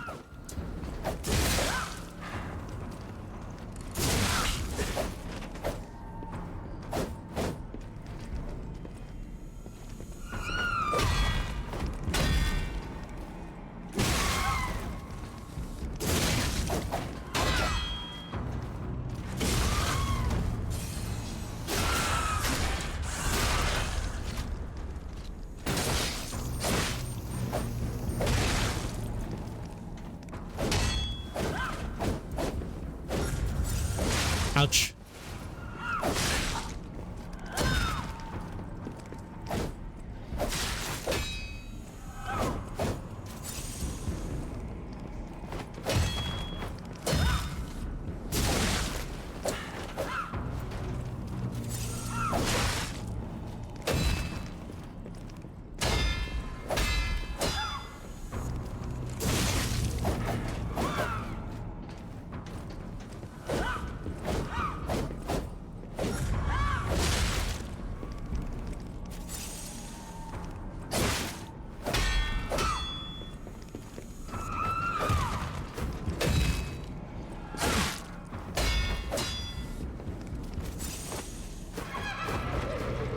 Oh, illusions. I see you. I see you.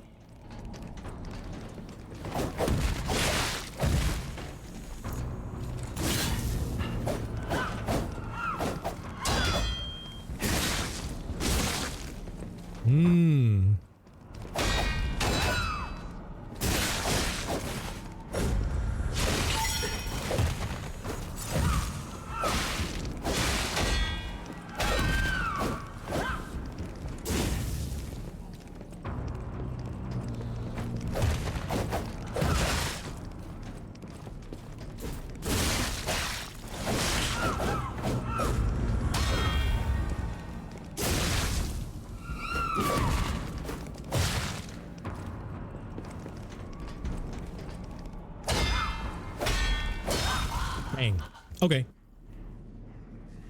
Yeah, Ty. She is still coned, but more so it's because she still has some like scabbing from her like infection thingy, and I just don't want her chewing off the scabs like preemptively. So it's kind of a slow process, but we getting there. I don't think yogurt is for you. I mean, that's completely fine. You don't need yogurt to survive. You don't need yogurt to live. You can always try a different brand and a different flavor, different textures. Like, I definitely gave you one that I liked, but it is not something for everybody, and that was might have been my fault.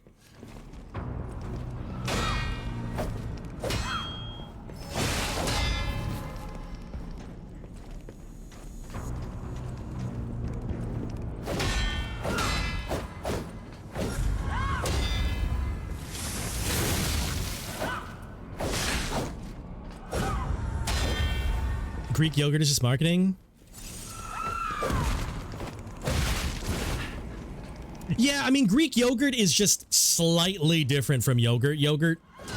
And it's like I've made my own yogurt at home, and like that, my own homemade yogurt is like way better than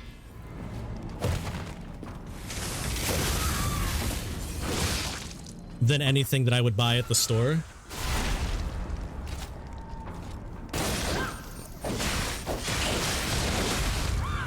Dude, what the fuck? Okay, that was tough. Okay, I'm not allowed to just throw a little thingy there, apparently.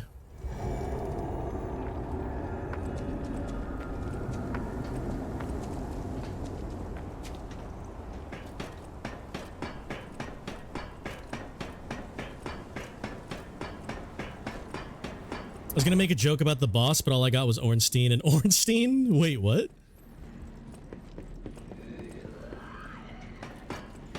At least the run back's not annoying.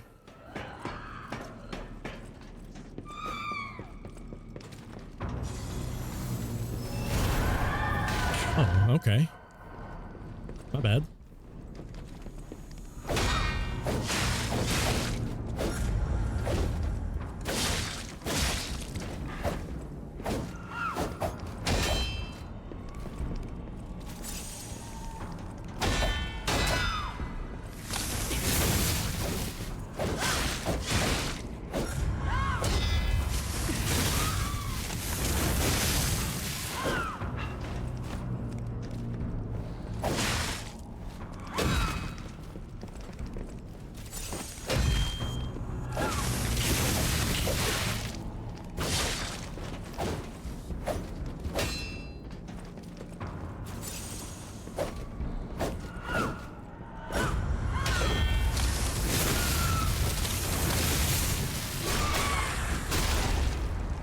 Okay, so she goes immediately.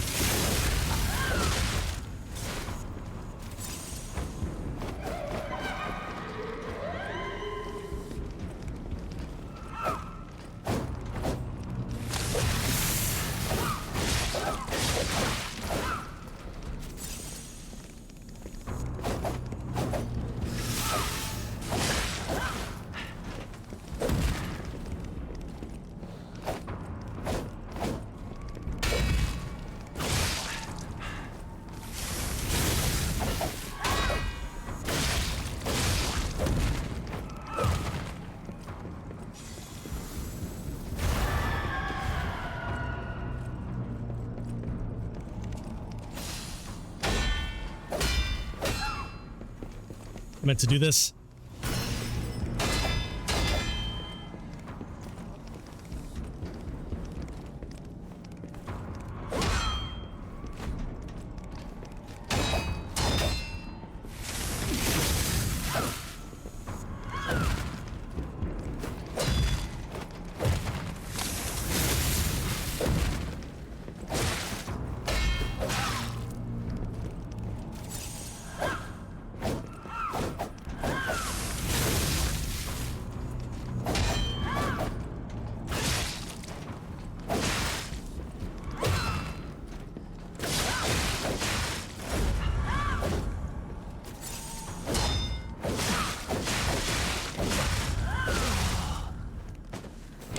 Okay. Ken! Hello, how am I so far? Pretty good. I'm pretty good. We are fighting a mini boss right now. Not even a boss. Let's see. Should I change? Oh, I'm still doing ergo thingy. Let's do this. And then let's put this on slash. And then let's... Oh no. Okay, so let's put... this is not super important. Let's put that here. Let's put this on disruption.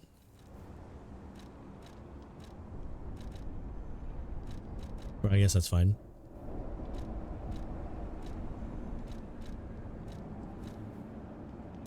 Okay. Let's switch hands. Let's go.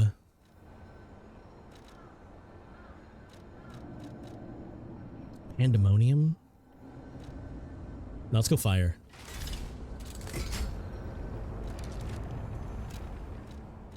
And then we can go here or here. Okay, ready.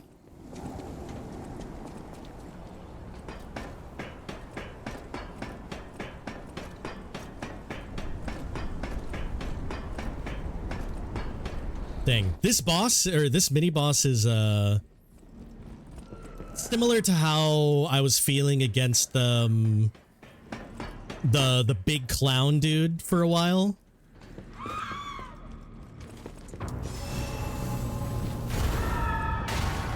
Oh.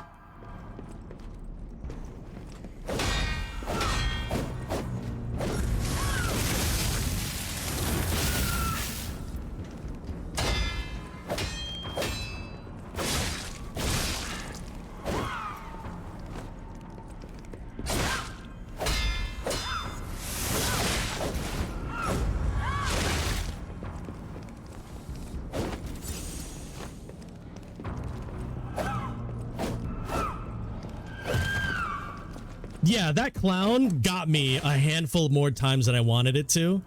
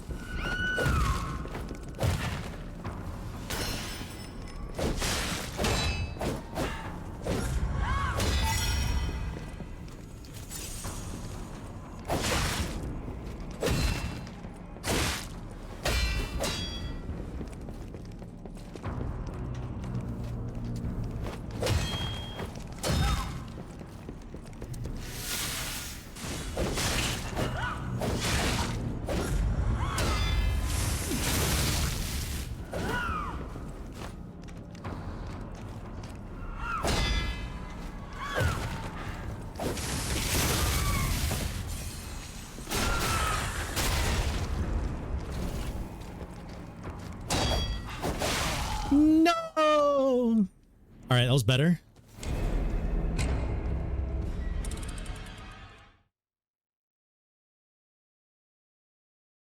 All right, I need to study her moves just a little bit more. Have you been back to the Malum District Merchant for more throwable items? Malum District Merchant. I don't know. A Malum District Merchant. Town Hall or...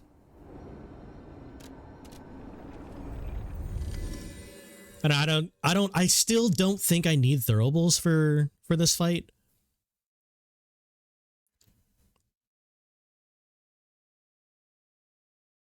Like, I think 1 or 2 more attempts just observing Malum District inside pub. In here?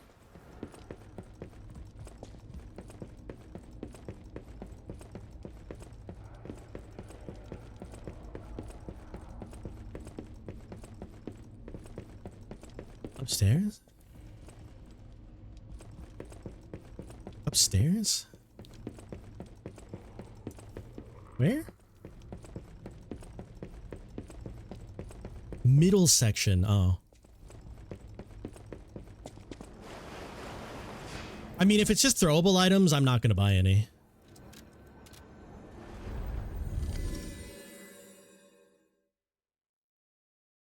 Stalkers are armed guards of the privileged class of Karat.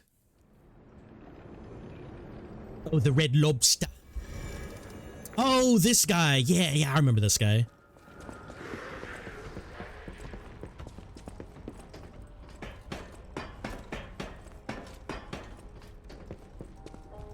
Oh, I sure wasn't expecting. Of course I'll open the shop for the...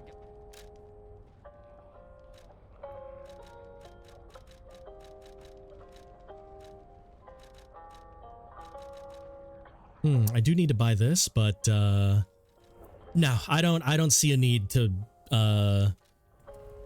buy anything else from this guy. Except for the shock thing, but I don't nah. The Neuromancer, this goes back to preferred play style. Cause like I don't need those items. Like I'm gonna beat this boss, whether it be, you know, next round or the next, you know, 5 rounds, but I don't need those items. They can, you know, it's fine that they're there. I don't think they should not be there, but I ain't gonna use them.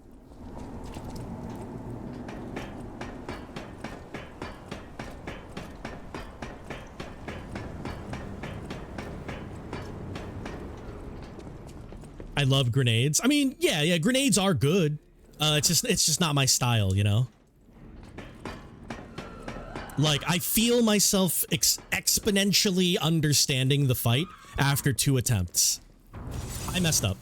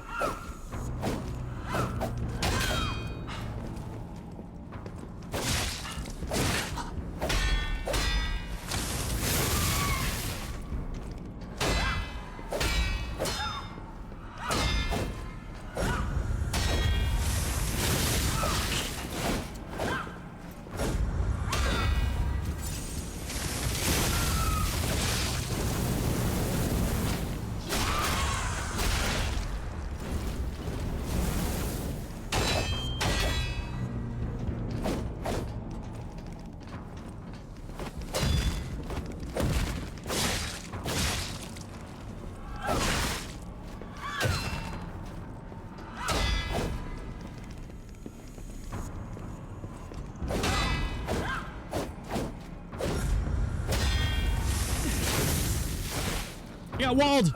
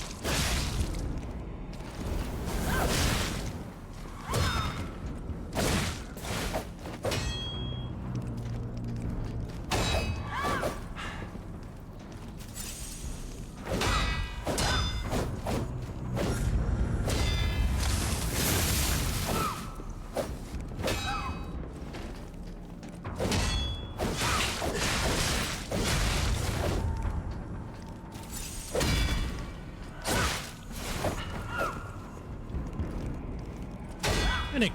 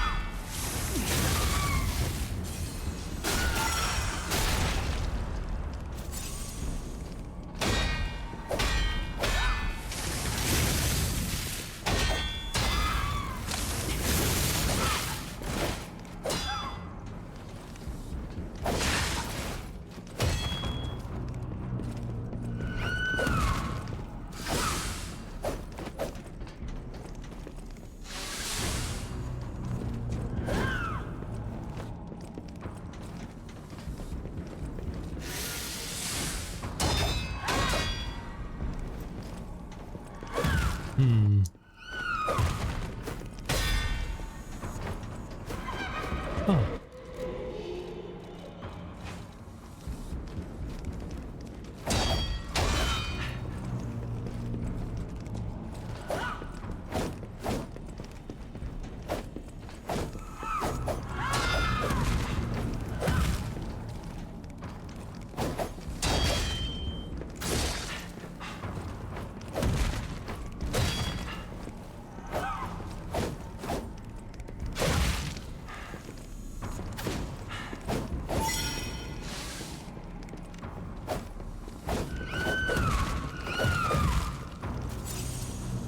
Ooh, lucky.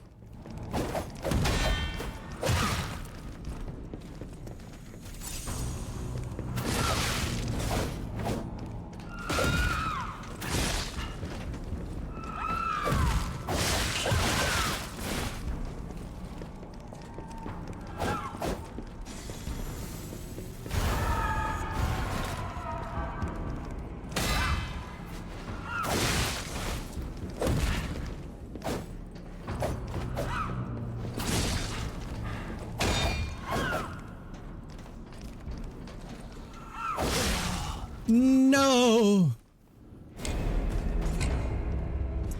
Man, she's got a lot of health. It seems like acid might be better.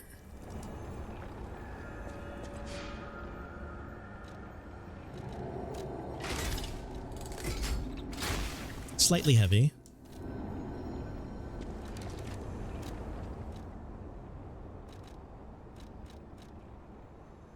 Disruption. Let me put this here.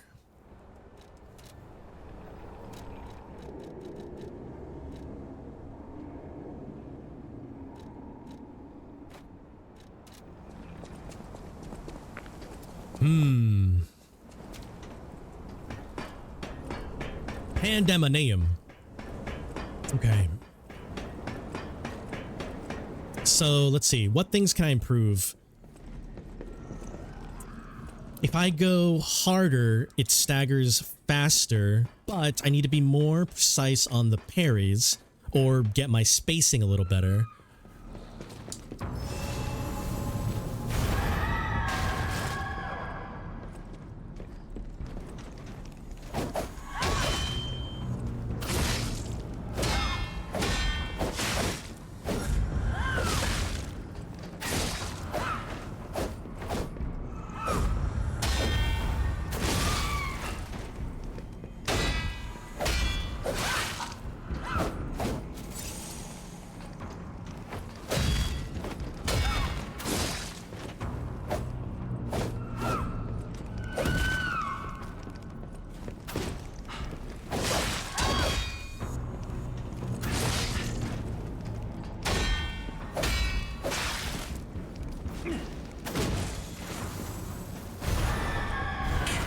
No.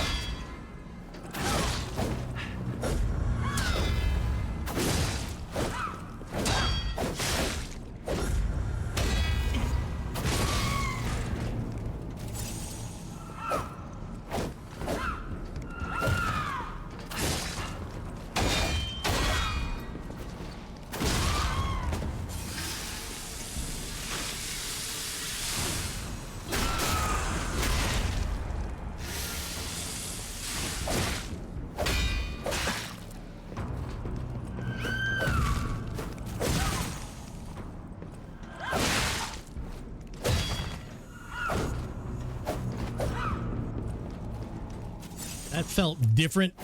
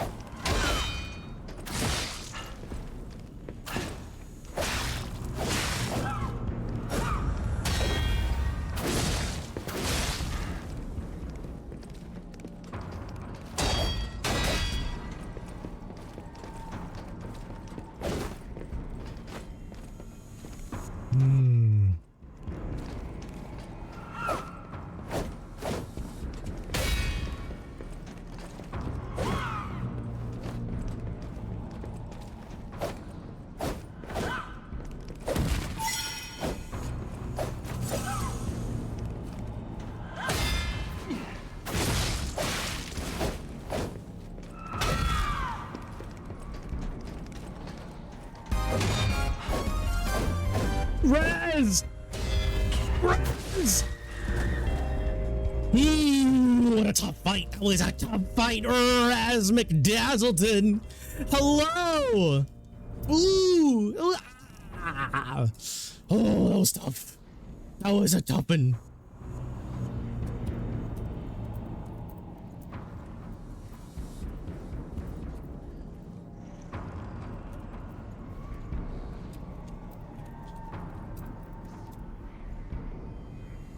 Dude, Raz! Here, let me do a little shout out here, buddy. Hey!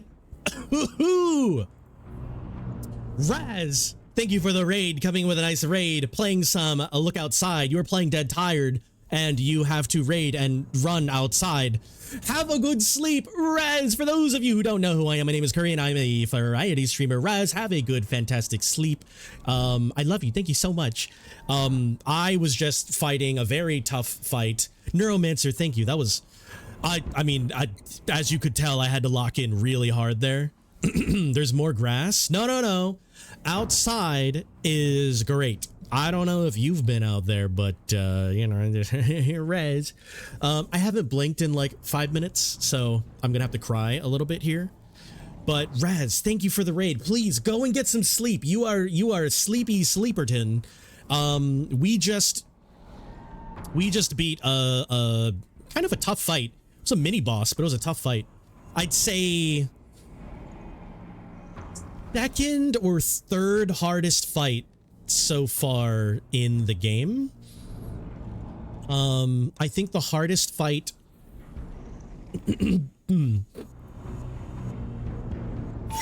I think the hardest fight for me so far was Puppet King, King of Puppets. Another kind of tough fight until I understood what to do was the big fat clown bro. I don't think I'm afraid of clown bro anymore though. Then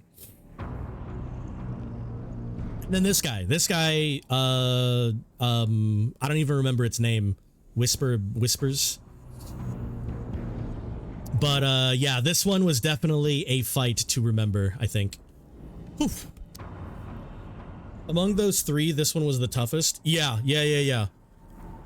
I definitely had issues with King of Puppets, but I just used the resources that I was given and I was able to get through it. Confined space, yes. Though you know, it was just a dude. I think her being able to close in on her attacks super quick was really tough. And her her range distance was just far enough that like sometimes just running away wasn't reliable. So that was a tough fight. Good fight. I feel good beating it. But yeah. Anyways, Raiders, for anyone that's still here, I am a variety streamer. Currently, we are playing through a game called Lies of P. It is a Souls-like, but I do a bunch of different games. I play Mondays through Thursdays, and normally I alternate different games. So I do like Monday and Wednesday for one game, Tuesday and Thursday for another game. Currently, Tuesdays and Thursdays are Lies of P, and Mondays and Wednesdays were Resident Evil. But we just finished Resident Evil 8, and I don't know if we're going to do a couple more before Resident Evil 9 comes out, but yeah, usually we do a bunch of different types of games, different types of genres, and we vibe, we chill, and we hang out. We have deep talks, and then we also stop talking for a full fight so I can super lock in. Kronos? Death to Kronos? You talking about Hades?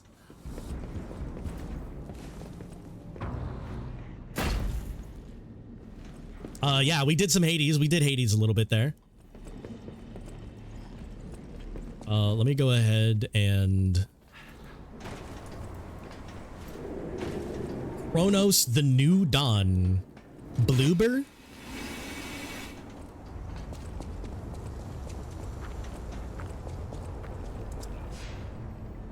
That would be so funny if she, respawned.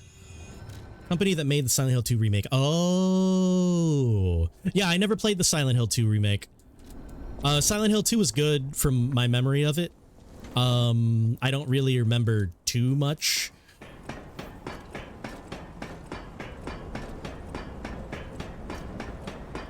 I'm trying to think of the one song that I remember from Silent Hill 2. The one that plays during the fire scene, if you know what the fire scene is. Know what's weird? The yogurt.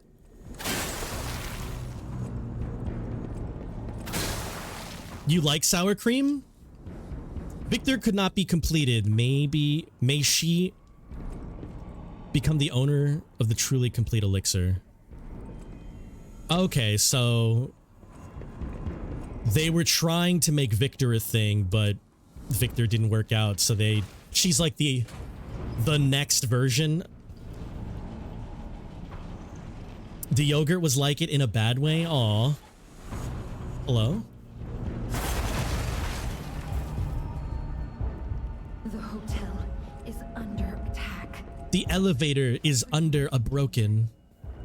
Head to the hotel and hurry. Okay. Communication through ergo. An interesting parlor trick. Quite the performance, Puppet of Geppetto. Your lies will be useless in the new world. Oh. The world of truth. But you are worth studying in the meantime. What could it be? Come on, pal. What could it be? If you like sour cream, then you should make your own yogurt and use it in a variety of ways. Yeah, I mean, making your own yogurt is very good, but Kobe's cooking level is not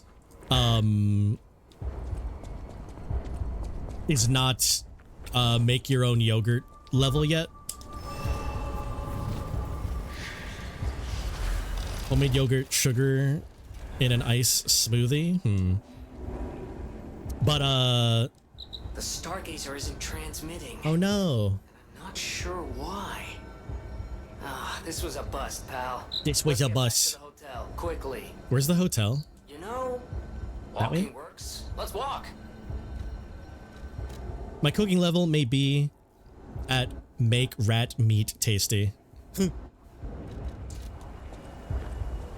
Once I get to the hotel, I might call it there. But we'll see. Hold on. Oh no. Hey, so there's something horrible in front of the hotel. It might be worse than what we saw at the cathedral. Oh, okay. Tighten up your springs and let's go. Tighten up my springs. I wouldn't know since I like rats. Huh.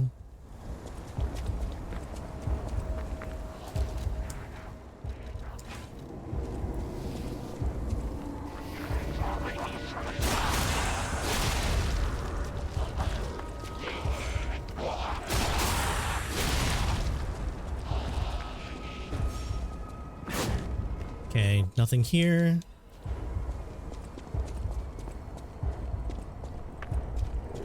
What's down this way?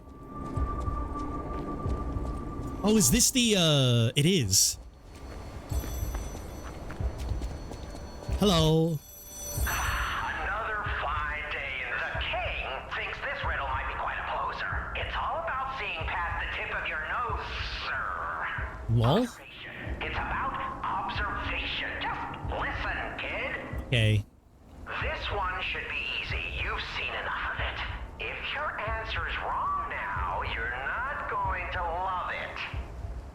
This blue flower has many ways to take root, but only on man does it ever bear fruit.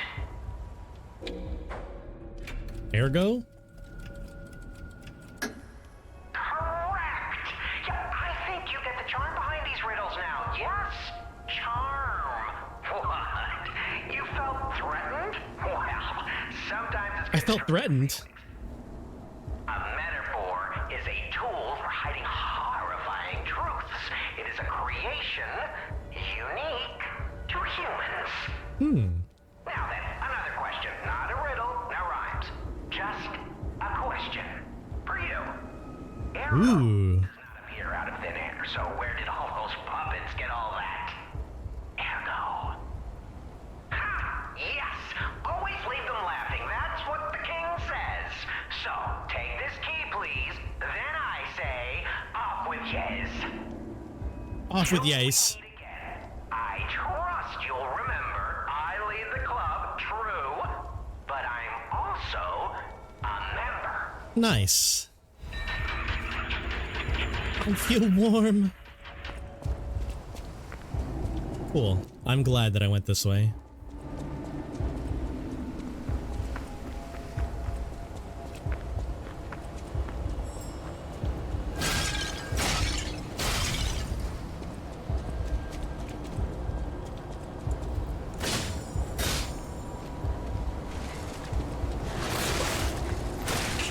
No!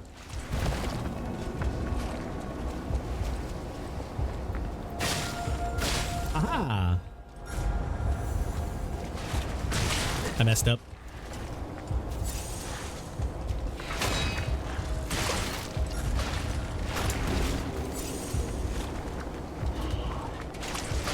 Whoa! Okay, my bad, my bad, my bad.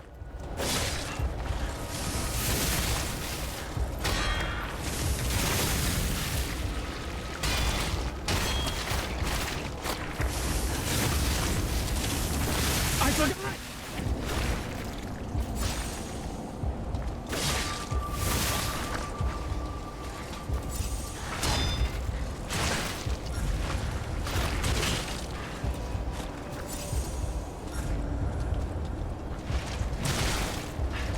How did that not connect?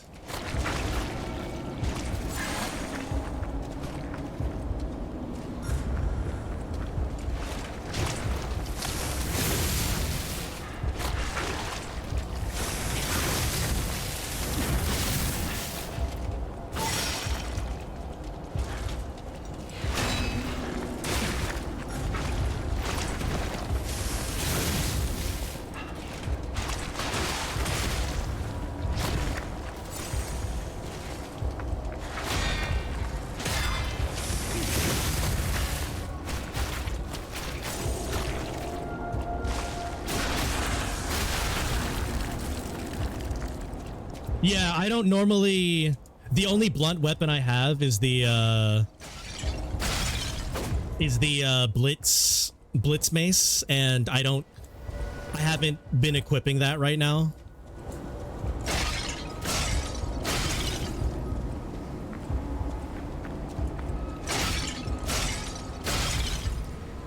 Also, hold up. Give me a quick second. I might have to backtrack a little bit here.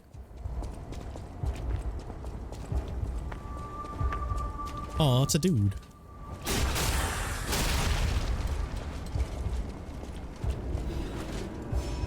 Resplendo. Wait. Oh.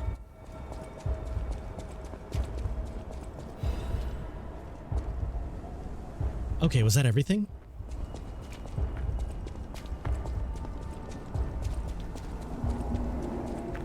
Right, because this doesn't go any further.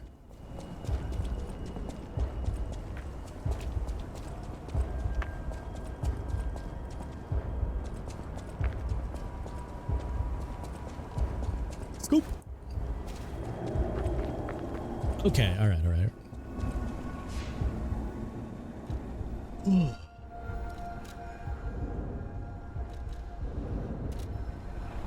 Machine heartbeat here is so cool. I do like the heartbeat. The heartbeat's pretty sick.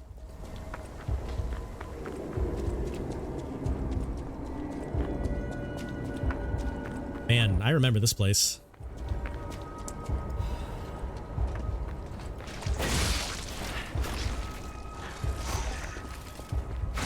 Oh, hey, you've got a tongue, dude.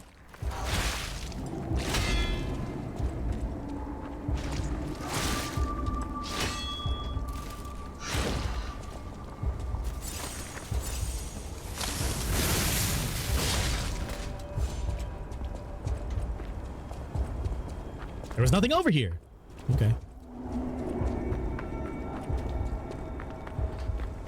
A Cronenberg automaton. That's funny. It's true, though. That's basically what it is.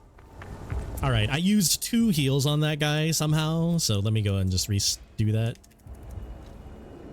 Also, it gives me a reason to prolong because it is an ad break right now.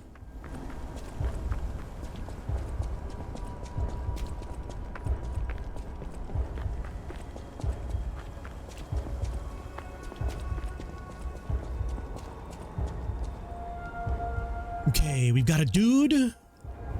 Oh, let me change my arm. Pandemonium is a little heavy and also probably not good against that guy.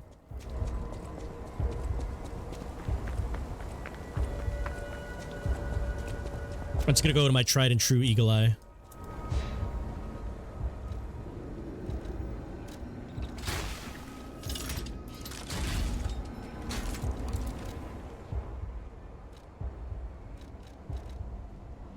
Arc Disney Pinocchio invaded by Lovecraft. Lovecraft is nice. Okay, let's do... I'm assuming strike damage for this guy.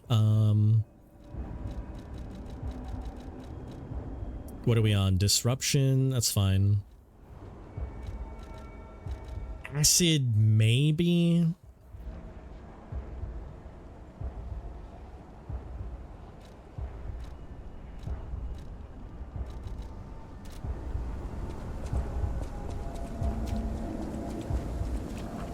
All right, let's get in there.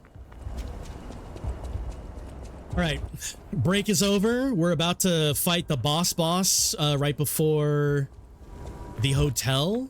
So this is gonna be exciting. Wait, is this a boss? I don't see a little well.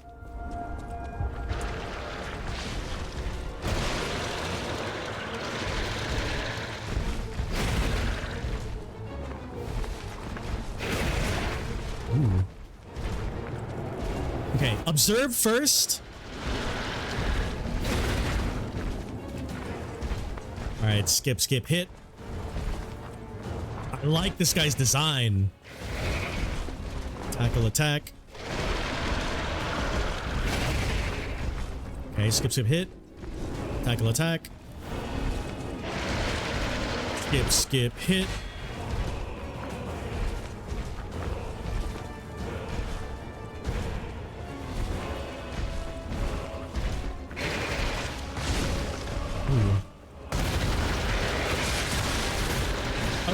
Okay. Don't go when he does that. Heard. skip.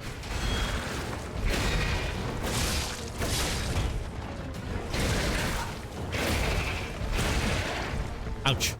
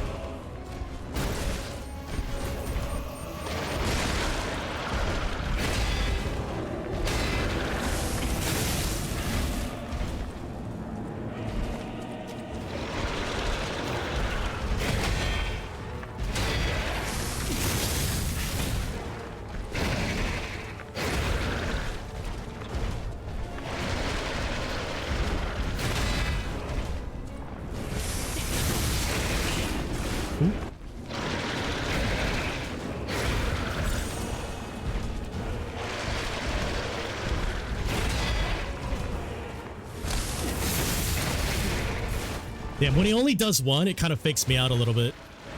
No, what is that? Oh, me.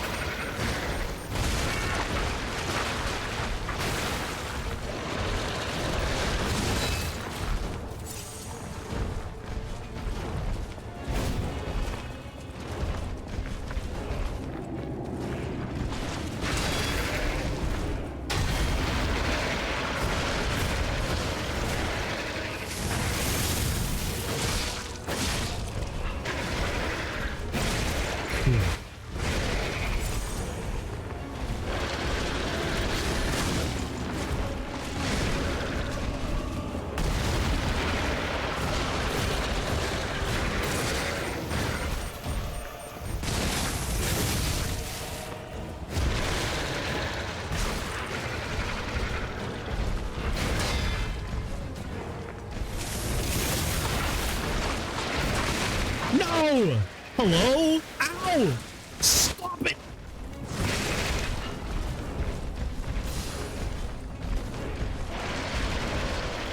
Okay.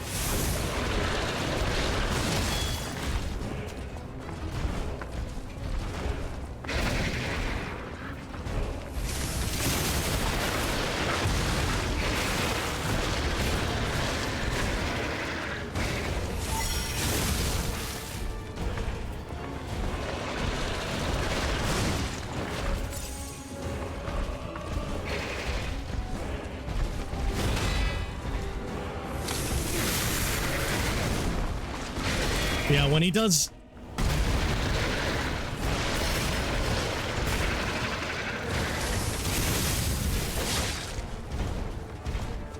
When he does the single and not the double... Oh. No! Dang, I might be dead here.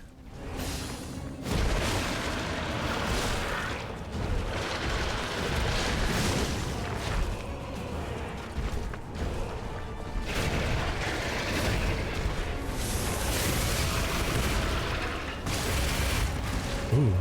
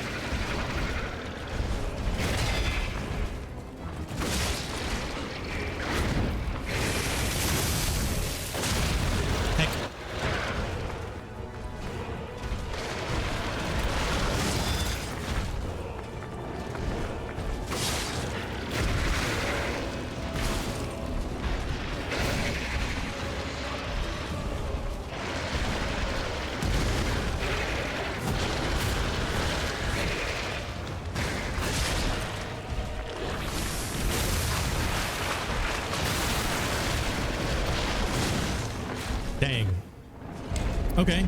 Attempt number 1. Not bad.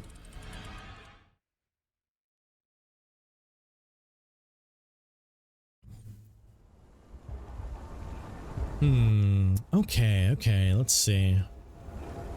I like the arm that I have.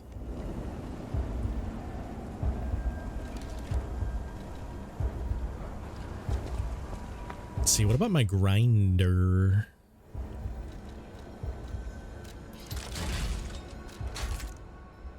Really? This is guard. Guard or crit? I feel like guard's fine. Kia's armor too.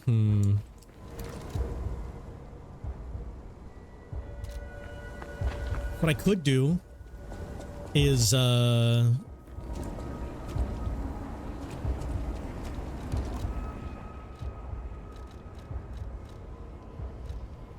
damn, I didn't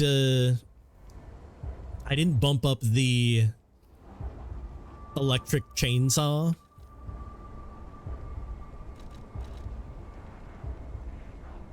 This ain't bad though. I mean, it's a puppet. I mean, as long as I'm not using acid, it's fine. So then I can take off. Honestly, I need to take this down, put this up 1, take this down 1.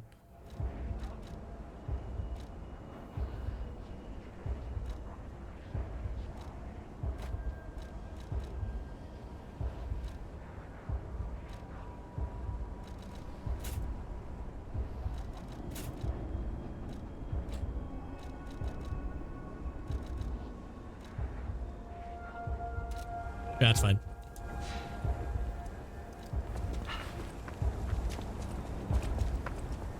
Yeah, that was a good first attempt, though. Yeah, this guy seems way more doable than What's-Her-Face.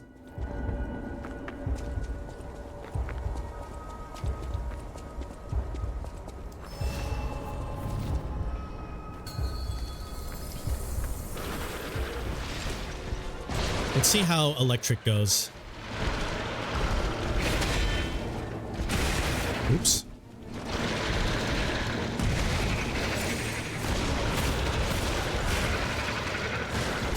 I missed.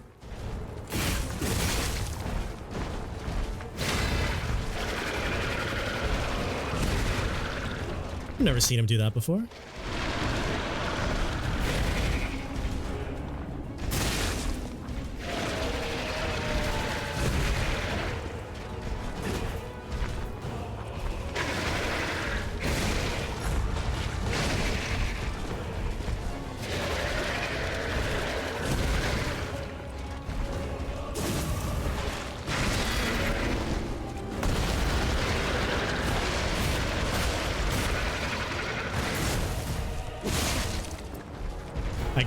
I gotta get my I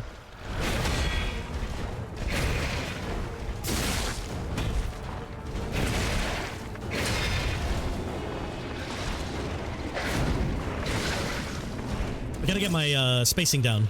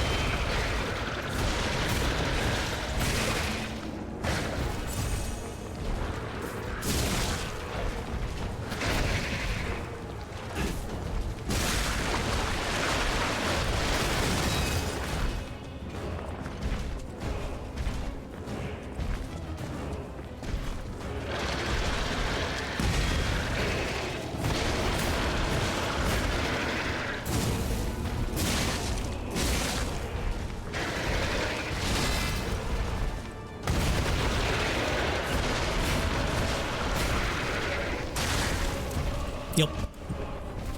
Dan, have a good night. 1, 2, 3, 4.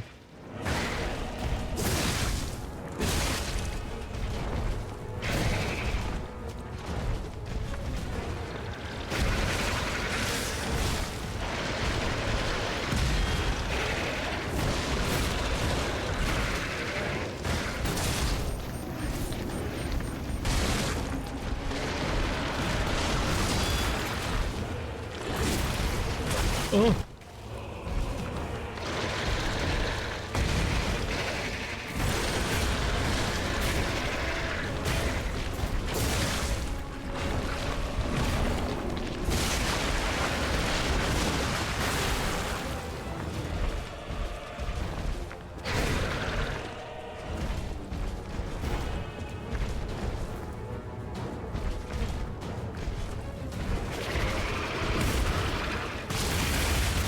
I forgot what he did there.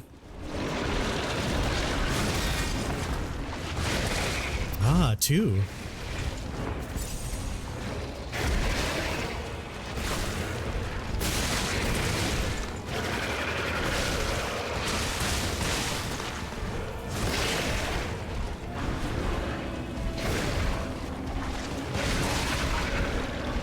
Damn, that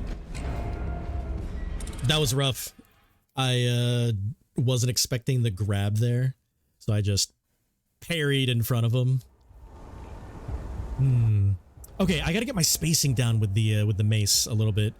I whiffed way too much there.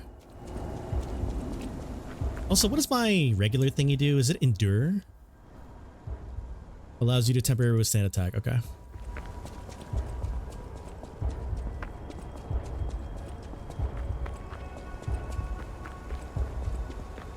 All right, attempt number 2, I didn't feel as strong, but I think I was doing more damage.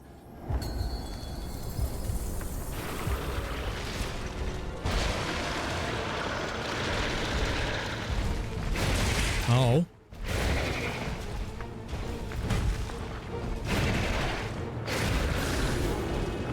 Wait.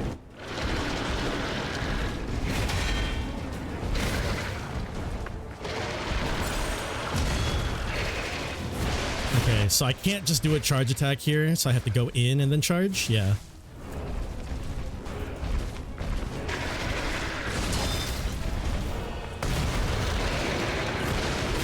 Three, 4.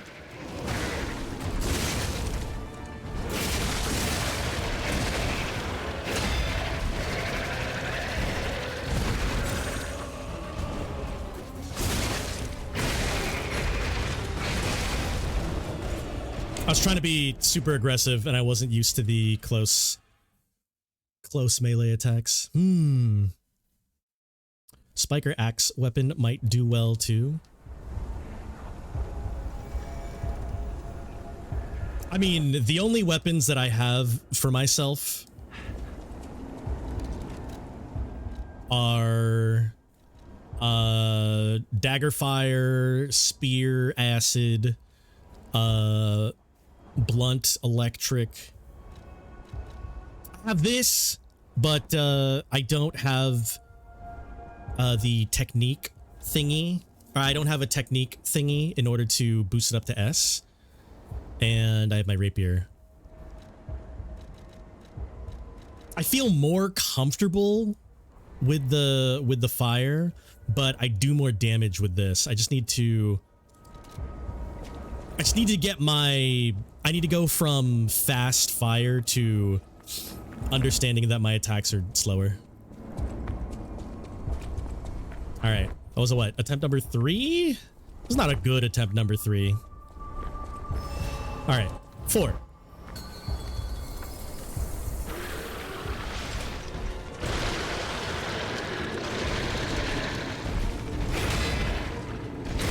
Oh, that was bad.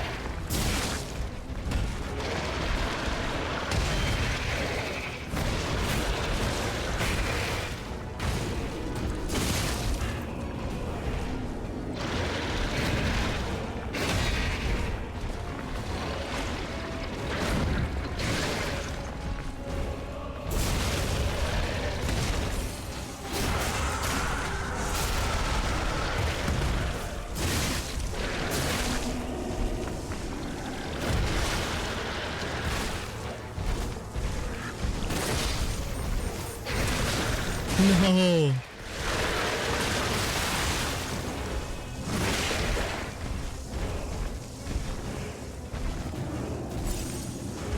I feel like I had a faster cooldown on the Falcon Eyes, and I don't know what happened to it.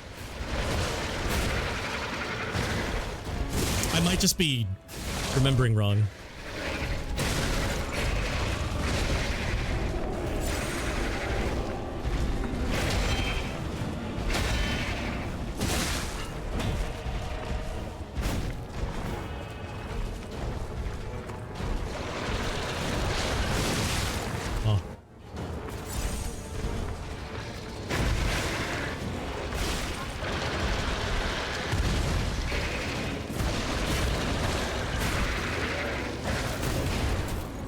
How did that not hit? Hello?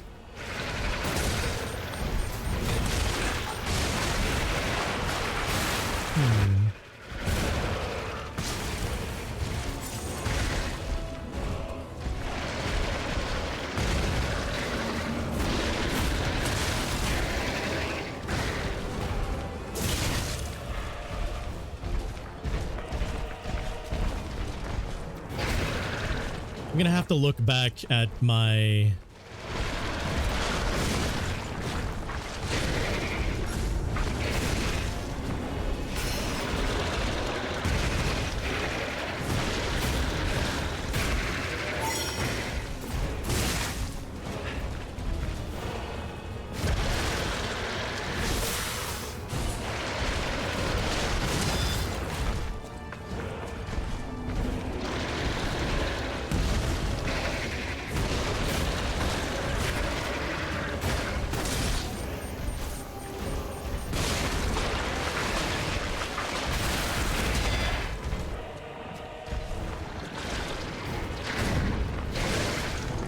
I missed.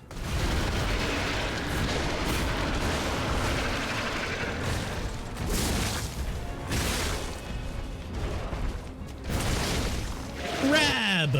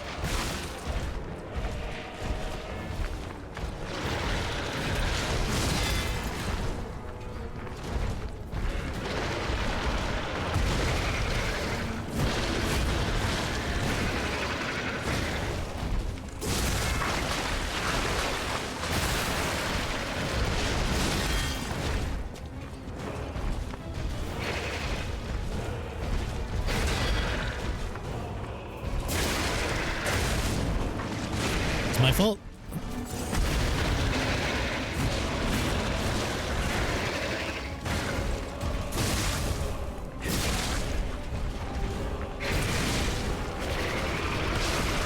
Ouch.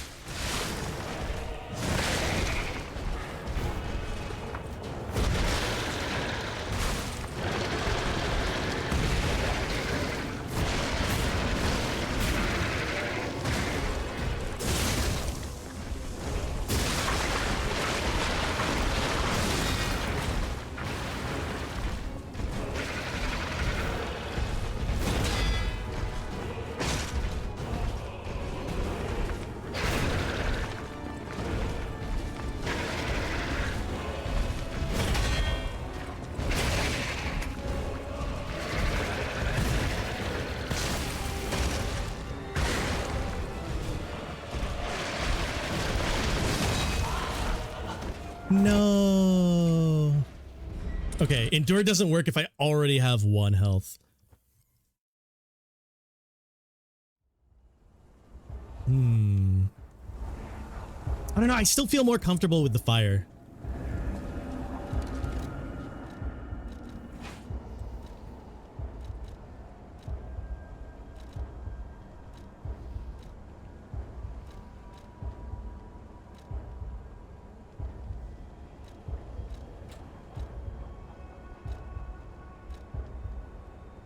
Disruption, shock. Okay, actually, none of this is fine. Do... Yeah.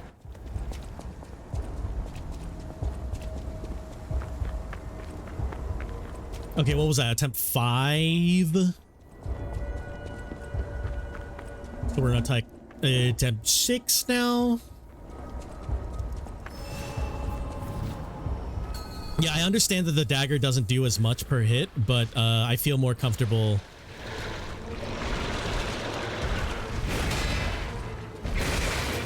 Oh.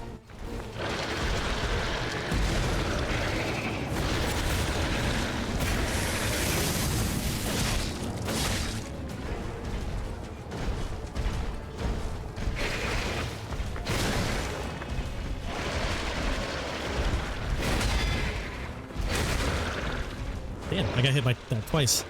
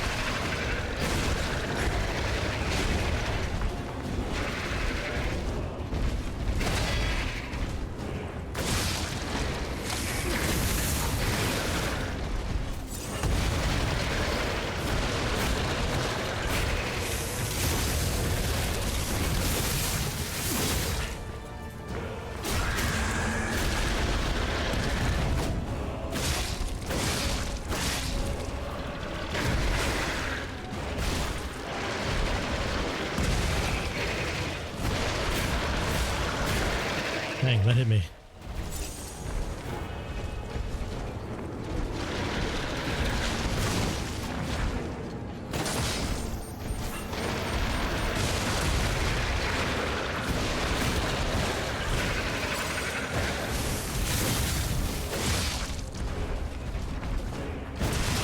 Grab! I forgot the grab! Ouch.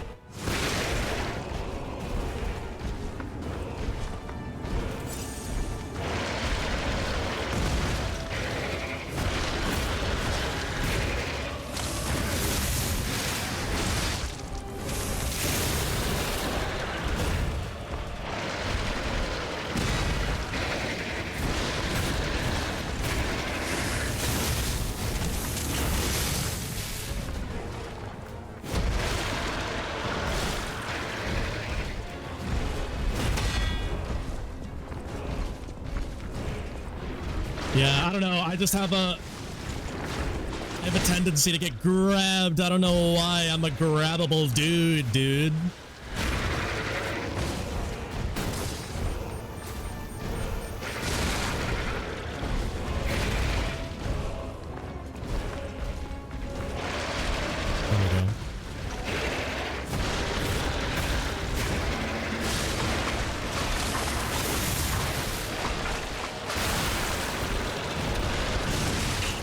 That was my fault. I thought he was gonna grab. I got afraid of the grab. Oh, hey, Lucky.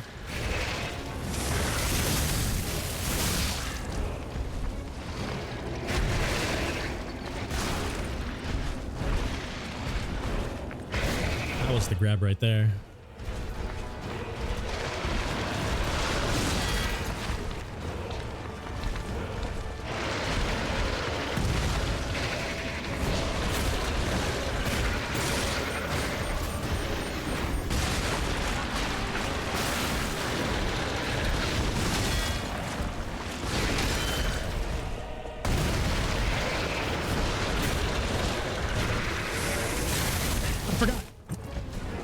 I was on the wrong side.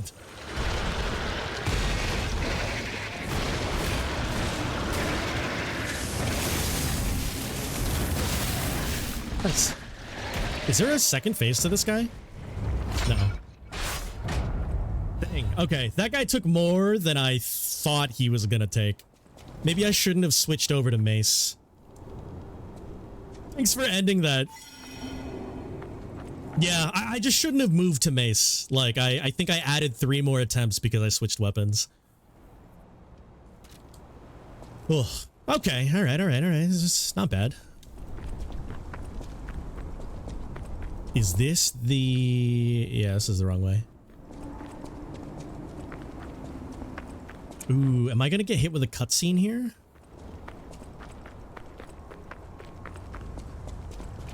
So what's happening now? Let's get back to the hotel and our friends. Let me actually, let's see, what time is it? It is midnight exactly. Hotel crap.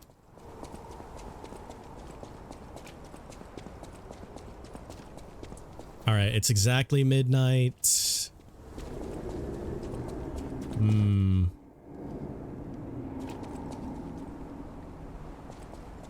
Neuromancer, is there a long cutscene and or a fight immediately when I walk in the door?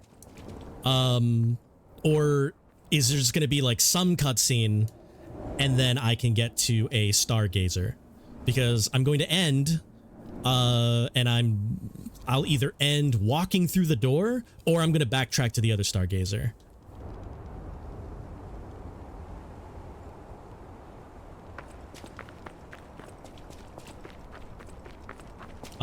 I think I might just walk through the door. I can't remember. It shouldn't be long. Okay.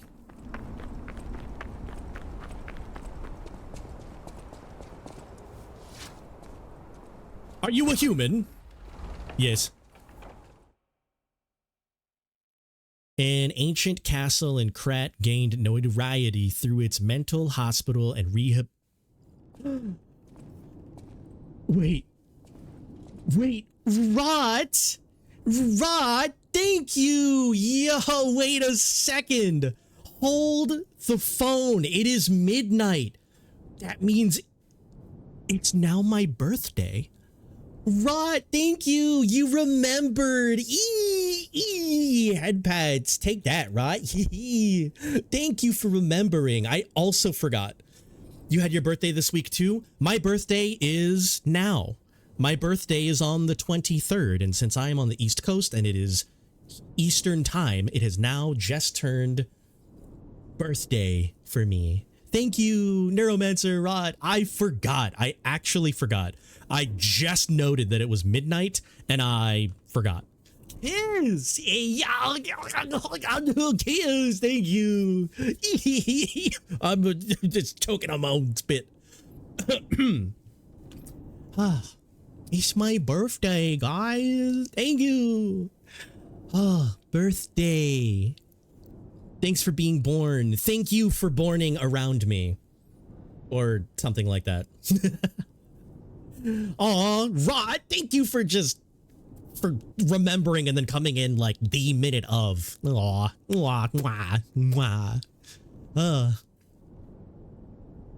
your sister's is tomorrow? Damn. Tell your sister.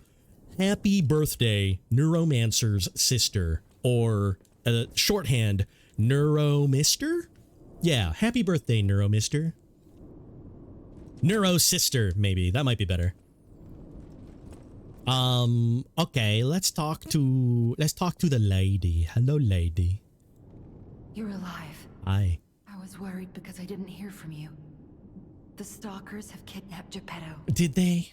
It was the fox, the cat, and the Black Rabbit Brotherhood. No. But really, I sense Simon is behind this. But I like the fox and the cat. Go to the second floor and make sure everyone is okay. I'll try to figure out where they ran off to. Okay. Antonia might know a secret passage. Try asking her. Oh, Antonio's not dead, yeah. First, Antonia might... Can I get to a stargazer? Why didn't you use acid on them, Sophia? Yeah, Sophia, come on, dude.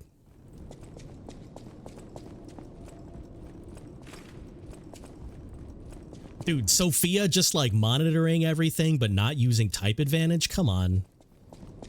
There's no way. There's actually no way. No, they broke the little mobile. They didn't break this though. All right, everybody out here is cool. Those guys are still fine. But yeah, I'm gonna end soon. I just need to get to a stargazer. I'm assuming everyone's in there, but let me go and eat some leaves real quick.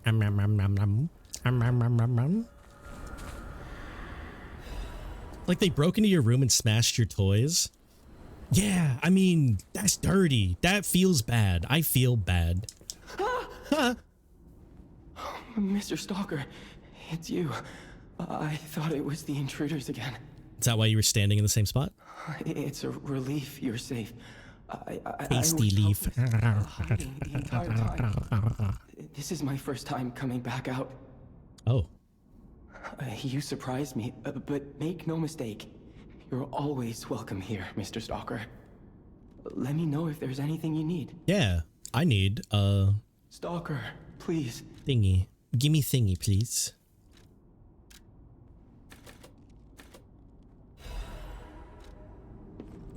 Sure, thank you for thingy.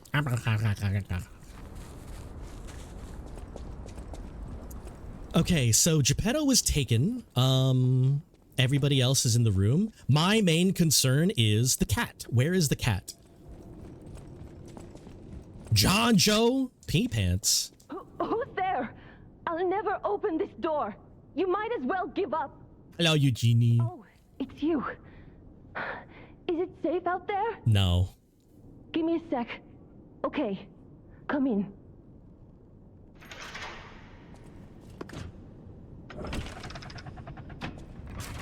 Dang, this door!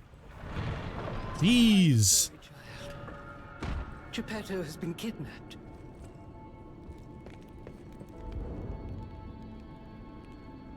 This is how big I am right now. It's like pretty big. Hello, Eugenie. You're here. That's a relief. Being trapped somewhere. It's the worst. It's good to be free. Oh, sorry. I should be thanking you first. You're welcome. Wait, why are you thanking me? You reminded me of the Hound. Probably because both of you saved my life. Not because I have the dog mask on? You're welcome. You're here. It's good when you came in. You have my personal thanks for saving Master Venigni, sir. You're welcome. Do look after him, won't you, sir? He looks like a character from Final Fantasy or Monster Hunter.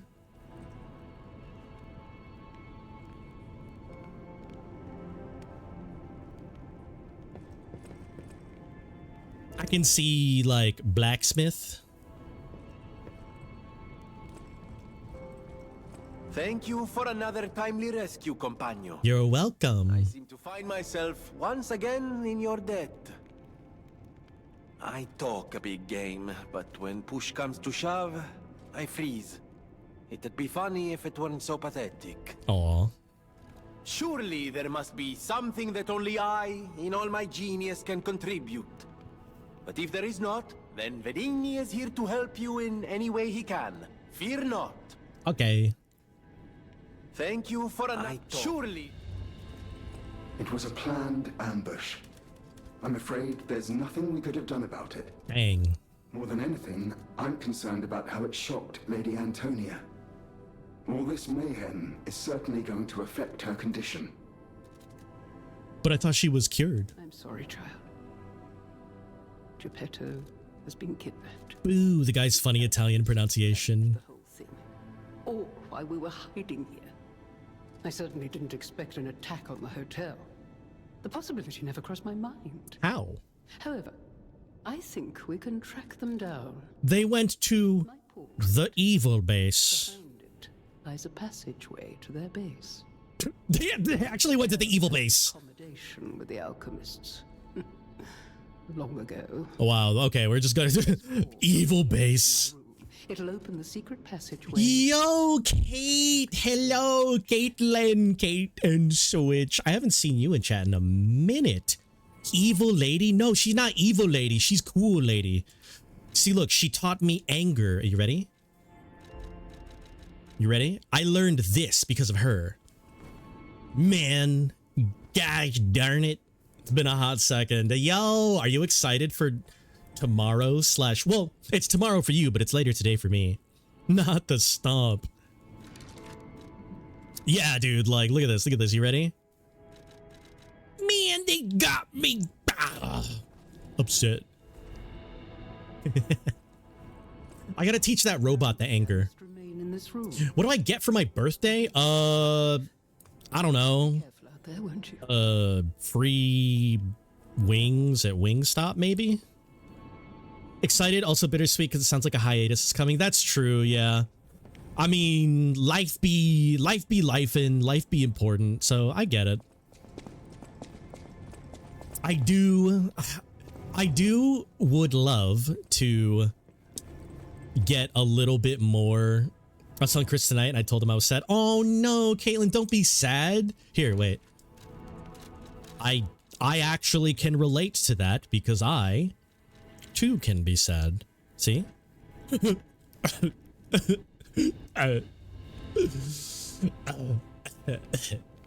Yeah, see? That's it. But yeah, no, I mean, a full semester hiatus. Thankfully, I have a bit of time blindness, so I kind of won't really register how much time will be. But at the same time, though, I am a little sad too, because like I would really love to get a little bit more of a handle on my character, because she still feels like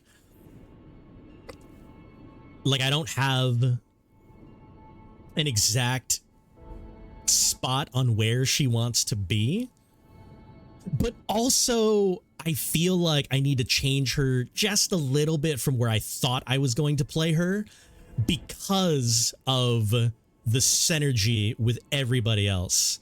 Like, she was so going to be the background support character, but it sounds like all of us are the background support character, and the closest person that has like a goal in mind is Ami, and I'm just like, dang, okay, I gotta tweak just a little bit to have her be a bit more, I'm going to impulse make the decision. And I'm like, heck, I want to play a lot more so I can like lock into that that mindset. Very grateful we have all the sessions. Scheduling hasn't been too terrible. Yeah. No, I mean, like, I'm very happy that we've got everybody, and it's actually been nice because even if it's, you know, over a month ahead of time, we kind of get that, we get it locked down pretty quick, and I like that. You mean Chris, I'll definitely have goals, but we haven't told each other and it's hard. Yeah, exactly. It's like, it's funny because like all of us have goals, but at the same time, they're not like the immediate, like I feel like with all of our characters, we've kind of backloaded or rear loaded. What's the term? Not front, opposite of front loaded, back loaded our our like lore and like our stuff. So like all of our characters are legit just like, yeah, you know, like kind of going with the flow until I get a real direct lead on the thing that my character wants to do. But all four of us have like run into each other in that exact moment. So it's just kind of like, huh. Yeah, exactly. Like we're still just mad strangers right now, and it's kind of funny, and I want to play more so we can find somebody to get that first like ball rolling. Yeah, in terms of pushing towards the goals and just trying to feel out what the goal might be, Bass and I are definitely not strangers at this point. True. I mean, like, we all have like funny... Stargazer activated. We all have, you know, like the funny like relationship with each other. Play the piano, play the Venini, play Eugenie. Then also go to Barren Swamp. Hold on, I gotta show this guy how to be angry real quick. I gotta teach him the ways. But yeah, I think Boo has an interesting relationship with Bass and Nigel. I think Bass has an interesting relationship with everybody, and I think Nigel has like an idol relationship on both Bass and Boo, but like an odd sibling almost relationship with Ami. Hello, my only friend. Hello. What have you come to tell me? I've come to teach you how to be angry. Angry I'm upset. Ooh-hoo. I think it's brave. Yes. I hope I find someone I can be brave for. Thank you so much. You're welcome. This is a good dude. No, that's a good dude. This is a good dude. Hello, my only friend. What have you come to tell me? Hello, my only friend. I'll be back. Good guy, TM. But, back to Hotel Krat. Okay, I think this is a good place to call it, because next time we play, we can go play the piano, we can talk to all the duders, we can menu up a little bit before we actually go to the bad guy base. And then, here, let me level up my dude. Dan, just a little bit more. I'll think about it. Where else? No, okay. Okay. Game has been saved. Oh, thank the stars that the bad guy TM did not destroy the music maker.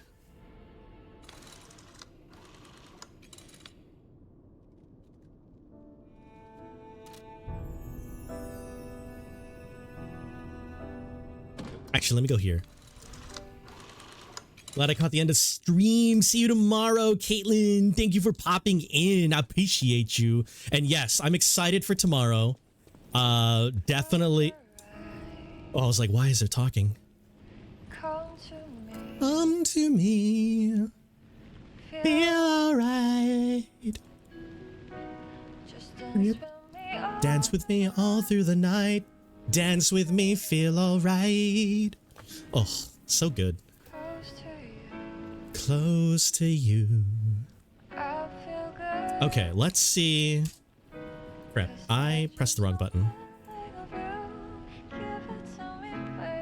Give it to me, baby. Boo-doo-doo.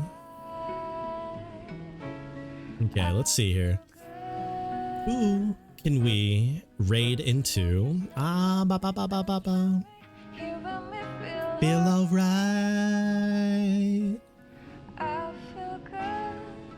A game about digging a hole.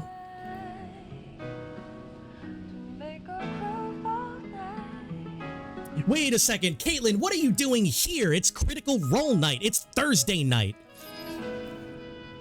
Also, let's go ahead and raid Casmut. They are playing a game about digging a hole. I have no idea what that means at all. Like, not even the slightest. You watched it at 2x speed on bacon? Wow. Okay, I see you. All right. And okay, how have the cooldowns been? I've only seen episode 1 cooldown, and I loved. I'm a freak. Oh man, maybe I should get some bacon, dude. Man, I'm not even caught up. What am I doing? I've just been watching people. I've just been watching just random reaction streamers react to the Mighty Nine animation, and I've just been eating that up, just like and I've been falling behind everything else. It's fun to hear the breakdown. It's exactly what we do. Oh, I want it so bad. Feel alright. Okay. Anyways, let me go ahead and pop the Discord out there and then the regular VODs channel. I have to sneeze. Stop.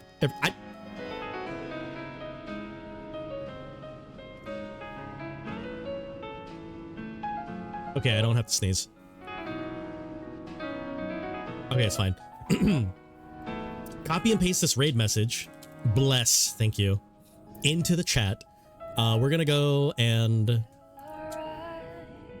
raid our friend Casmut. Like I said, Casmut is playing a game called A Game About Digging a Hole, which I have no idea what it's about, but, you know, they are good people. And yeah, it's Thursday, so I will not be streaming tomorrow. I will be having the time of my life as a cat girl witch with my besties in Daggerheart, one of which being Kate and Switch. But I will see you guys on Monday, if not over the weekend. Oh, that means there's no movie night tomorrow. Okay, that's fine. Yeah. Time to adventure. Let's go. All right, what was I doing? Oh, rating. All right, I'll catch you guys later. Have a good night. Caitlin, I'll see you tomorrow. Bye.